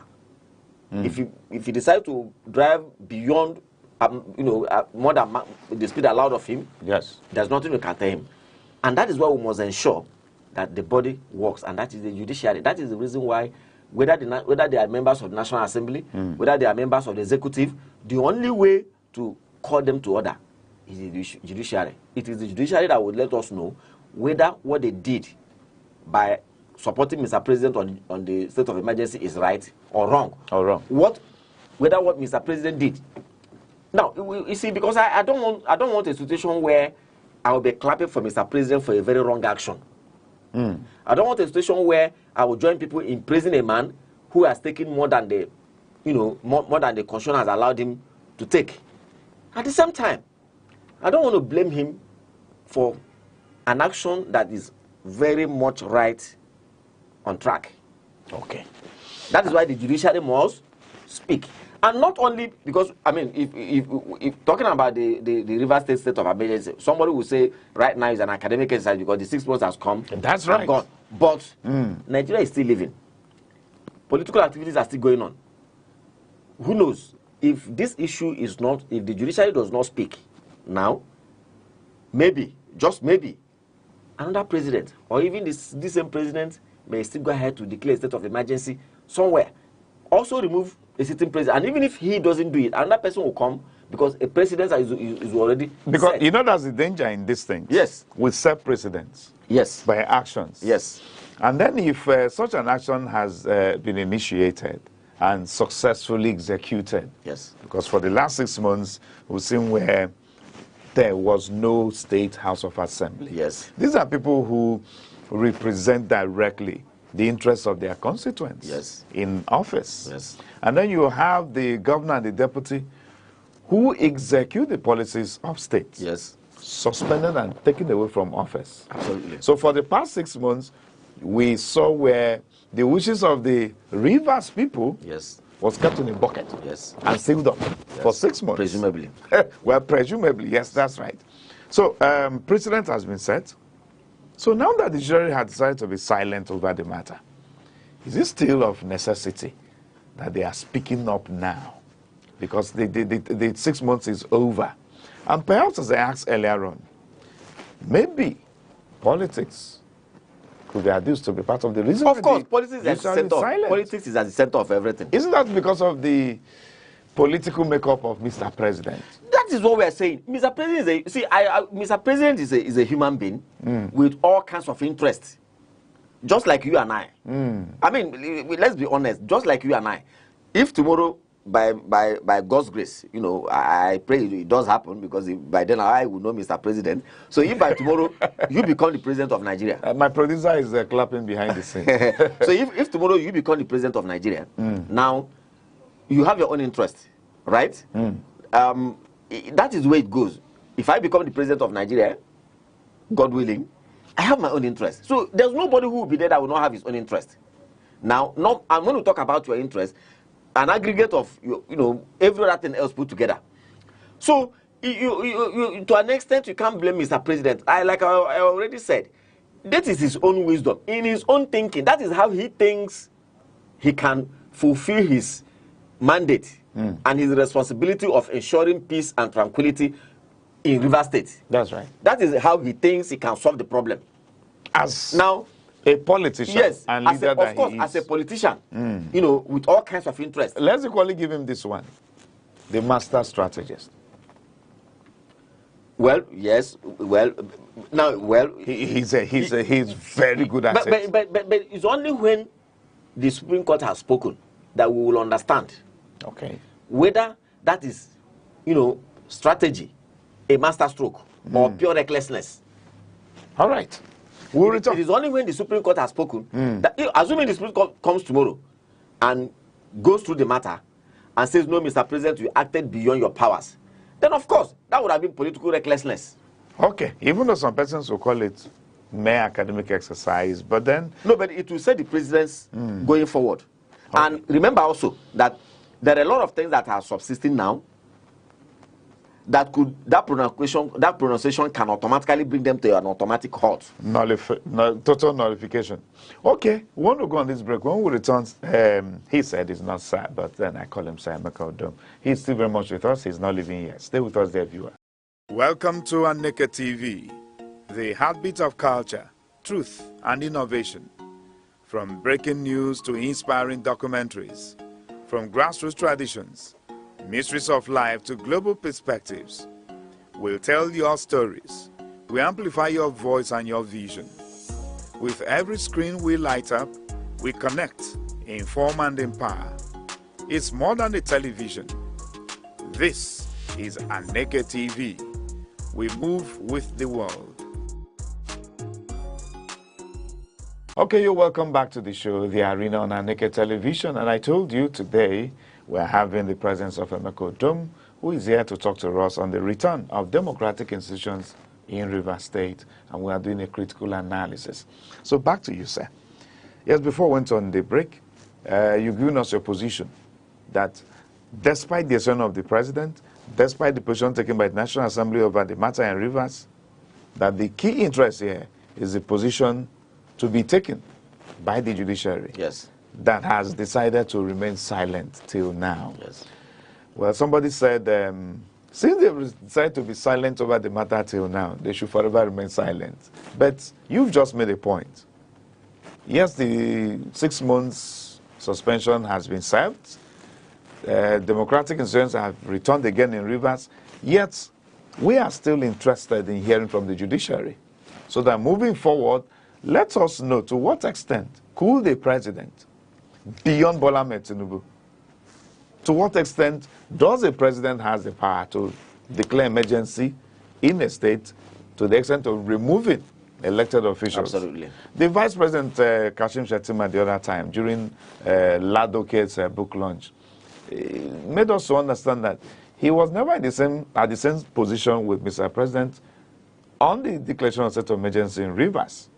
He cited his own experience when he said, during his days in power as governor of Borno State, the then President Goodluck Jonathan was about to suspend him. But Ladoke told him, Mr. President, you don't have the power to suspend even an elected councillor. Well, all of this. But then again, a very important point we pointed out earlier is the factor called politics. And politics, the last time I checked, has to do with interest. Some persons have the opinion that just maybe Mr. President's political interest in Rivers is overwhelming, and he needs Rivers to be his by all means. According to analysis, that if you are going to be a president in Nigeria, you need support from 3 states, Lagos, Kano, and Rivers. Mr. President lost the election in Lagos to the Labour Party in 2023. He lost Kano to NNPP. But then he got Rivers. So this time around, having a PDP governor still in place, would that not be detrimental to Mr. President's political interest in 2027? Perhaps, maybe.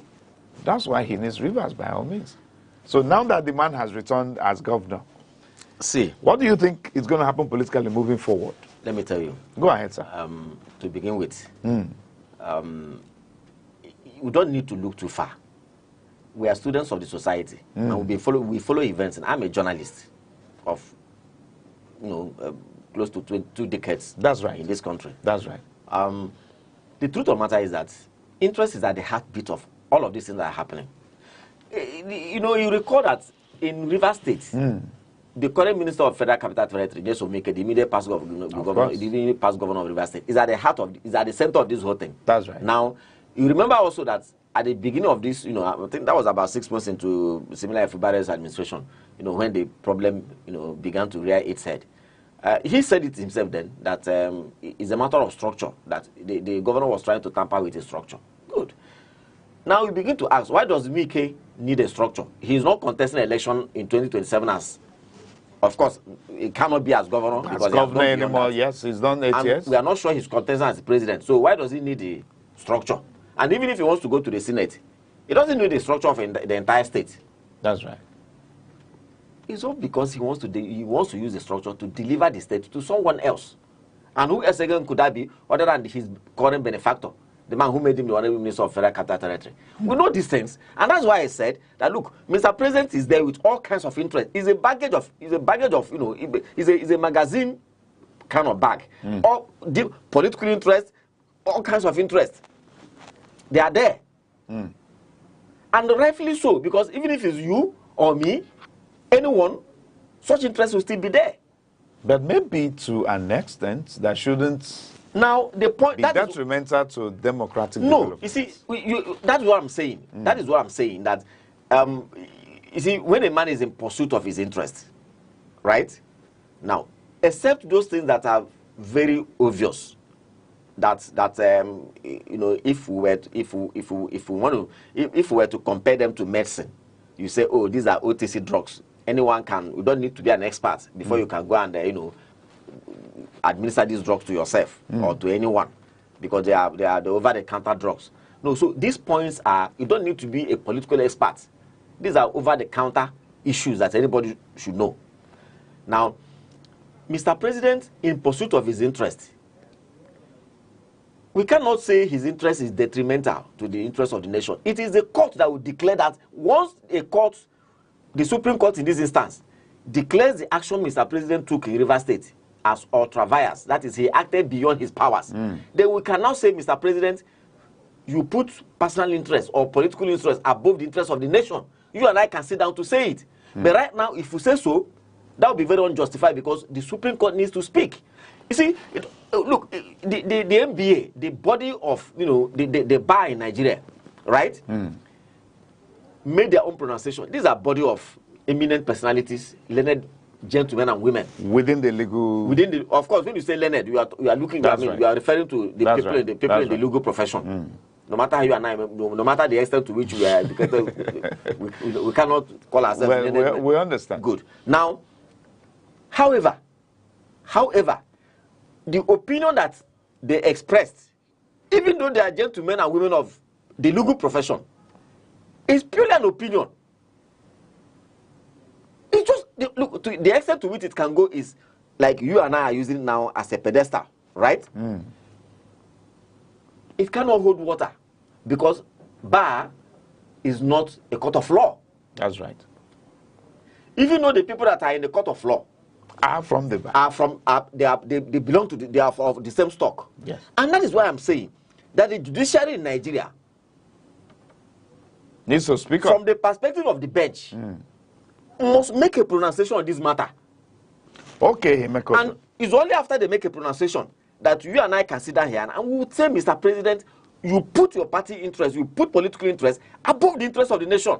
And then we will be justified. Until that happens, somebody is equally saying, what if the judiciary decides to remain silent forever? Then it is a big error. Okay, sir. It becomes a big error. And that is why I want to use this opportunity to tell the judiciary.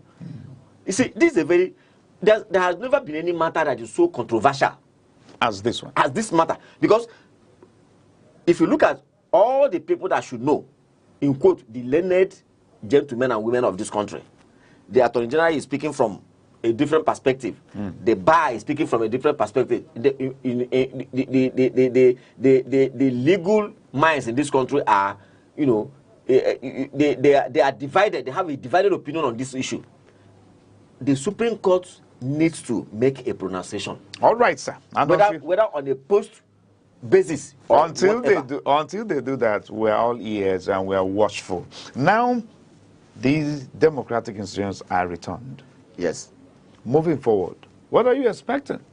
The local government elections have been organized there. Yes. By the appointee. Yes. Of Mr. President. Yes. And we saw political intrigues playing out. Yes. The opposition party, APC, in the state actually had to take up to 20 local governments out of 23. Absolutely.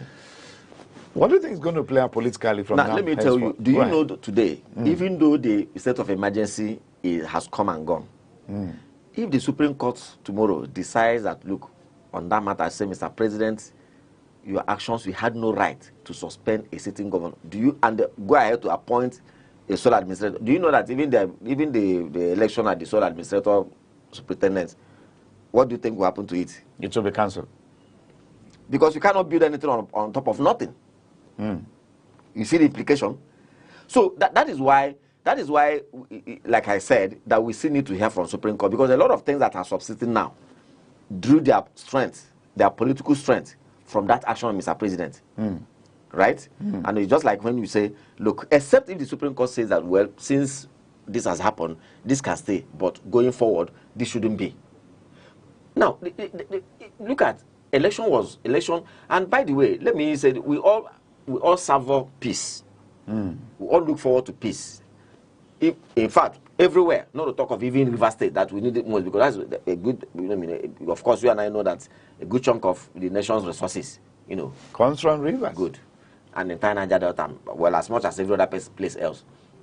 So we need peace in that place. However, my worry is, do we have a piece of the graveyard there, or do we have a long-lasting peace? Now, the House of Assembly, upon resumption, was it on the 19th or so? The first thing they did was to ask the state governor, please bring your list of nominees, commissioners. Your Commissioner nominees. For good. Now, I'm wondering why they had to, on the very first day of resumption, I would have expected that what the House of Assembly would have done that day was to, savor the coming back to power, the coming back to office, the fact that once again River State is getting the opportunity to, swim in the tide of democracy along with other parts of the country. Make a pledge that, well, we pray that the circumstances that led to the 6 months hiatus wouldn't happen again. And we give you a commitment, you, the people of River State, that will work to ensure that there's peace and development, and that if we have failed you as your elected executives in the past 6 months, please forgive us. I thought that would have been the language, and not to begin to issue some kind of directive to the governor. Please let us. Now, what about if the governor? I don't think there's any law anywhere that mandates him that he must submit his list of commissioners within 6 months, 3 months. We had a president in this country who didn't even submit a list of ministers for 6 months. That's right. So, what about if the governor comes to say, well, for the next 3 months, I want to work with permanent secretaries. I've been away for 6 months. I want to understand the way things have been in the past 6 months before I even begin to appoint. So now, taking it from there, Mr. Fubara himself, Sumilaya Fubara, has said that the reason why he did not challenge the declaration of state of emergency by Mr. President against his government in Rivers is because he wanted peace to prevail. Do you think that peace has actually returned in Rivers now? That is the issue, and that's just what I said. Do we see what do people regard as peace? Is it the absence of war and hostilities, or is it a proper and balanced, state of mind where things are in their proper perspectives? Is that it? You see, that is why we you see, are people still feeling cheated in River State? Are there people who still think that, look, the past 6 months have thrown us into disadvantage? What do we do to regain what we lost? That is why the Supreme Court needs to speak, because if the Supreme Court speaks today, it's a state of, political default. Everybody, things will assume their default positions. Right? Now, there were people in River State when Fubara conducted election into local government areas. Those who went to court on some certain premise. Now, before the last election that the sole administrator conducted, there were also people who raised similar issues. Who told you that now that the sole administrator, the state of emergency is off, there are not people who may want to go to court? Are you absolutely sure that there are not people who may want to go to court to say, no, we need to take if the House of Assembly themselves is desirous of looking into the activities of the sole administrator in the past 6 months? Even though the man came out to say he's rejecting their position. It's not for him to reject or to that accept. They cannot probe him. Is he actually answerable to the House of Assembly? That is another issue entirely, because you see, that's why people should be properly, guided. Now, when you say state of emergency, what does that actually entail? State of emergency, what does it entail? For me, is a drive away from some certain statutory norms, right? Now, because you are saying that there are things that are wrong here, therefore we need to come from the unexpected to be able to deal with this situation. Now, a sole administrator was appointed. Even the budget that he implemented, was it approved by who? During the sole administration, during the state of emergency, we are told that the National Assembly is the one who exercises oversight. That's right. Over the sole administrator. The National Assembly is a higher body to a state House of Assembly. That's right. That is number one. Number two, the sole administrator on an executive basis reports to Mr. President. The man you are thanking and praising that he was the one who brought peace to the state. Now, he was supervising the sole administrator, except if you want to tell me that the president never supervised him, that the man was acting alone. So, in other words, you're saying that the position of the State Assembly asking Ibas to come for accountability is null and void.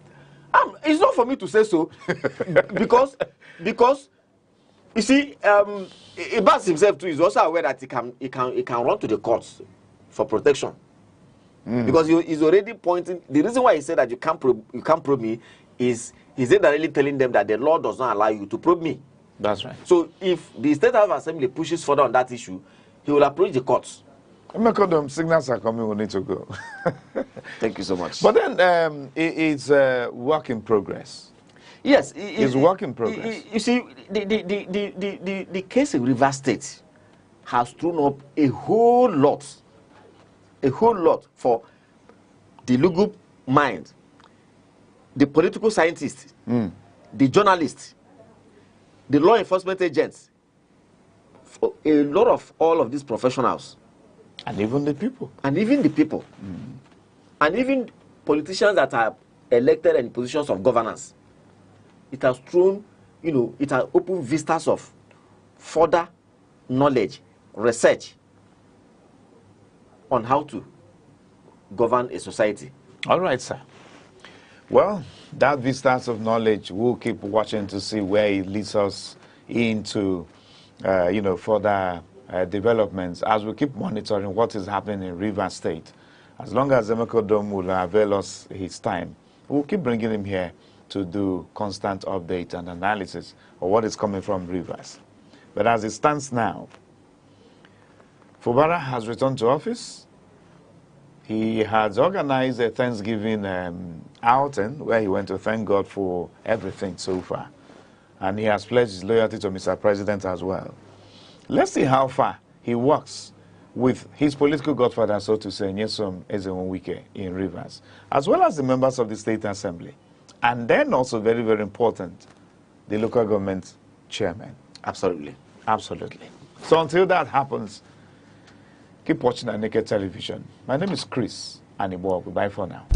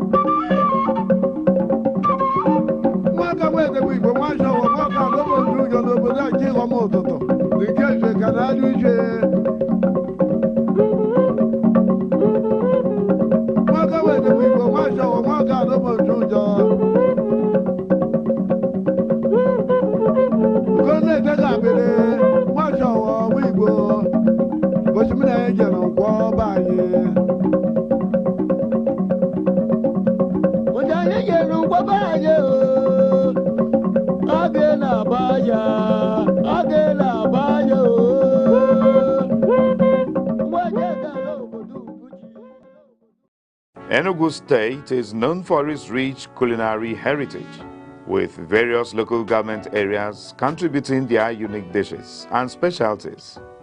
Some popular dishes across Enugu State include Okpa, a traditional Igbo dish made from Bambara groundnuts; Abacha, a popular Nigerian dish made from dried shredded cassava; Nkwobi, a spicy cow leg dish; Abobo or Fiofio, a porridge made from pigeon peas; Ofe Akwu, a traditional Nigerian soup made with palm fruits oil extract; Akwu, a traditional Nigerian food made from cassava tubers; Ogba, a traditional Nigerian food ingredient made from fermented oil bean seeds; Okwa, African breadfruit often used in traditional dishes; Oha soup, a traditional Nigerian soup made with oha leaves and cocoyam paste. And going over to the local government areas, we begin in an Inri local government area, which is known for the following cassava-based dishes: gari, fufu, and processed flakes; market-made snacks like the okpa, which is the Bambara nut cake; akara-style bean fritters, and palm oil-based salads. Ogu local government is known for its hearty soups and stews, pepper soup variants and goats and Newton preparations, staples, yam and cassava.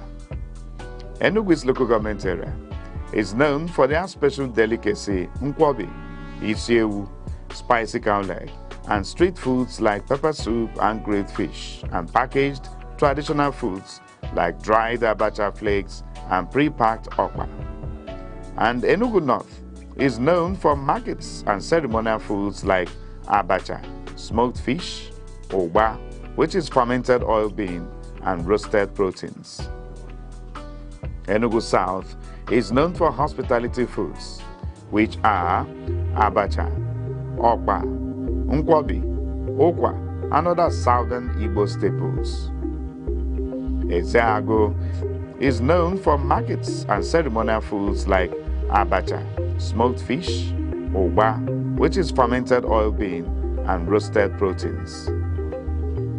Enugu South is known for hospitality foods, which are abacha, okpa, nkwobi, okwa, and other southern Igbo staples. Ezeago also has the abacha and cassava-derived dishes, distinctive abacha preparations using dried and shredded cassava.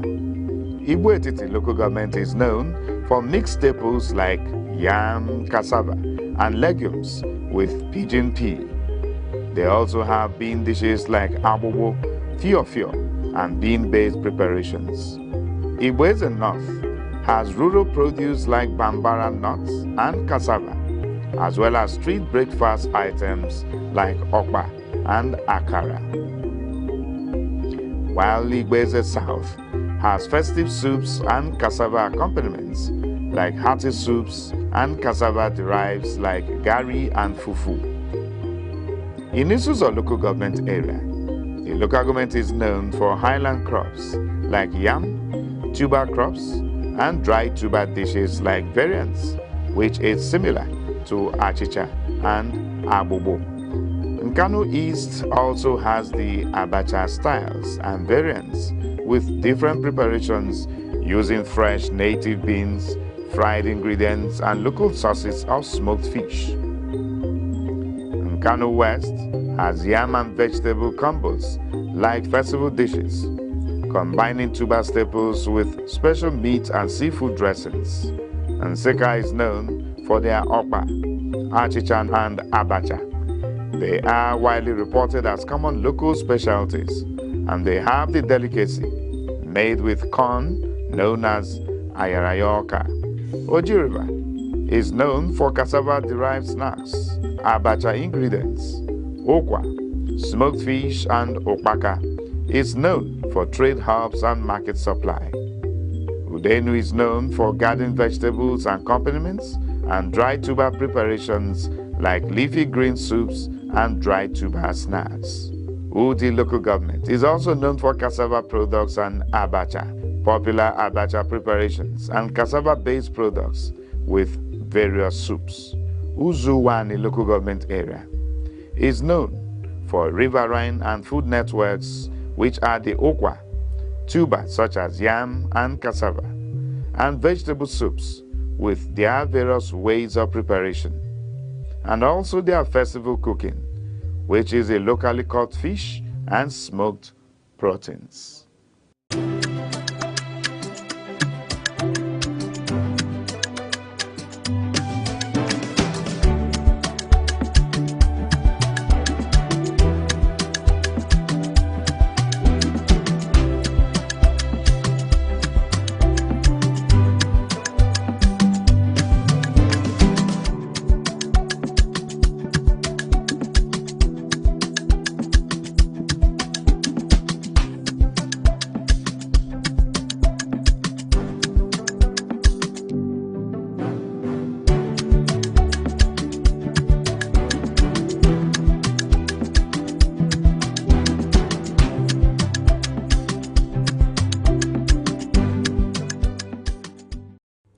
Life. According to a veteran lover of nature, Mr. Odo Chukwuebuka Gerald, he views life as a progressive stage. The joy of life often invokes the intrinsic beauty of our true existence. Life is not a straight road. It bends, it breaks, it blossoms again. We stumble, we soar. And sometimes, just breathing is proof that we are still becoming. It's not always loud. Some of the best parts of life comes in whispers, in morning lights, in long walks, in holding someone's hand through the silence. Life is not measured by years, but by moments. And in every moment, even the ordinary ones, is a sacred chance to begin again. To be a man is not to be hard, but to be whole. A true man feels, weeps, protects, dreams. He does not hide behind silence. He speaks with strength and softness. He carries responsibility, yes, but also joy. He provides, but he also hugs. He's not just a builder of homes, but a nurturer of hearts. A man is not less when he leans on others. He is more when he uplifts them. In truth, in tenderness, in integrity, that's where manhood truly begins. Hello, I'm Bebra Wakoba. I am Chidimike Mede. I am Uche Osai. I'm Chinwendo Ifeonwankwe. My name is Obina Samson. Please keep watching Aneke TV, or you can visit us on our socials like Instagram, Facebook, X, TikTok, or YouTube, all at Aneke TV. This is Aneke TV. We move with the world. Hello and welcome to Civil Shields Today.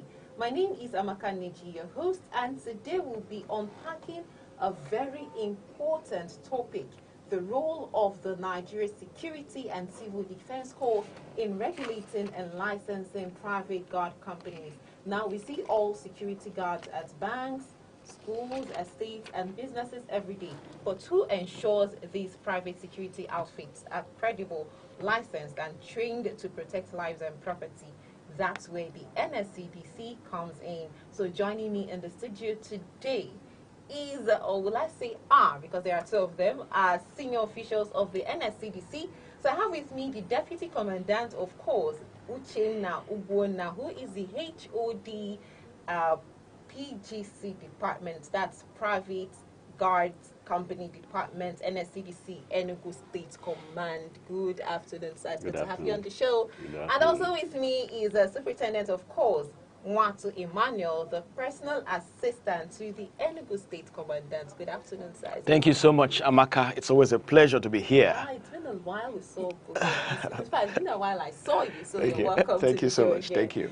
Okay, so these are senior officials of the NSCDC, and together we will explore how the course regulates private guard companies, why licensing matters, and what Nigerians should know about engaging private security services. All right, so I will just get straight into it. Let's begin with the basics. For the benefit of you, our viewers, you can briefly explain the legal mandate of the NSCDC and how it extends to the regulation of private guard companies. Thank you, Amaka. My name is Deputy Commandant Uchenna Ugwonna, the head of Department of Private Guard Company, Nigerian Security and Civil Defense Corps, Enugu State Command. Let me start by telling us about the vision of private guard company. We have a vision statement, and the vision is redefine the private security architecture to meet with the current global security challenge. That's our vision. Okay. And our mission statement here is to contribute towards a crime-free state through effective monitoring and supervision of the activities of private companies in Nigeria. Effective monitoring and supervision of private companies in Nigeria. Now, the legal framework that empowers the Office of Nigerian Security and Civil Defense Corps to take charge of private companies in Nigeria is the Nigerian Security and Civil Defense Act 2003 and the Amendment Act 2007 that enacted by the National Assembly of the Federal Republic of Nigeria. That is Section 1, Subsection 3B, recommended to the Minister of the Federal Republic of Nigeria to registration of private companies.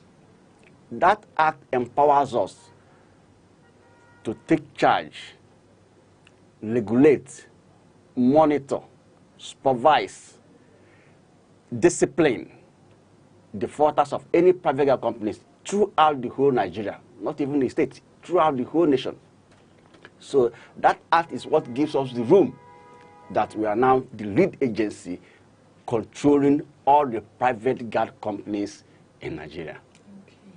Okay. You know, many Nigerians may not even know that the NSCDC is the body that licensed these companies. A lot of people do not know this. Now, can you walk us through the process of how a private security company gets licensed? Well, private companies, though it had been existing before we took over, if you come on cruise that you want to register a company, like you want to register your company, we will refer you to go and register with Corporate Affairs Commission, CSC. Okay.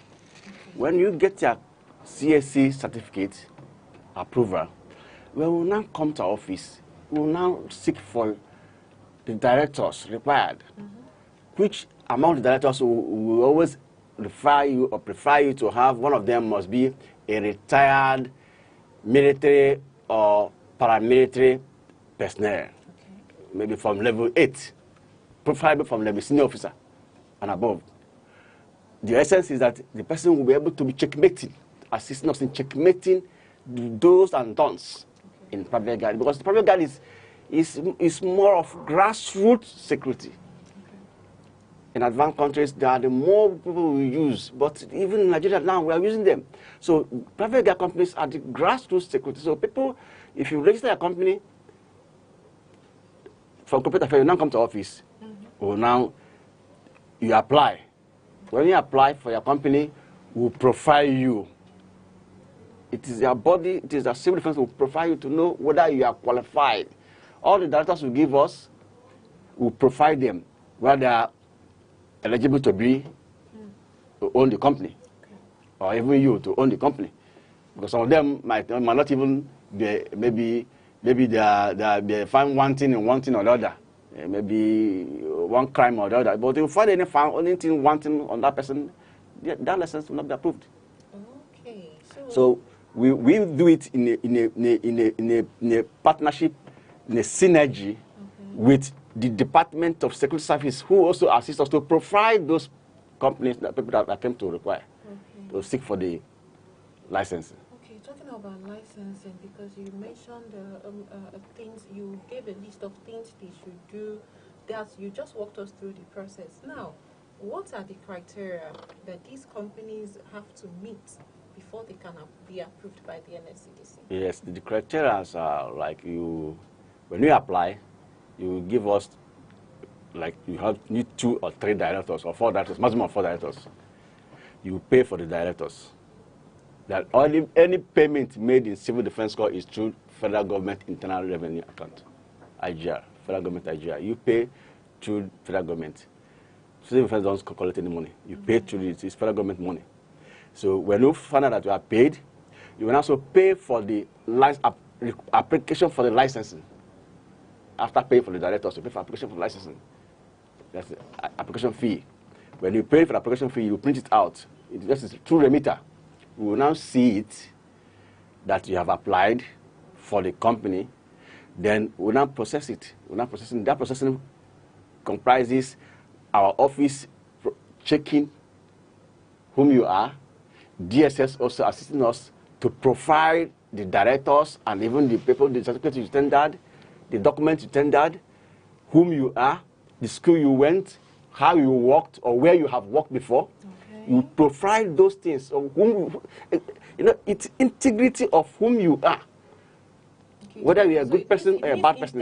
Your integrity. Integrity matters, yes. Your integrity matters. So it can be maybe a condemned criminal somewhere, condemn someone or a bad person somewhere, or being known as a fraudster, and you come to own a company, a security company. No. So that's why not only us, as we profile you, the DSS will also assist to profile you too. Okay. So it's also the 2 bodies will come together and profile you. Then having someone in the system who must be a retired personnel, either military or paramilitary with senior cadre, will also give us an edge to control their company. All right. Okay, that's it. That's actually a good one. Let me just add a little to that. Okay. You see, of course, the NSCDC views private guard companies as more or less an extension. Okay. You know, because the NSCDC is a grassroots security agency. And we really believe that the PGC is a veritable source of intelligence which can aid in national security. I mean, because you see them everywhere in the society. You see them in banks, you see them in markets, you see them in companies, and they interact with people on a daily basis. And so we do not take that for granted. Okay. And so we really do view them as partners in helping to source information that will be critical to the safety of our nation. All right. Very quite interesting. So let's move over to licensing. Let's talk about the importance of licensing. So, so let's talk about why this licensing process is just so important. So over to you, Deputy Commandant of Course. Let me not use Mr. All right. All right, so that's Uchenna Ugonna. What risk do we face as a society if private guard companies are not regulated properly? Okay. You see the need for regulating a company. That is about making it to be very important. Okay. If you didn't regulate company, there must be people that can just come in and claim to be private guard company without checkmating and be defrauding people, will be stealing. We know about it. We have been heard about impersonation. Somebody can impersonate. Even and these are called, they impersonate us. In the police, the impersonate, criminals impersonate. So the essence that we regulate them to know those who are the real private guard companies. People that doesn't meet up to the standard or requirement will not be allowed to operate. We check those who are the company who are approved by us, we regulate them, we monitor them, we supervise them continuously. That gives us the edge to know those who are the real approved licensed private legal company. Because there are those who are not licensed and not even approved, that are fake or quack, that operate in the society. That's right. And which we have been arresting them and prosecuting them too. Yeah, speaking about arrests, quite a lot of arrests have been made. I mean, within, honestly, it's almost a weekly affair because just like my superior has pointed out, quite a lot of what do I call issues arise, especially when these private guard companies are some of them are unlicensed. He has talked about impersonators. There's a lot of impersonation going on. They just see some company that is credible, and another company wants to just mimic them, so uniform that resembles their uniform, and even parades people like that. And he says, so these are some very serious issues that we may have. The reason for licensing is to allow for sanity, to reign in the system, because the private guard companies are supposed to be professional.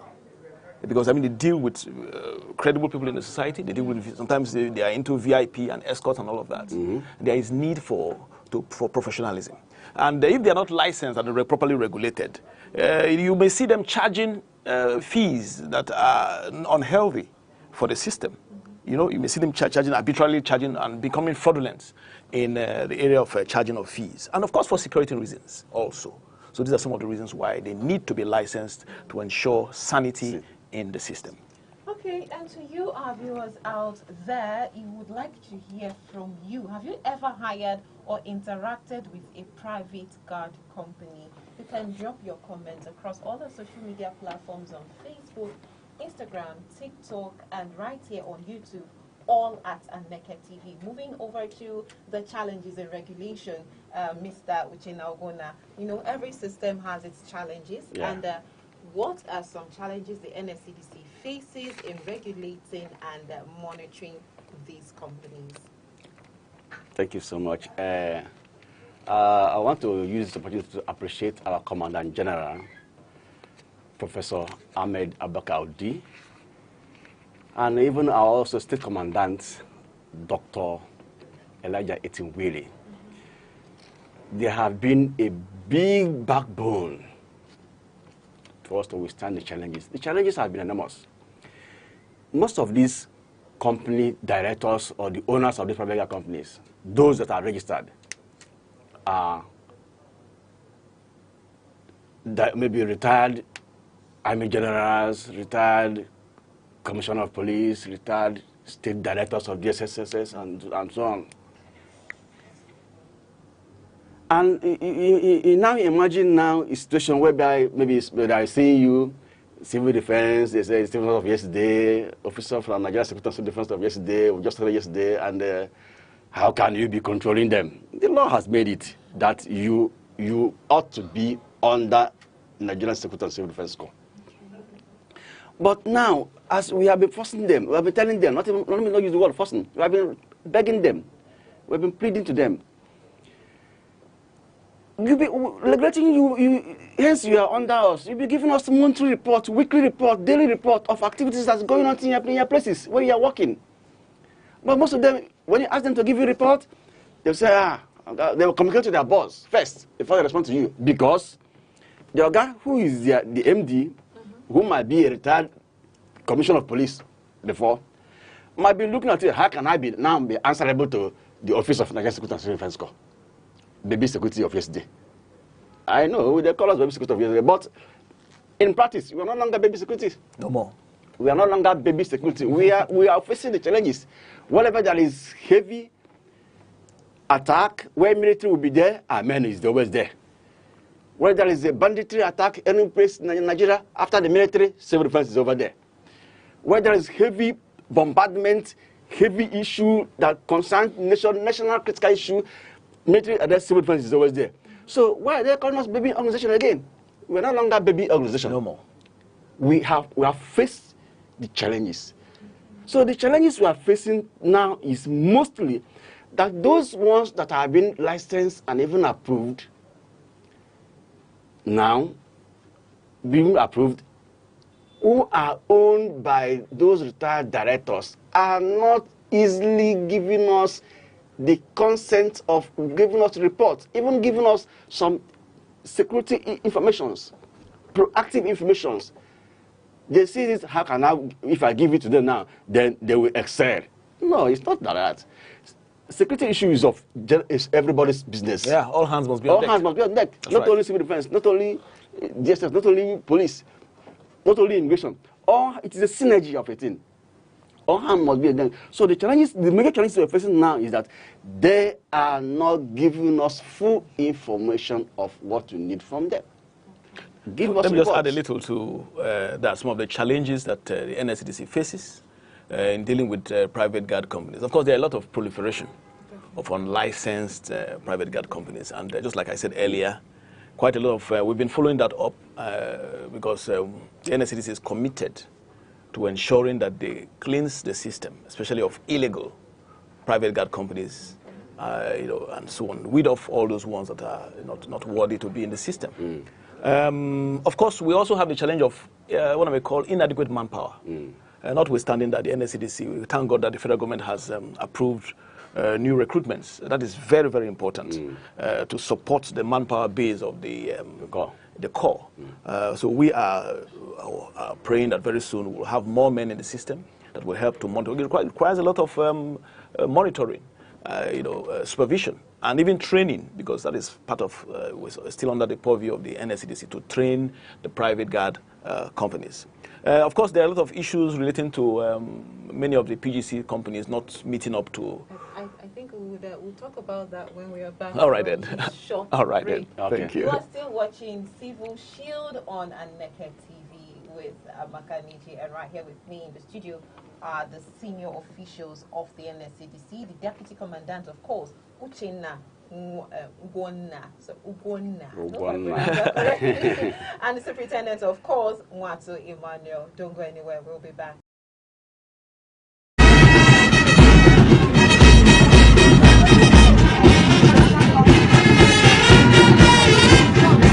When danger calls and peace is thin, the civil defense will step right in. NSCDC, our nation's shield, protecting lives, securing the fields, from schools to farms and assets so grand. They guard the peace across the land. Join us every week on the program, The Civil Shield, your window into the world of the Nigeria Security and Civil Defense Corps. Learn how NSCDC protects you, your schools, your resources, and our nation's future. NSCDC, always vigilant, ever ready to defend the defenseless. The Civil Shield, enlightenment, engagement, security. You're still watching Civil Shield on Aneke TV with Amaka Niji, and with me in the studio are senior officials of the NSCDC. I have with me the Deputy Commandant, of course, Uchenna Ugonna, who is the HOD Private Guard Companies Department, NSCDC Enugu State Command, and the Superintendent, of course, Mwatu Emmanuel, the personal assistant to the Enugu State Commandant. So back to you, Mr. Emmanuel Mwatu. We were having a conversation before going on the short break, so you can go ahead. We were talking about the challenges the NSCDC faces, so go ahead. Oh yes, I was trying to highlight some of the challenges that the NSCDC faces in dealing with some of these private guard companies. I talked about the proliferation of unlicensed private guard companies, and of course private guard companies that are involved in fraud one way or the other, sometimes collusion and things like that. Of course, the challenge of manpower, I also highlighted that, that the NSCDC is not easy for the NSCDC we are really hoping for the recruitment of more officers and men that will continue to pursue this very noble agenda, which is to sanitize the private guard companies' space. We also have the problem of some private companies allowing their staff to illegally carry firearms, because that is not allowed. Because this raises some very serious legal concerns, even, where they're not allowed to carry those arms, and they could lead to abuse. Not only for firearms, even for non-lethal arms, where they abuse these things. These are quite a lot of issues that we may have. Of course, the issue of having bottlenecks in the legal system, especially when it comes to prosecution. it makes it slow, a bit slow. So these are some of the things that we face. All right. So talking about these unlicensed or unregulated security outfits, are there penalties for operating without proper registration? If there are any, could you please walk us through them? Oh yes, there are quite a lot of penalties for what I may call airing private guard companies. One of them, of course, could be absolute withdrawal of their license. The license may be withdrawn outrightly if, sometime in some cases, they may be blacklisted, and that means that they are no longer fit to function as a private guard companies, and this will be made public. Sometimes, if they are just certain what I may call minor offenses, there could be fees. And so on and so forth. There could also be fines that they need to pay. Of course, all of these things go to the federal government. That's just the truth about it. I'm sure my Oga will highlight more on this. The sanctions, for the sanctions. So anyone maybe they default us for one thing or the other, they pay fine. If after the panel, they will see the panel and they find you wanting, the management might fine the company. Maybe if you want to renew it next day, they want to fine you, you pay some amount, maybe 50,000, but it should be direct to the federal government. That's right. Account. They're also late renewal. When you renew your license, when you late renewal, you pay fine too for late renewal. So they give you time, 3 months before your renewal date for you to apply to go for the renewal. That's right. Yes. All right. So let's move over to standards and training. We all know that security is not just about presence, but also about training and professionalism. So over to you, Mr. Uchenna Uguna. What standards of training and vetting does the NSCDC require before a private guard can operate legally? Well, we give them training in the area of beat management, crowd control, how they give us report writing, intelligence gathering, information report, or it's proactive report writing. So it's a thing of security aspect of it, so that they will know more on how to give us security reports. That's right. The signal, to tell them signal, how to give signal when you are in danger, how to inform your colleague that you are in danger. Some will use whistle, use communication gadgets, like walkie-talkie, to give signals. So these are the areas when like just this month, we just finished a stakeholder training exercise of all the private guards in the state. That's right. Which about over 36 companies complied. 36 private companies complied. And that training was massive because we now have to remind them more of their duties. Because training is just as constant. Training ought to be constant. That's right. For one to know what he is up to do. You remind them more what is, because every day security aspect, security issue changes, crime changes. So as crime changes, you bring the idea to tackle the crime. We teach them how to respond on this modern day crime. The crime of 1980 or 1990 or 2000 is not the crime of today. Yeah. So we bring them to knowledge of the modern day security crime. That's right. That is absolutely true. The training is very intense. And many times we focus also on, it's regimented. So all those, what I may call values that we, as security men, we try to bring that to bear in their training. We also ensure that they are trained in the martial arts. Martial arts. Yeah, this is very important. Yes, we bring that to bear. Self-defense. Self-defense, which is very, very critical, especially as many of them are unarmed. So we ensure that they get that kind of training also. All right. So still on that, does the NSCDC also provide continuous monitoring? In some cases, people train people. You give them the go ahead, and then you just leave them behind. Okay, I've trained you. You can do it on your own. There is no need. Now, does the NSCDC provide continuous monitoring. I will say yes, absolutely. Yeah, yes. yes. That is the area. Absolutely, you see, in this case, that's the area where I give kudos to our state commandant, Dr. Elijah Etimwili. You see, in leadership, you must have someone that gives you backup. That's right. If you don't have someone that gives you full backup, you might not do well. But Dr. Elijah Etimwili gave us backup that we will go on monitoring almost every week. Sometimes every week we go on monitoring, constant monitoring. That's right. And during that monitoring, we discover so many things. Some of them we will see their bad behavior, or maybe the way even the dress. See, you notice that some of them don't even dress well. Absolutely. So when you see them with bad dress code, we pick the staff, caution them, because you need to dress smart. You are representing the nation. They are representing the nation, under federal government.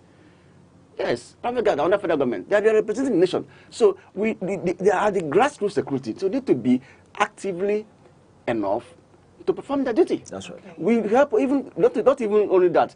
Even some of them that have issues, redress maybe problems among the company, we also solve it. Oh, yes. That's true. That's why we have this peace and conflict resolution. There are some cases where, for instance, private guards are not being paid properly. The companies get huge payments, but they don't pay them. And they don't pay them well. That's terrible. So such complaints are received by the NSAs and are treated. Right. Yeah. Okay, that's quite interesting. Okay, so viewers out there, you're still watching Civil Defense right here on Aneke TV. You can drop your thoughts and your comments across all our social media platforms on Facebook, Instagram, X, TikTok, and right here on YouTube. So I will just talk about collaboration and public awareness.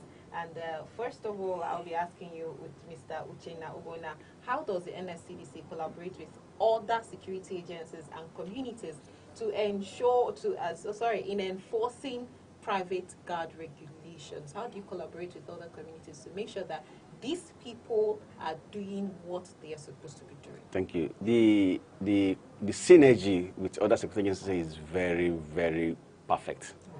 The police have been assisting us.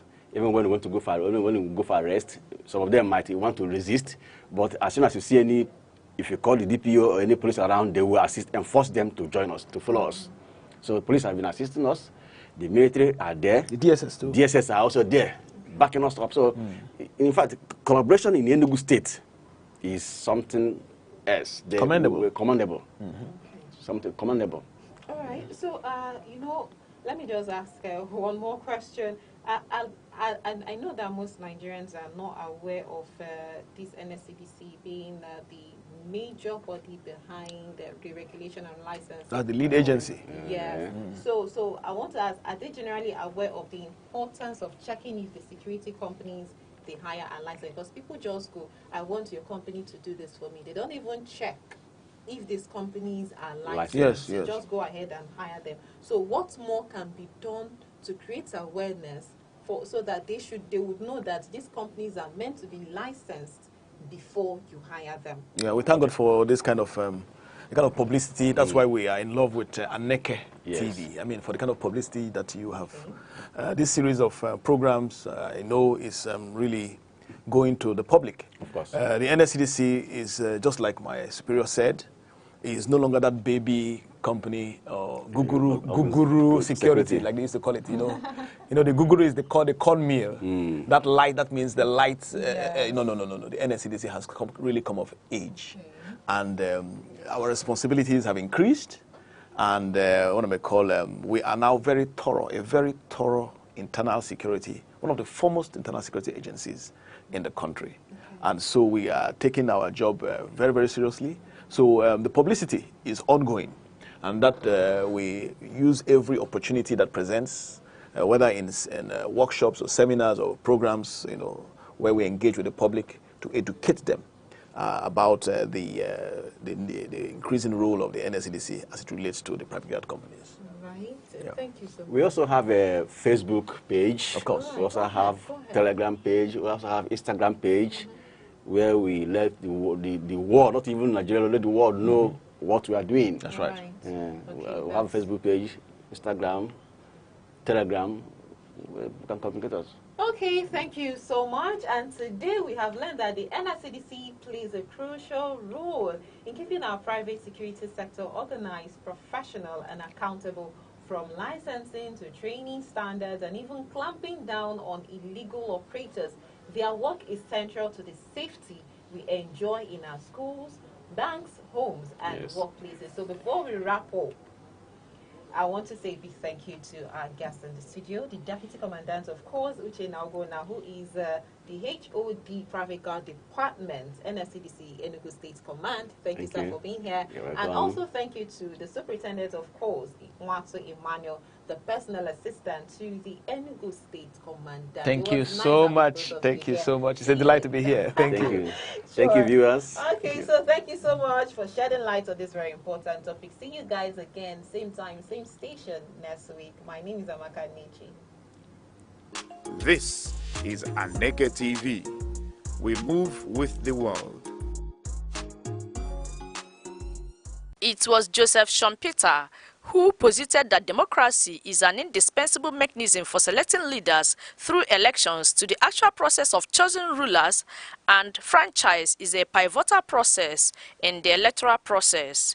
In that same vein, the Independent National Electoral Commission, INEC, has emphasized the need for popular participation in the registration of their voters' card for the 2027 general elections. The Independent National Electoral Commission, INEC, saddled with the responsibility to organize, conduct, and supervise elections at all levels in Nigeria, including presidential, gubernatorial, and legislative elections at the federal and state levels, that also have the responsibility to register eligible voters and maintain an accurate voter register, recently announced its plans to commence the continuous voter registration CVR from August 18, 2025. The Commission also proposed to include inmates in the forthcoming 2027 general election, emphasizing on inmates' voting rights. This is as the electoral empire has re-echoed the need to seek the intervention of the National Assembly on the matter. When this happens, it will be the first in the history of Nigeria. These singular acts have, however, drawn different opinions from the public. In Iboze South local government area, what we would do and have begun doing is sensitization. Sensitizing not just the youths of Iboze South about the registration, but also sensitizing the women of Iboze South. Don't forget, some were not around during the last round of registration. They were probably outside the local government, residing somewhere else, so they are now back home. Or conscientize them. Like you rightly said, the youths, constitute the substantial number and majority of the populace. Some of them in the last exercise were not up to age enough so as to participate in exercising their franchise. This time around, they have now grown and they can exercise that right of participation, in voting. So we conscientize them in secondary schools, in churches, in villages, during cultural festivals. These are the sensitizations we have championed, we have brought up, making it for them to know that it is as good as it is religious, that they enroll themselves in that platform where they can choose leaders and leadership of their choice in the next turn of general election in the country. My name is Obina Samson. I'm a youth administrator, and also as well I work with Aneke pastor, Aneke Care Foundation. Listen, concerning the continuous voters registration, I think it's very, very important, because by law, once a youth is up to age of 18, he or she has the right to vote and be voted for. And the failure to go for the registration will eventually means that youth will be denied of his or her fundamental human rights of voting or voting or to be voted for. So what it means is that every youth that would want to exercise their franchise come 2027 should try as much as he or she could to go for the registration and participate in the voting. Very, very important. Without the registration, there's no way you participate. because I know some will be clamoring for retention or change of government. But there's no way you can effectively carry out this your plan without going for your registration. So it's a clarion call for every youth there. If you know that you are up to the age of 18 years, go and do your registration so that you'll be eligible enough to participate in the forthcoming election. Thank you. Okay, I'm Abastik, a medical practitioner and Secretary Guild of Public Affairs Analysts of Nigeria, a developmental analyst. For some of us who have gotten their voters card, I say kudos. You know, it's a civic responsibility.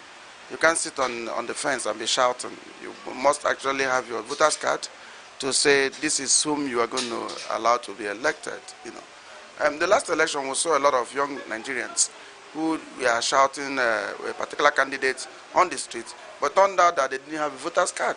On the election day, they only walked from afar, to, those casting their ballots. Now, Aneke has given us the privilege again in the name of continuous voters register. Ideally, that registration should be a continuous process because people turn to 18, every day, every minute, every second.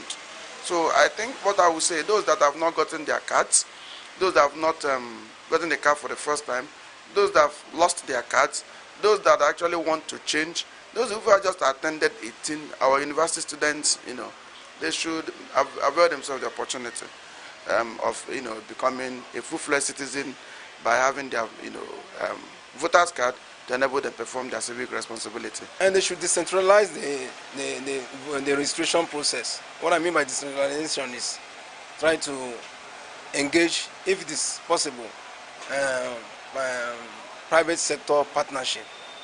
Use agencies like MTN, Glo, as a means of hastening this registration. If possible, they should decentralize it even to the local government area, even world level to be better off, to make it more easier. Instead of clustering to a place for registration, you can go to your various ward and then carry out this registration effectively without any stress.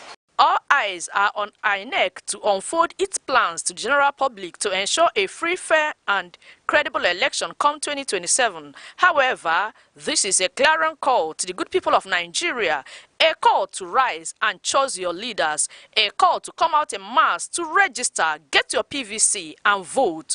It is time to take hold of our country, Nigeria, to be patriotic because Nigeria is ours. Therefore, get your PVC. Chidemi Kemede, Aneke TV.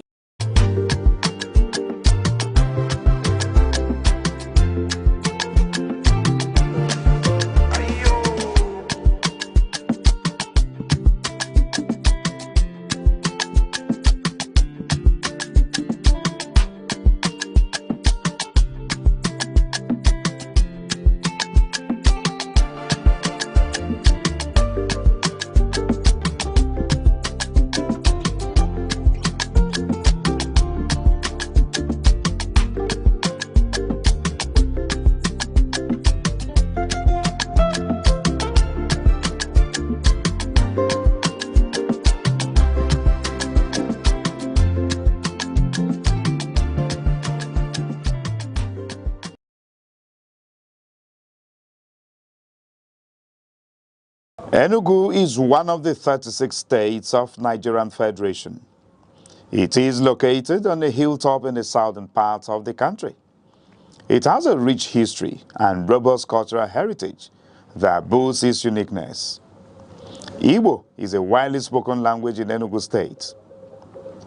Enugu is popularly called the Coal City State because of its large deposits of coal and other mineral resources. Enugu has 17 local government area councils. The history of Enugu dates back to the early 20th century when the British discovered coal in the Udi Hills in 1909, which led to the development of Enugu City in 1912 as a thriving mining town. Enugu empowered the Nigerian railway system and electric plants greatly during the colonial era. On the 27th of August 1991, Enugu was carved out from Anambra to become a state. As the home of the Igbo people, Enugu's culture reflected in its music, art, and traditions.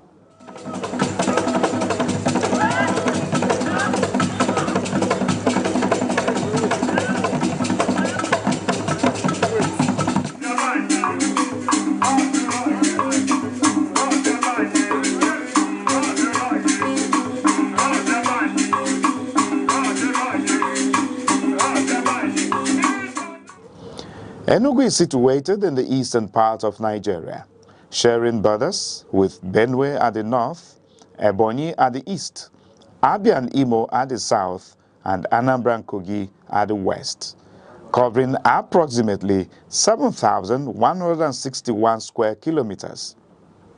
Enugu is characterized by undulating hills, forests, rivers, and fertile soil, making it suitable for farming. The state experiences significant rainfall with an average annual precipitation of around 2,100 millimeters and temperatures averaging 28 degrees Celsius. The people of Enugu State are predominantly Igbo, one of the largest ethnic groups in Nigeria. The Igbo language is a fundamental part of their culture and identity, with many dialects spoken across the state. Language plays a vital role in shaping the culture and identity of the Igbo people. Enugu is very rich in culture and traditional practices, one of which is the New Yam Festival, Iriji, which is a traditional celebration that marks the beginning of the harvest season.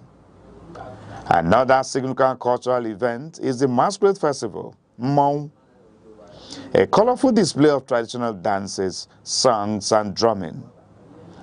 During this festival, different communities come together to showcase their masquerades.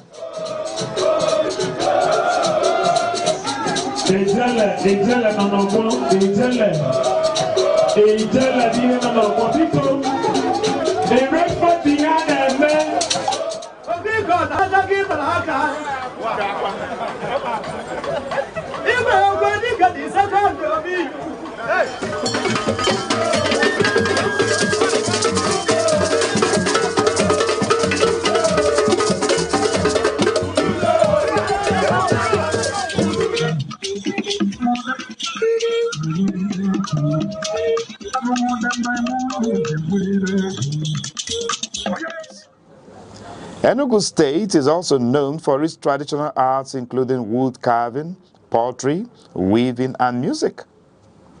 Enugu's cultural traditions help promote community cohesion, social bonding, and cultural identity. In the past, Enugu's economy was largely driven by coal mining.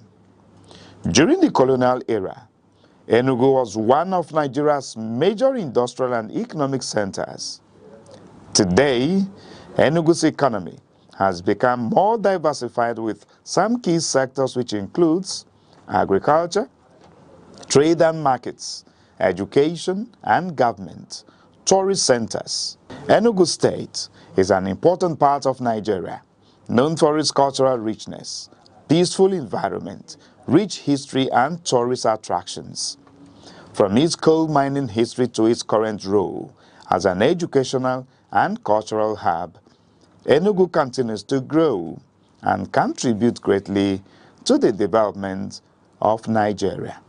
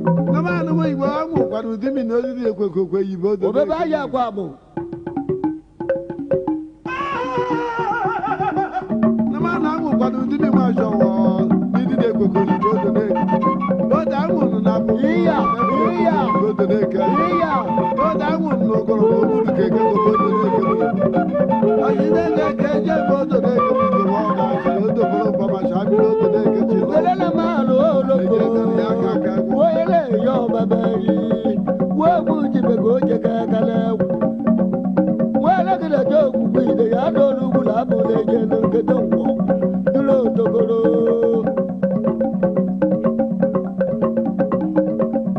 iya mata mwete mwogu watu mwana ide ni petu kumwe mwana mwana kukota ni dama choro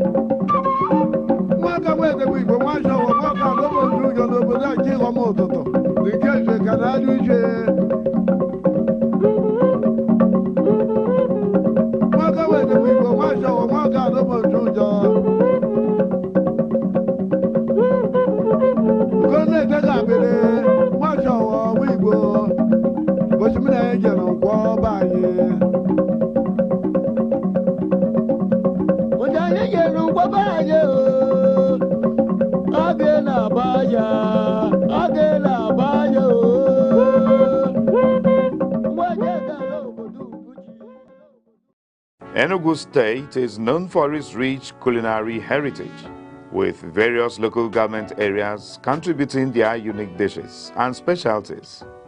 Some popular dishes across Enugu State include Okpa, a traditional Igbo dish made from Bambara groundnuts; Abacha, a popular Nigerian dish made from dried shredded cassava; Nkwobi, a spicy cow leg dish; Abobo or Fiofio, a porridge made from pigeon peas; Ofe Akwu, a traditional Nigerian soup made with palm fruits oil extract; Akwu, a traditional Nigerian food made from cassava tubers; Ogba, a traditional Nigerian food ingredient made from fermented oil bean seeds; Okwa, African breadfruit often used in traditional dishes; Oha soup, a traditional Nigerian soup made with oha leaves and cocoyam paste.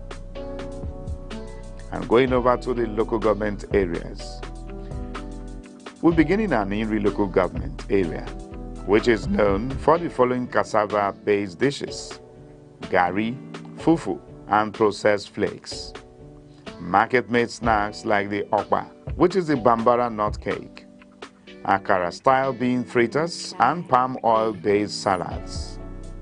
Ogo local government is known for its hearty soups and stews, pepper soup variants and goats and Newton preparations, staples, yam and cassava.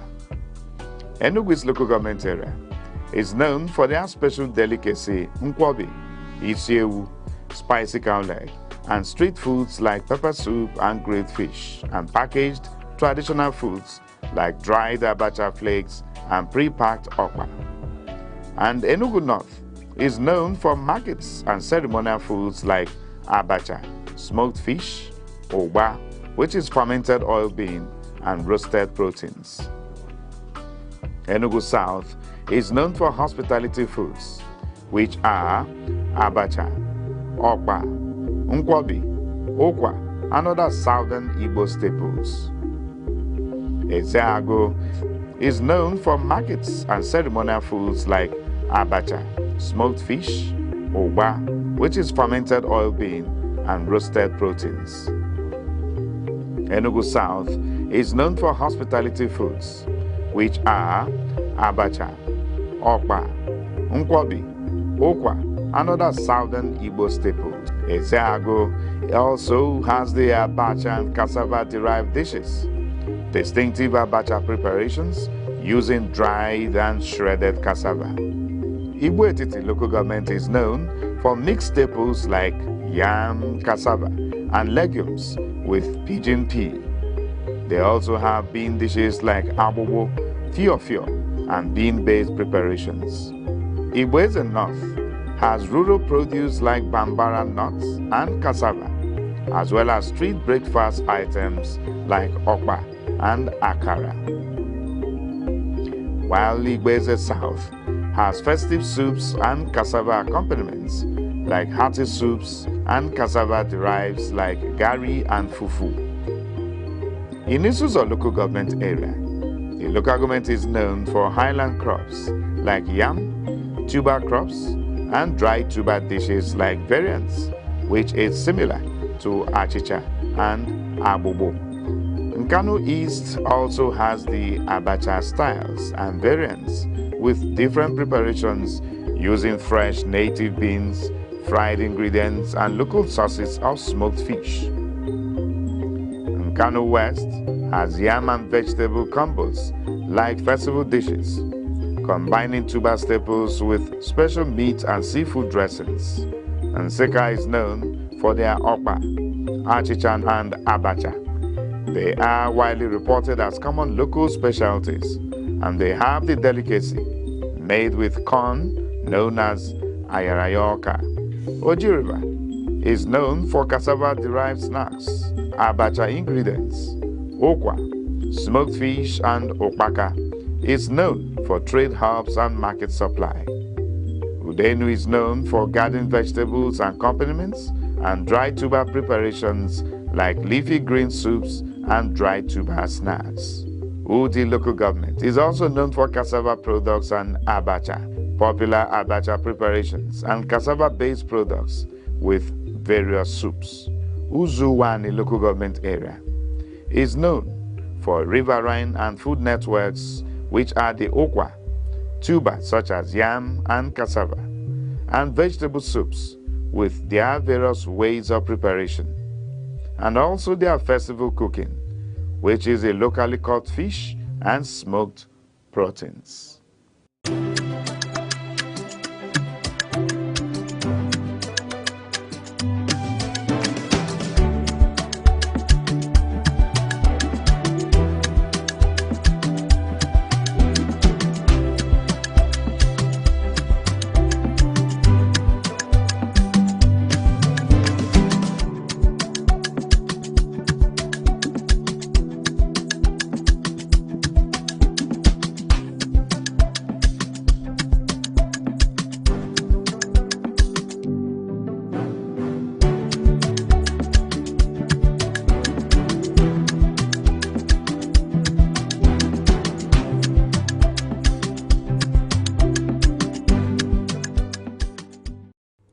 Life.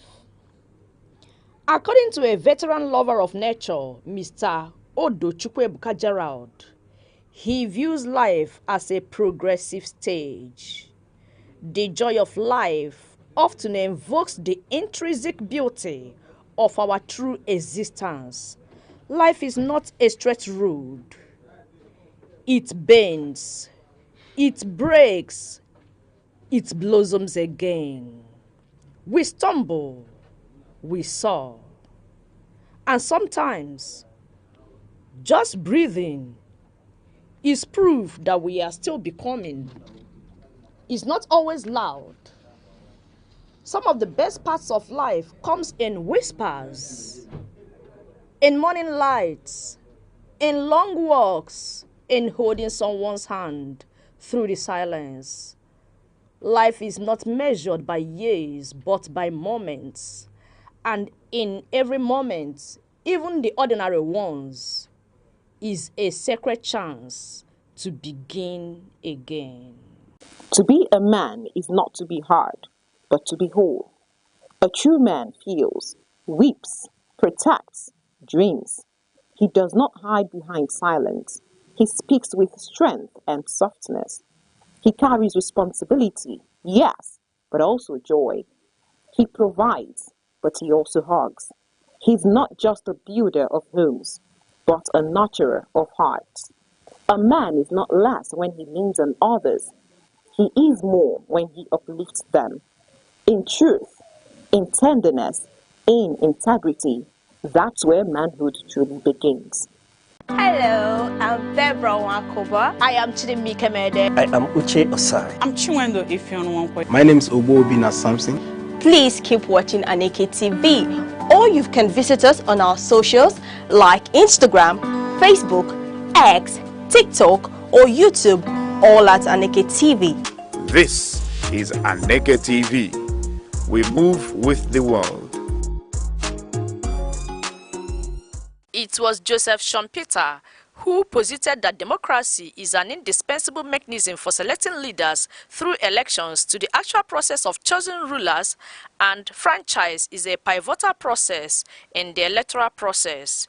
In that same vein, the Independent National Electoral Commission, INEC, has emphasized the need for popular participation in the registration of their voters' card for the 2027 general elections.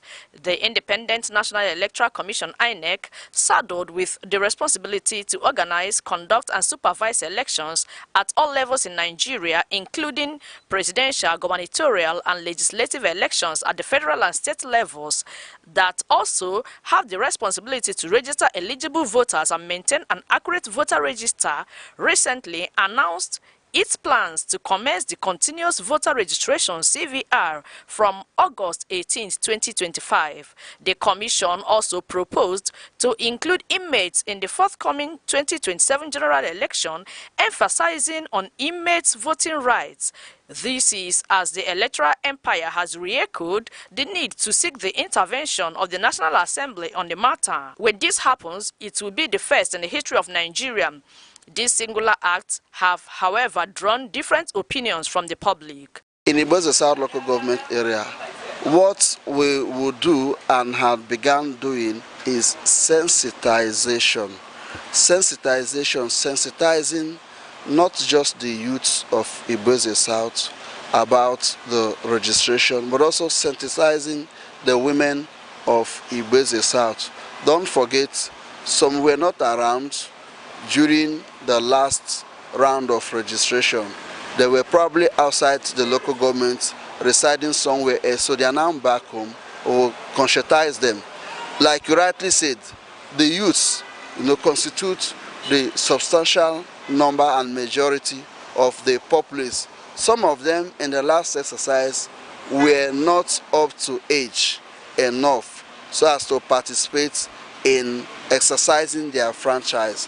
This time around, they have now grown and they can exercise that right of participation, in voting. So we conscientize them in secondary schools, in churches, in villages, during cultural festivals. These are the sensitizations we have championed, we have brought up, making it for them to know that it is as good as it is religious, that they enroll themselves in that platform where they can choose leaders and leadership of their choice in the next turn of general election in the country.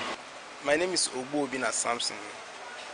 I'm a youth administrator, and also as well I work with Aneke pastor, Aneke Care Foundation. Listen, concerning the continuous voters registration, I think it's very, very important, because by law, once a youth is up to age of 18, he or she has the right to vote and be voted for. And the failure to go for the registration will eventually means that youth will be denied of his or her fundamental human rights of voting or voting or to be voted for. So what it means is that every youth that would want to exercise their franchise come 2027 should try as much as he or she could to go for the registration and participate in the voting. It's very, very important. Without the registration, there's no way you participate. Because I know some will be clamoring for retention or change of government. But there's no way you can effectively carry out this your plan without going for your registration. So it's a clarion call for every youth there. If you know that you are up to the age of 18 years, go and do your registration so that you'll be eligible enough to participate in the forthcoming election. Thank you.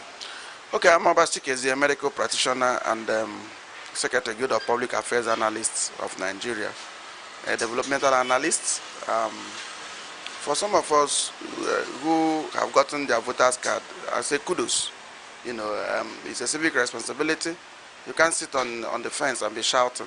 You must actually have your voters card to say this is whom you are going to allow to be elected. You know, the last election we saw a lot of young Nigerians who were shouting a particular candidate on the street, but turned out that they didn't have a voter's card. In the election day, they only walked from afar, to, those casting their ballots. Now, Aneke has given us the privilege again in the name of continuous voters register. Ideally, that registration should be a continuous process because people turn to 18, every day, every minute, every second.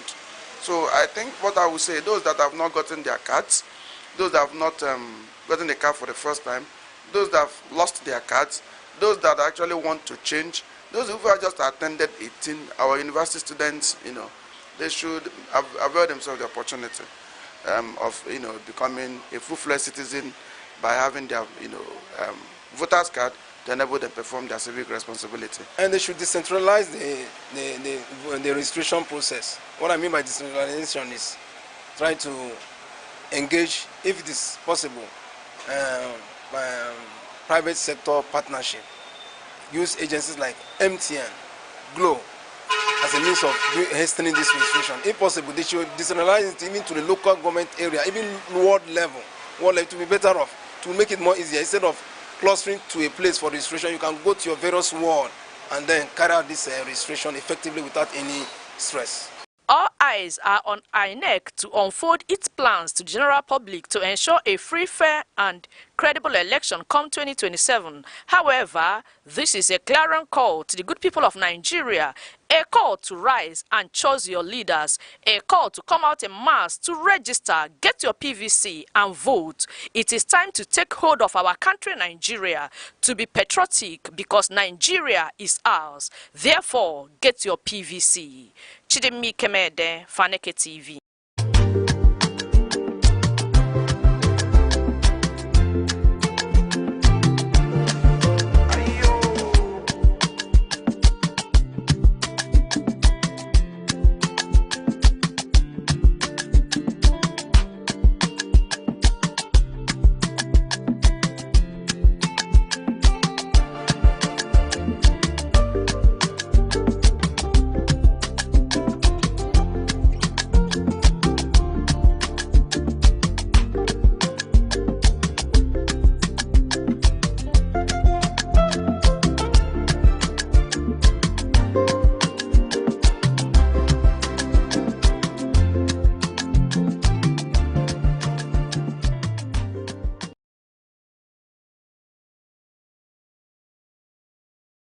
Enugu is one of the 36 states of Nigerian Federation.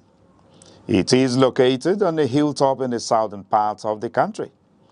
It has a rich history and robust cultural heritage that boasts its uniqueness. Igbo is a widely spoken language in Enugu State.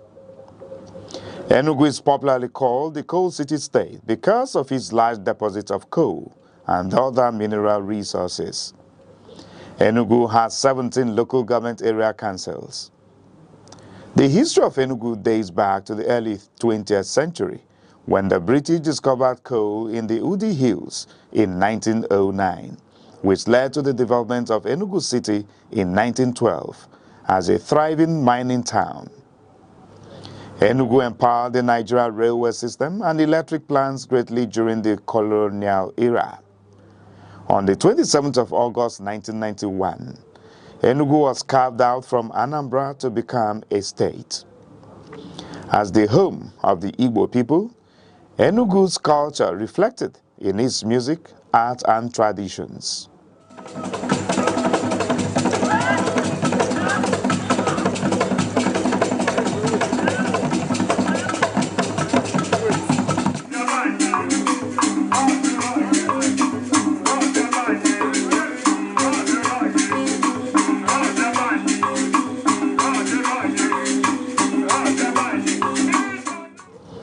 Enugu is situated in the eastern part of Nigeria, sharing borders with Benue at the north, Ebonyi at the east, Abia and Imo at the south, and Anambra and Kogi at the west, covering approximately 7,161 square kilometers.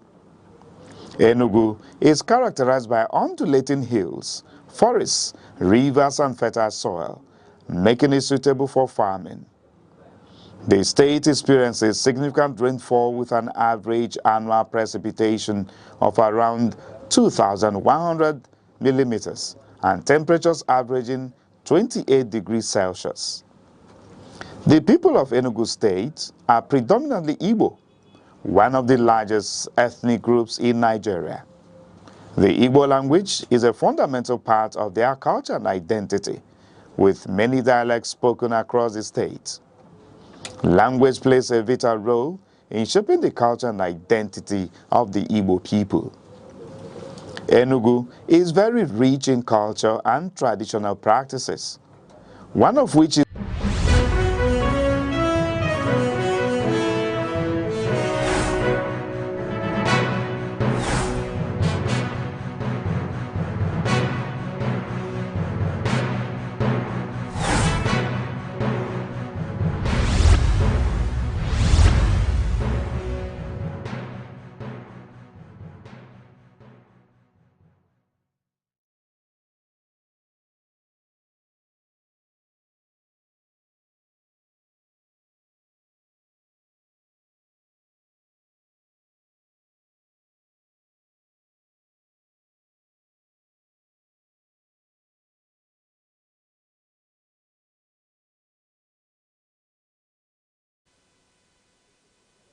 Good afternoon and welcome to the news at 3 on Aneke TV. First, the headlines. China to build Africa's first insulin plant in Nigeria. EU and UNICEF launched €13 million social protection project in Abia State. Katsina State Governor dismisses 3,488 staff. 21 wives of Adamawa local government chairman fly to Turkey for training. Enugu State government urges residents to get their voters' card. I'm Deborah Wakuba with the details of the news. China plans to build Africa's first insulin production facility in Nigeria. The Chinese ambassador, Yu Dunhai, announced in Abuja during China's 76th nation visit celebration. The plant is expected to improve diabetes management, reduce complications, and end Nigerians' dependence on imported insulin, positioning the country as a hub for African medical biotechnology. Yu highlighted China-Nigerian collaborations, including the Abuja Water Supply Project, which delivers clean water to nearly 3 million people daily. He also celebrated educational and cultural exchanges, noting Nigeria's first female train driver trained by Chinese engineers and a Kano schoolboy fluent in Mandarin, while praising the introduction of Chinese language into senior secondary schools. Representing President Bola Tinubu, Senator Barau Jibrin reaffirmed Nigeria's commitment to strengthen ties with China across infrastructure, energy, agriculture, education, defense, trade, and investment. He stressed that the government would ensure this partnership remain transparent, sustainable, and beneficial for future generations. Moving on. The European Union, EU, United Nations Children's Fund, UNICEF, and International Labour Organization, ILO, have launched a €13 million project in Abia State to strengthen social protection, expand safety nets, and reduce poverty among vulnerable households. The initiative will run until 2027 across 4 states. UNICEF's Judith Leverly said the program ensures families and children will not fall through the cracks. while ILO's Vanessa Falamoyo described it as a matter of dignity, not charity. AU Ambassador Gartel Mignot highlighted its role in inclusive growth, and Governor Alex Oti pledged full state support, inaugurating the Abia Social Protection Council to expand coverage and connect vulnerable communities to opportunities. Meanwhile, the Petroleum Technology Development Fund, PTDF, and the University of Jos, UniJos, have called on miners in Plateau State to adopt modern practices to reduce insecurity and boost sustainability. The appeal came during a two-day workshop themed Enhancing Safety, Sustainability, and Community Development in Mining. The program emphasized international safety standards, environmental management, and community development. Officials said following best practices can reduce risk, improve miners' livelihoods, and protect the ecosystem. Over 250 miners attended the training, which also addressed challenges like harassment, multiple taxes, and revoked licenses. Stakeholders called transparent licensing, enforcement of regulations, and the revival of abandoned mining projects to promote safe and responsible mining. In a separate development, Castina State Government has dismissed 3,488 workers from 34 local government councils, LGCs, and local education authorities, LEAs, following a biometric screening exercise that exposed widespread fraud. Governor Dike Umaru Rada said the screening covered 50,172 staff, of which 46,380 were verified, while the rest had fake credentials, ghost postings, or were absent. The exercise, conducted by a 10-member committee, uncovered falsified documents, underage employment, illegal promotion, and ghost workers. It also recovered 4.6 million naira from staff drawing double salaries of being paid while on leave. The committee's findings have created the state-first unified digital database of LGCs and LEA staff and projected monthly savings of 453.3 million naira if fully implemented. Governor Rada said the reforms aimed to reduce wage burdens and free up funds for grassroots development. He directed that the findings be turned into a white paper for full implementation, emphasizing that the exercise was necessary to save the state from mismanagement and ensure resources benefit the general populace. In an astonishing turn of events, Ajayi Crowther University, Oyo, has made history with the appointment of Professor Obun Oluwa Oduwole as its first female vice-chancellor. The announcement was made by the university's governing council, recognizing her as a trailblazer poised to lead the institution into a new era of academic and infrastructural excellence. Outgoing Vice-Chancellor Professor Timothy Adebayo was celebrated for his remarkable 5-year tenure that saw significant growth despite Nigeria's challenging economic climate. The Pro-Chancellor, Dr. Olutoyin Okowo, praised the university's leadership and staff for their collective efforts, noting that teamwork and innovation have driven ACU's progress and positioned it among the country's top institutions. Professor Oduwole's appointment is not just a personal achievement but a milestone for gender inclusion in Nigerian academia. University leaders called on staff and students to support her, emphasizing that her leadership promises continuity, excellence, and a stronger global ranking for ACU. Shifting focus to Adamawa, 21 wives of local government chairmen in Adamawa State have reportedly traveled to Turkey for a training program designed to teach them how to assist and advise their husbands in official capacities. The development has drawn criticism as pensioners and local government staff across the state continue to wait for their overdue salaries and pensions. The training, reportedly sponsored by state authorities, is set to focus on the roles and responsibilities of spouses of elected officials, including community engagement, advisory functions, and protocol duties. Critics argue that such programs raise questions about priorities, especially given the financial struggles of retired workers and active staff who have not been paid for months. Residents and civil society organizations have expressed frustration, calling on the state government to address pressing local governance issues before investing in overseas programs for political spouses. Many observers argue that effective local governance should prioritize transparency, accountability, and the welfare of workers over ceremonial or symbolic initiatives. In other news, the Emir of Kano, Muhammadu Sanusi II, has urged deeper collaboration between the government and private investors to transform Nigeria's economy. Speaking at a summit during the 80th UN General Assembly in New York, he said private capital is key to sustaining reforms and driving growth. Sanusi stressed that modern infrastructure and technology incubation are crucial for economic development. Other speakers also highlighted the role of real estate, renewable energy, and gender inclusion in unlocking Nigeria's potential. The summit featured the launch of 2 years of bold leadership and lasting change. The Tinubu effect, highlighting a rise in foreign investment in the digital economy. New frameworks for public-private partnership in oil, gas, maritime, agriculture, and aviation were also announced. Now moving over to Kano. The Kano State Command of the Nigerian Security and Civil Defense Corps, NSCDC, has arrested 19 suspected vandals across the state within 3 days, State Commandant Bala Bodinga briefed journalists on Wednesday. The suspects were caught in Madobi, Tudunwanda, Gwale, Minjibie, and Kumbotso while tampering with electrical installations, communication cable, drainage slabs, and other public utilities.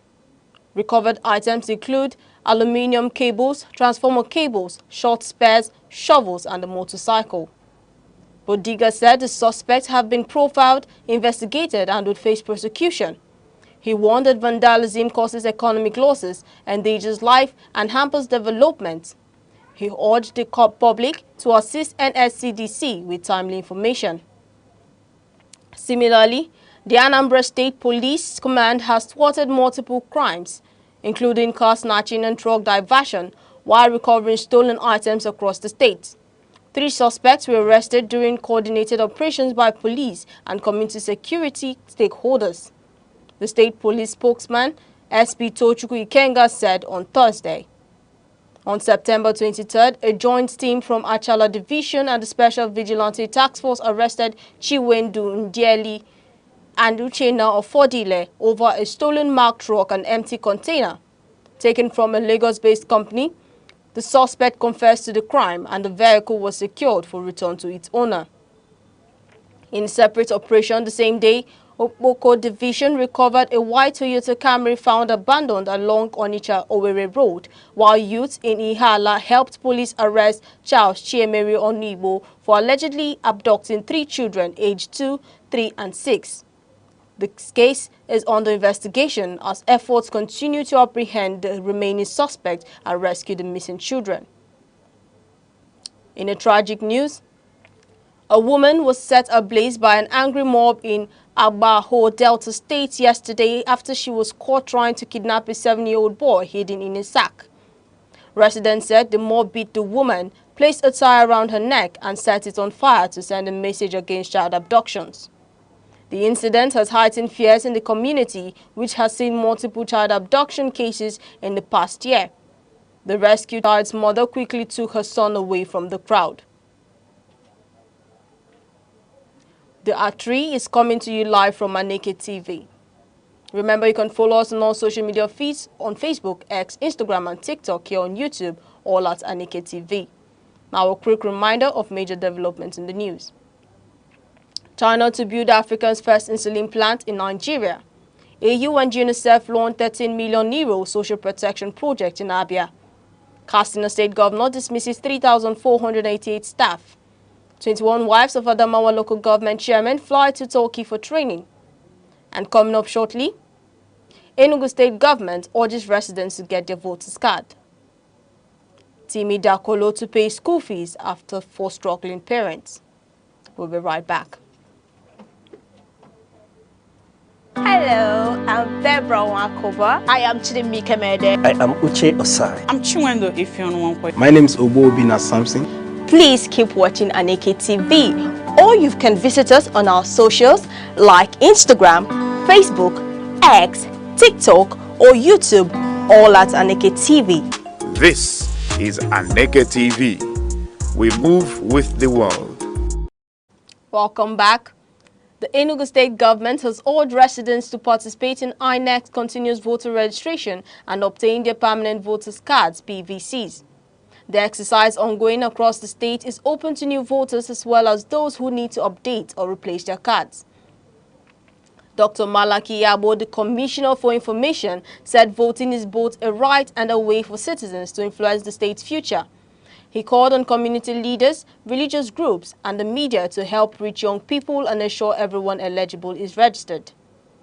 Abo noted that active voter participation is crucial to sustaining the progress Enugu has made under Governor Peter Ndubuisimba, urging residents to secure their PVCs and make their voices count.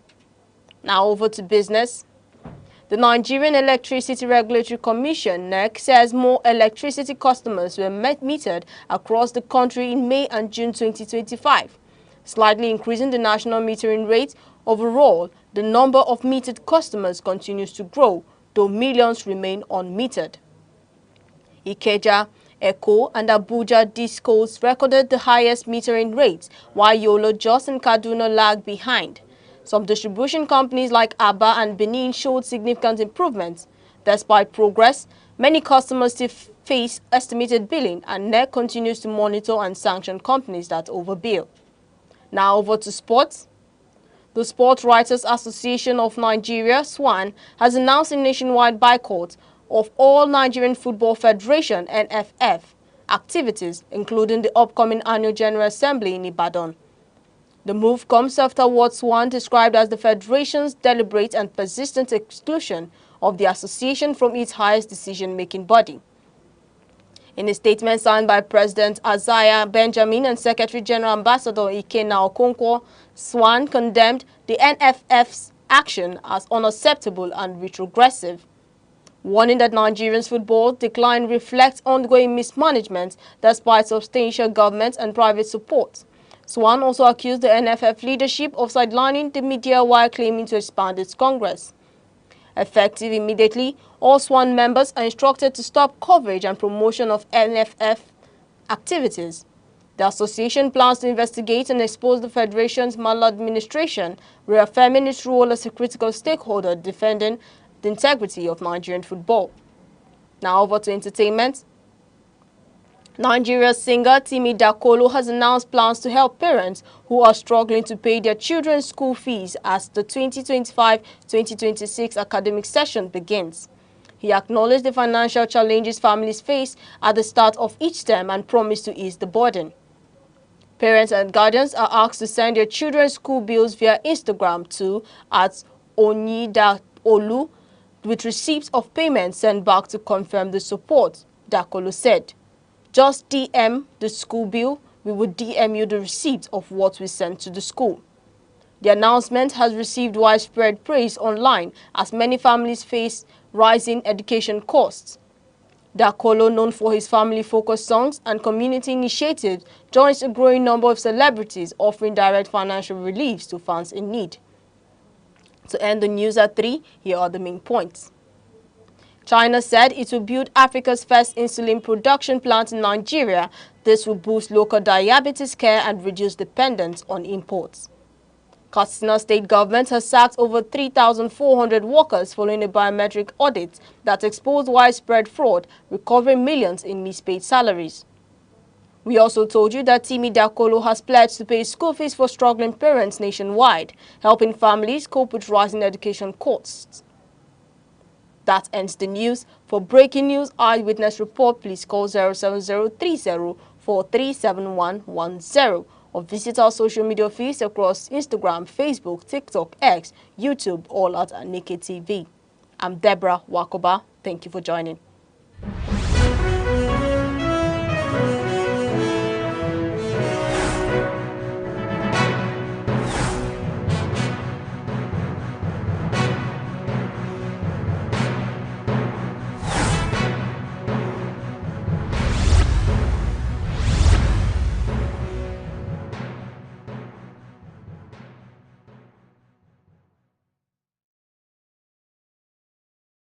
Hello, I'm Deborah Wakoba. I am Chidimmi Kemede. I am Uche Osai. I'm Chinwendo Ifeonwankwe. My name is Ogbo Obina Samson. Please keep watching Aneke TV. or you can visit us on our socials like Instagram, Facebook, X, TikTok, or YouTube, all at Aneke TV. This is Aneke TV. We move with the world.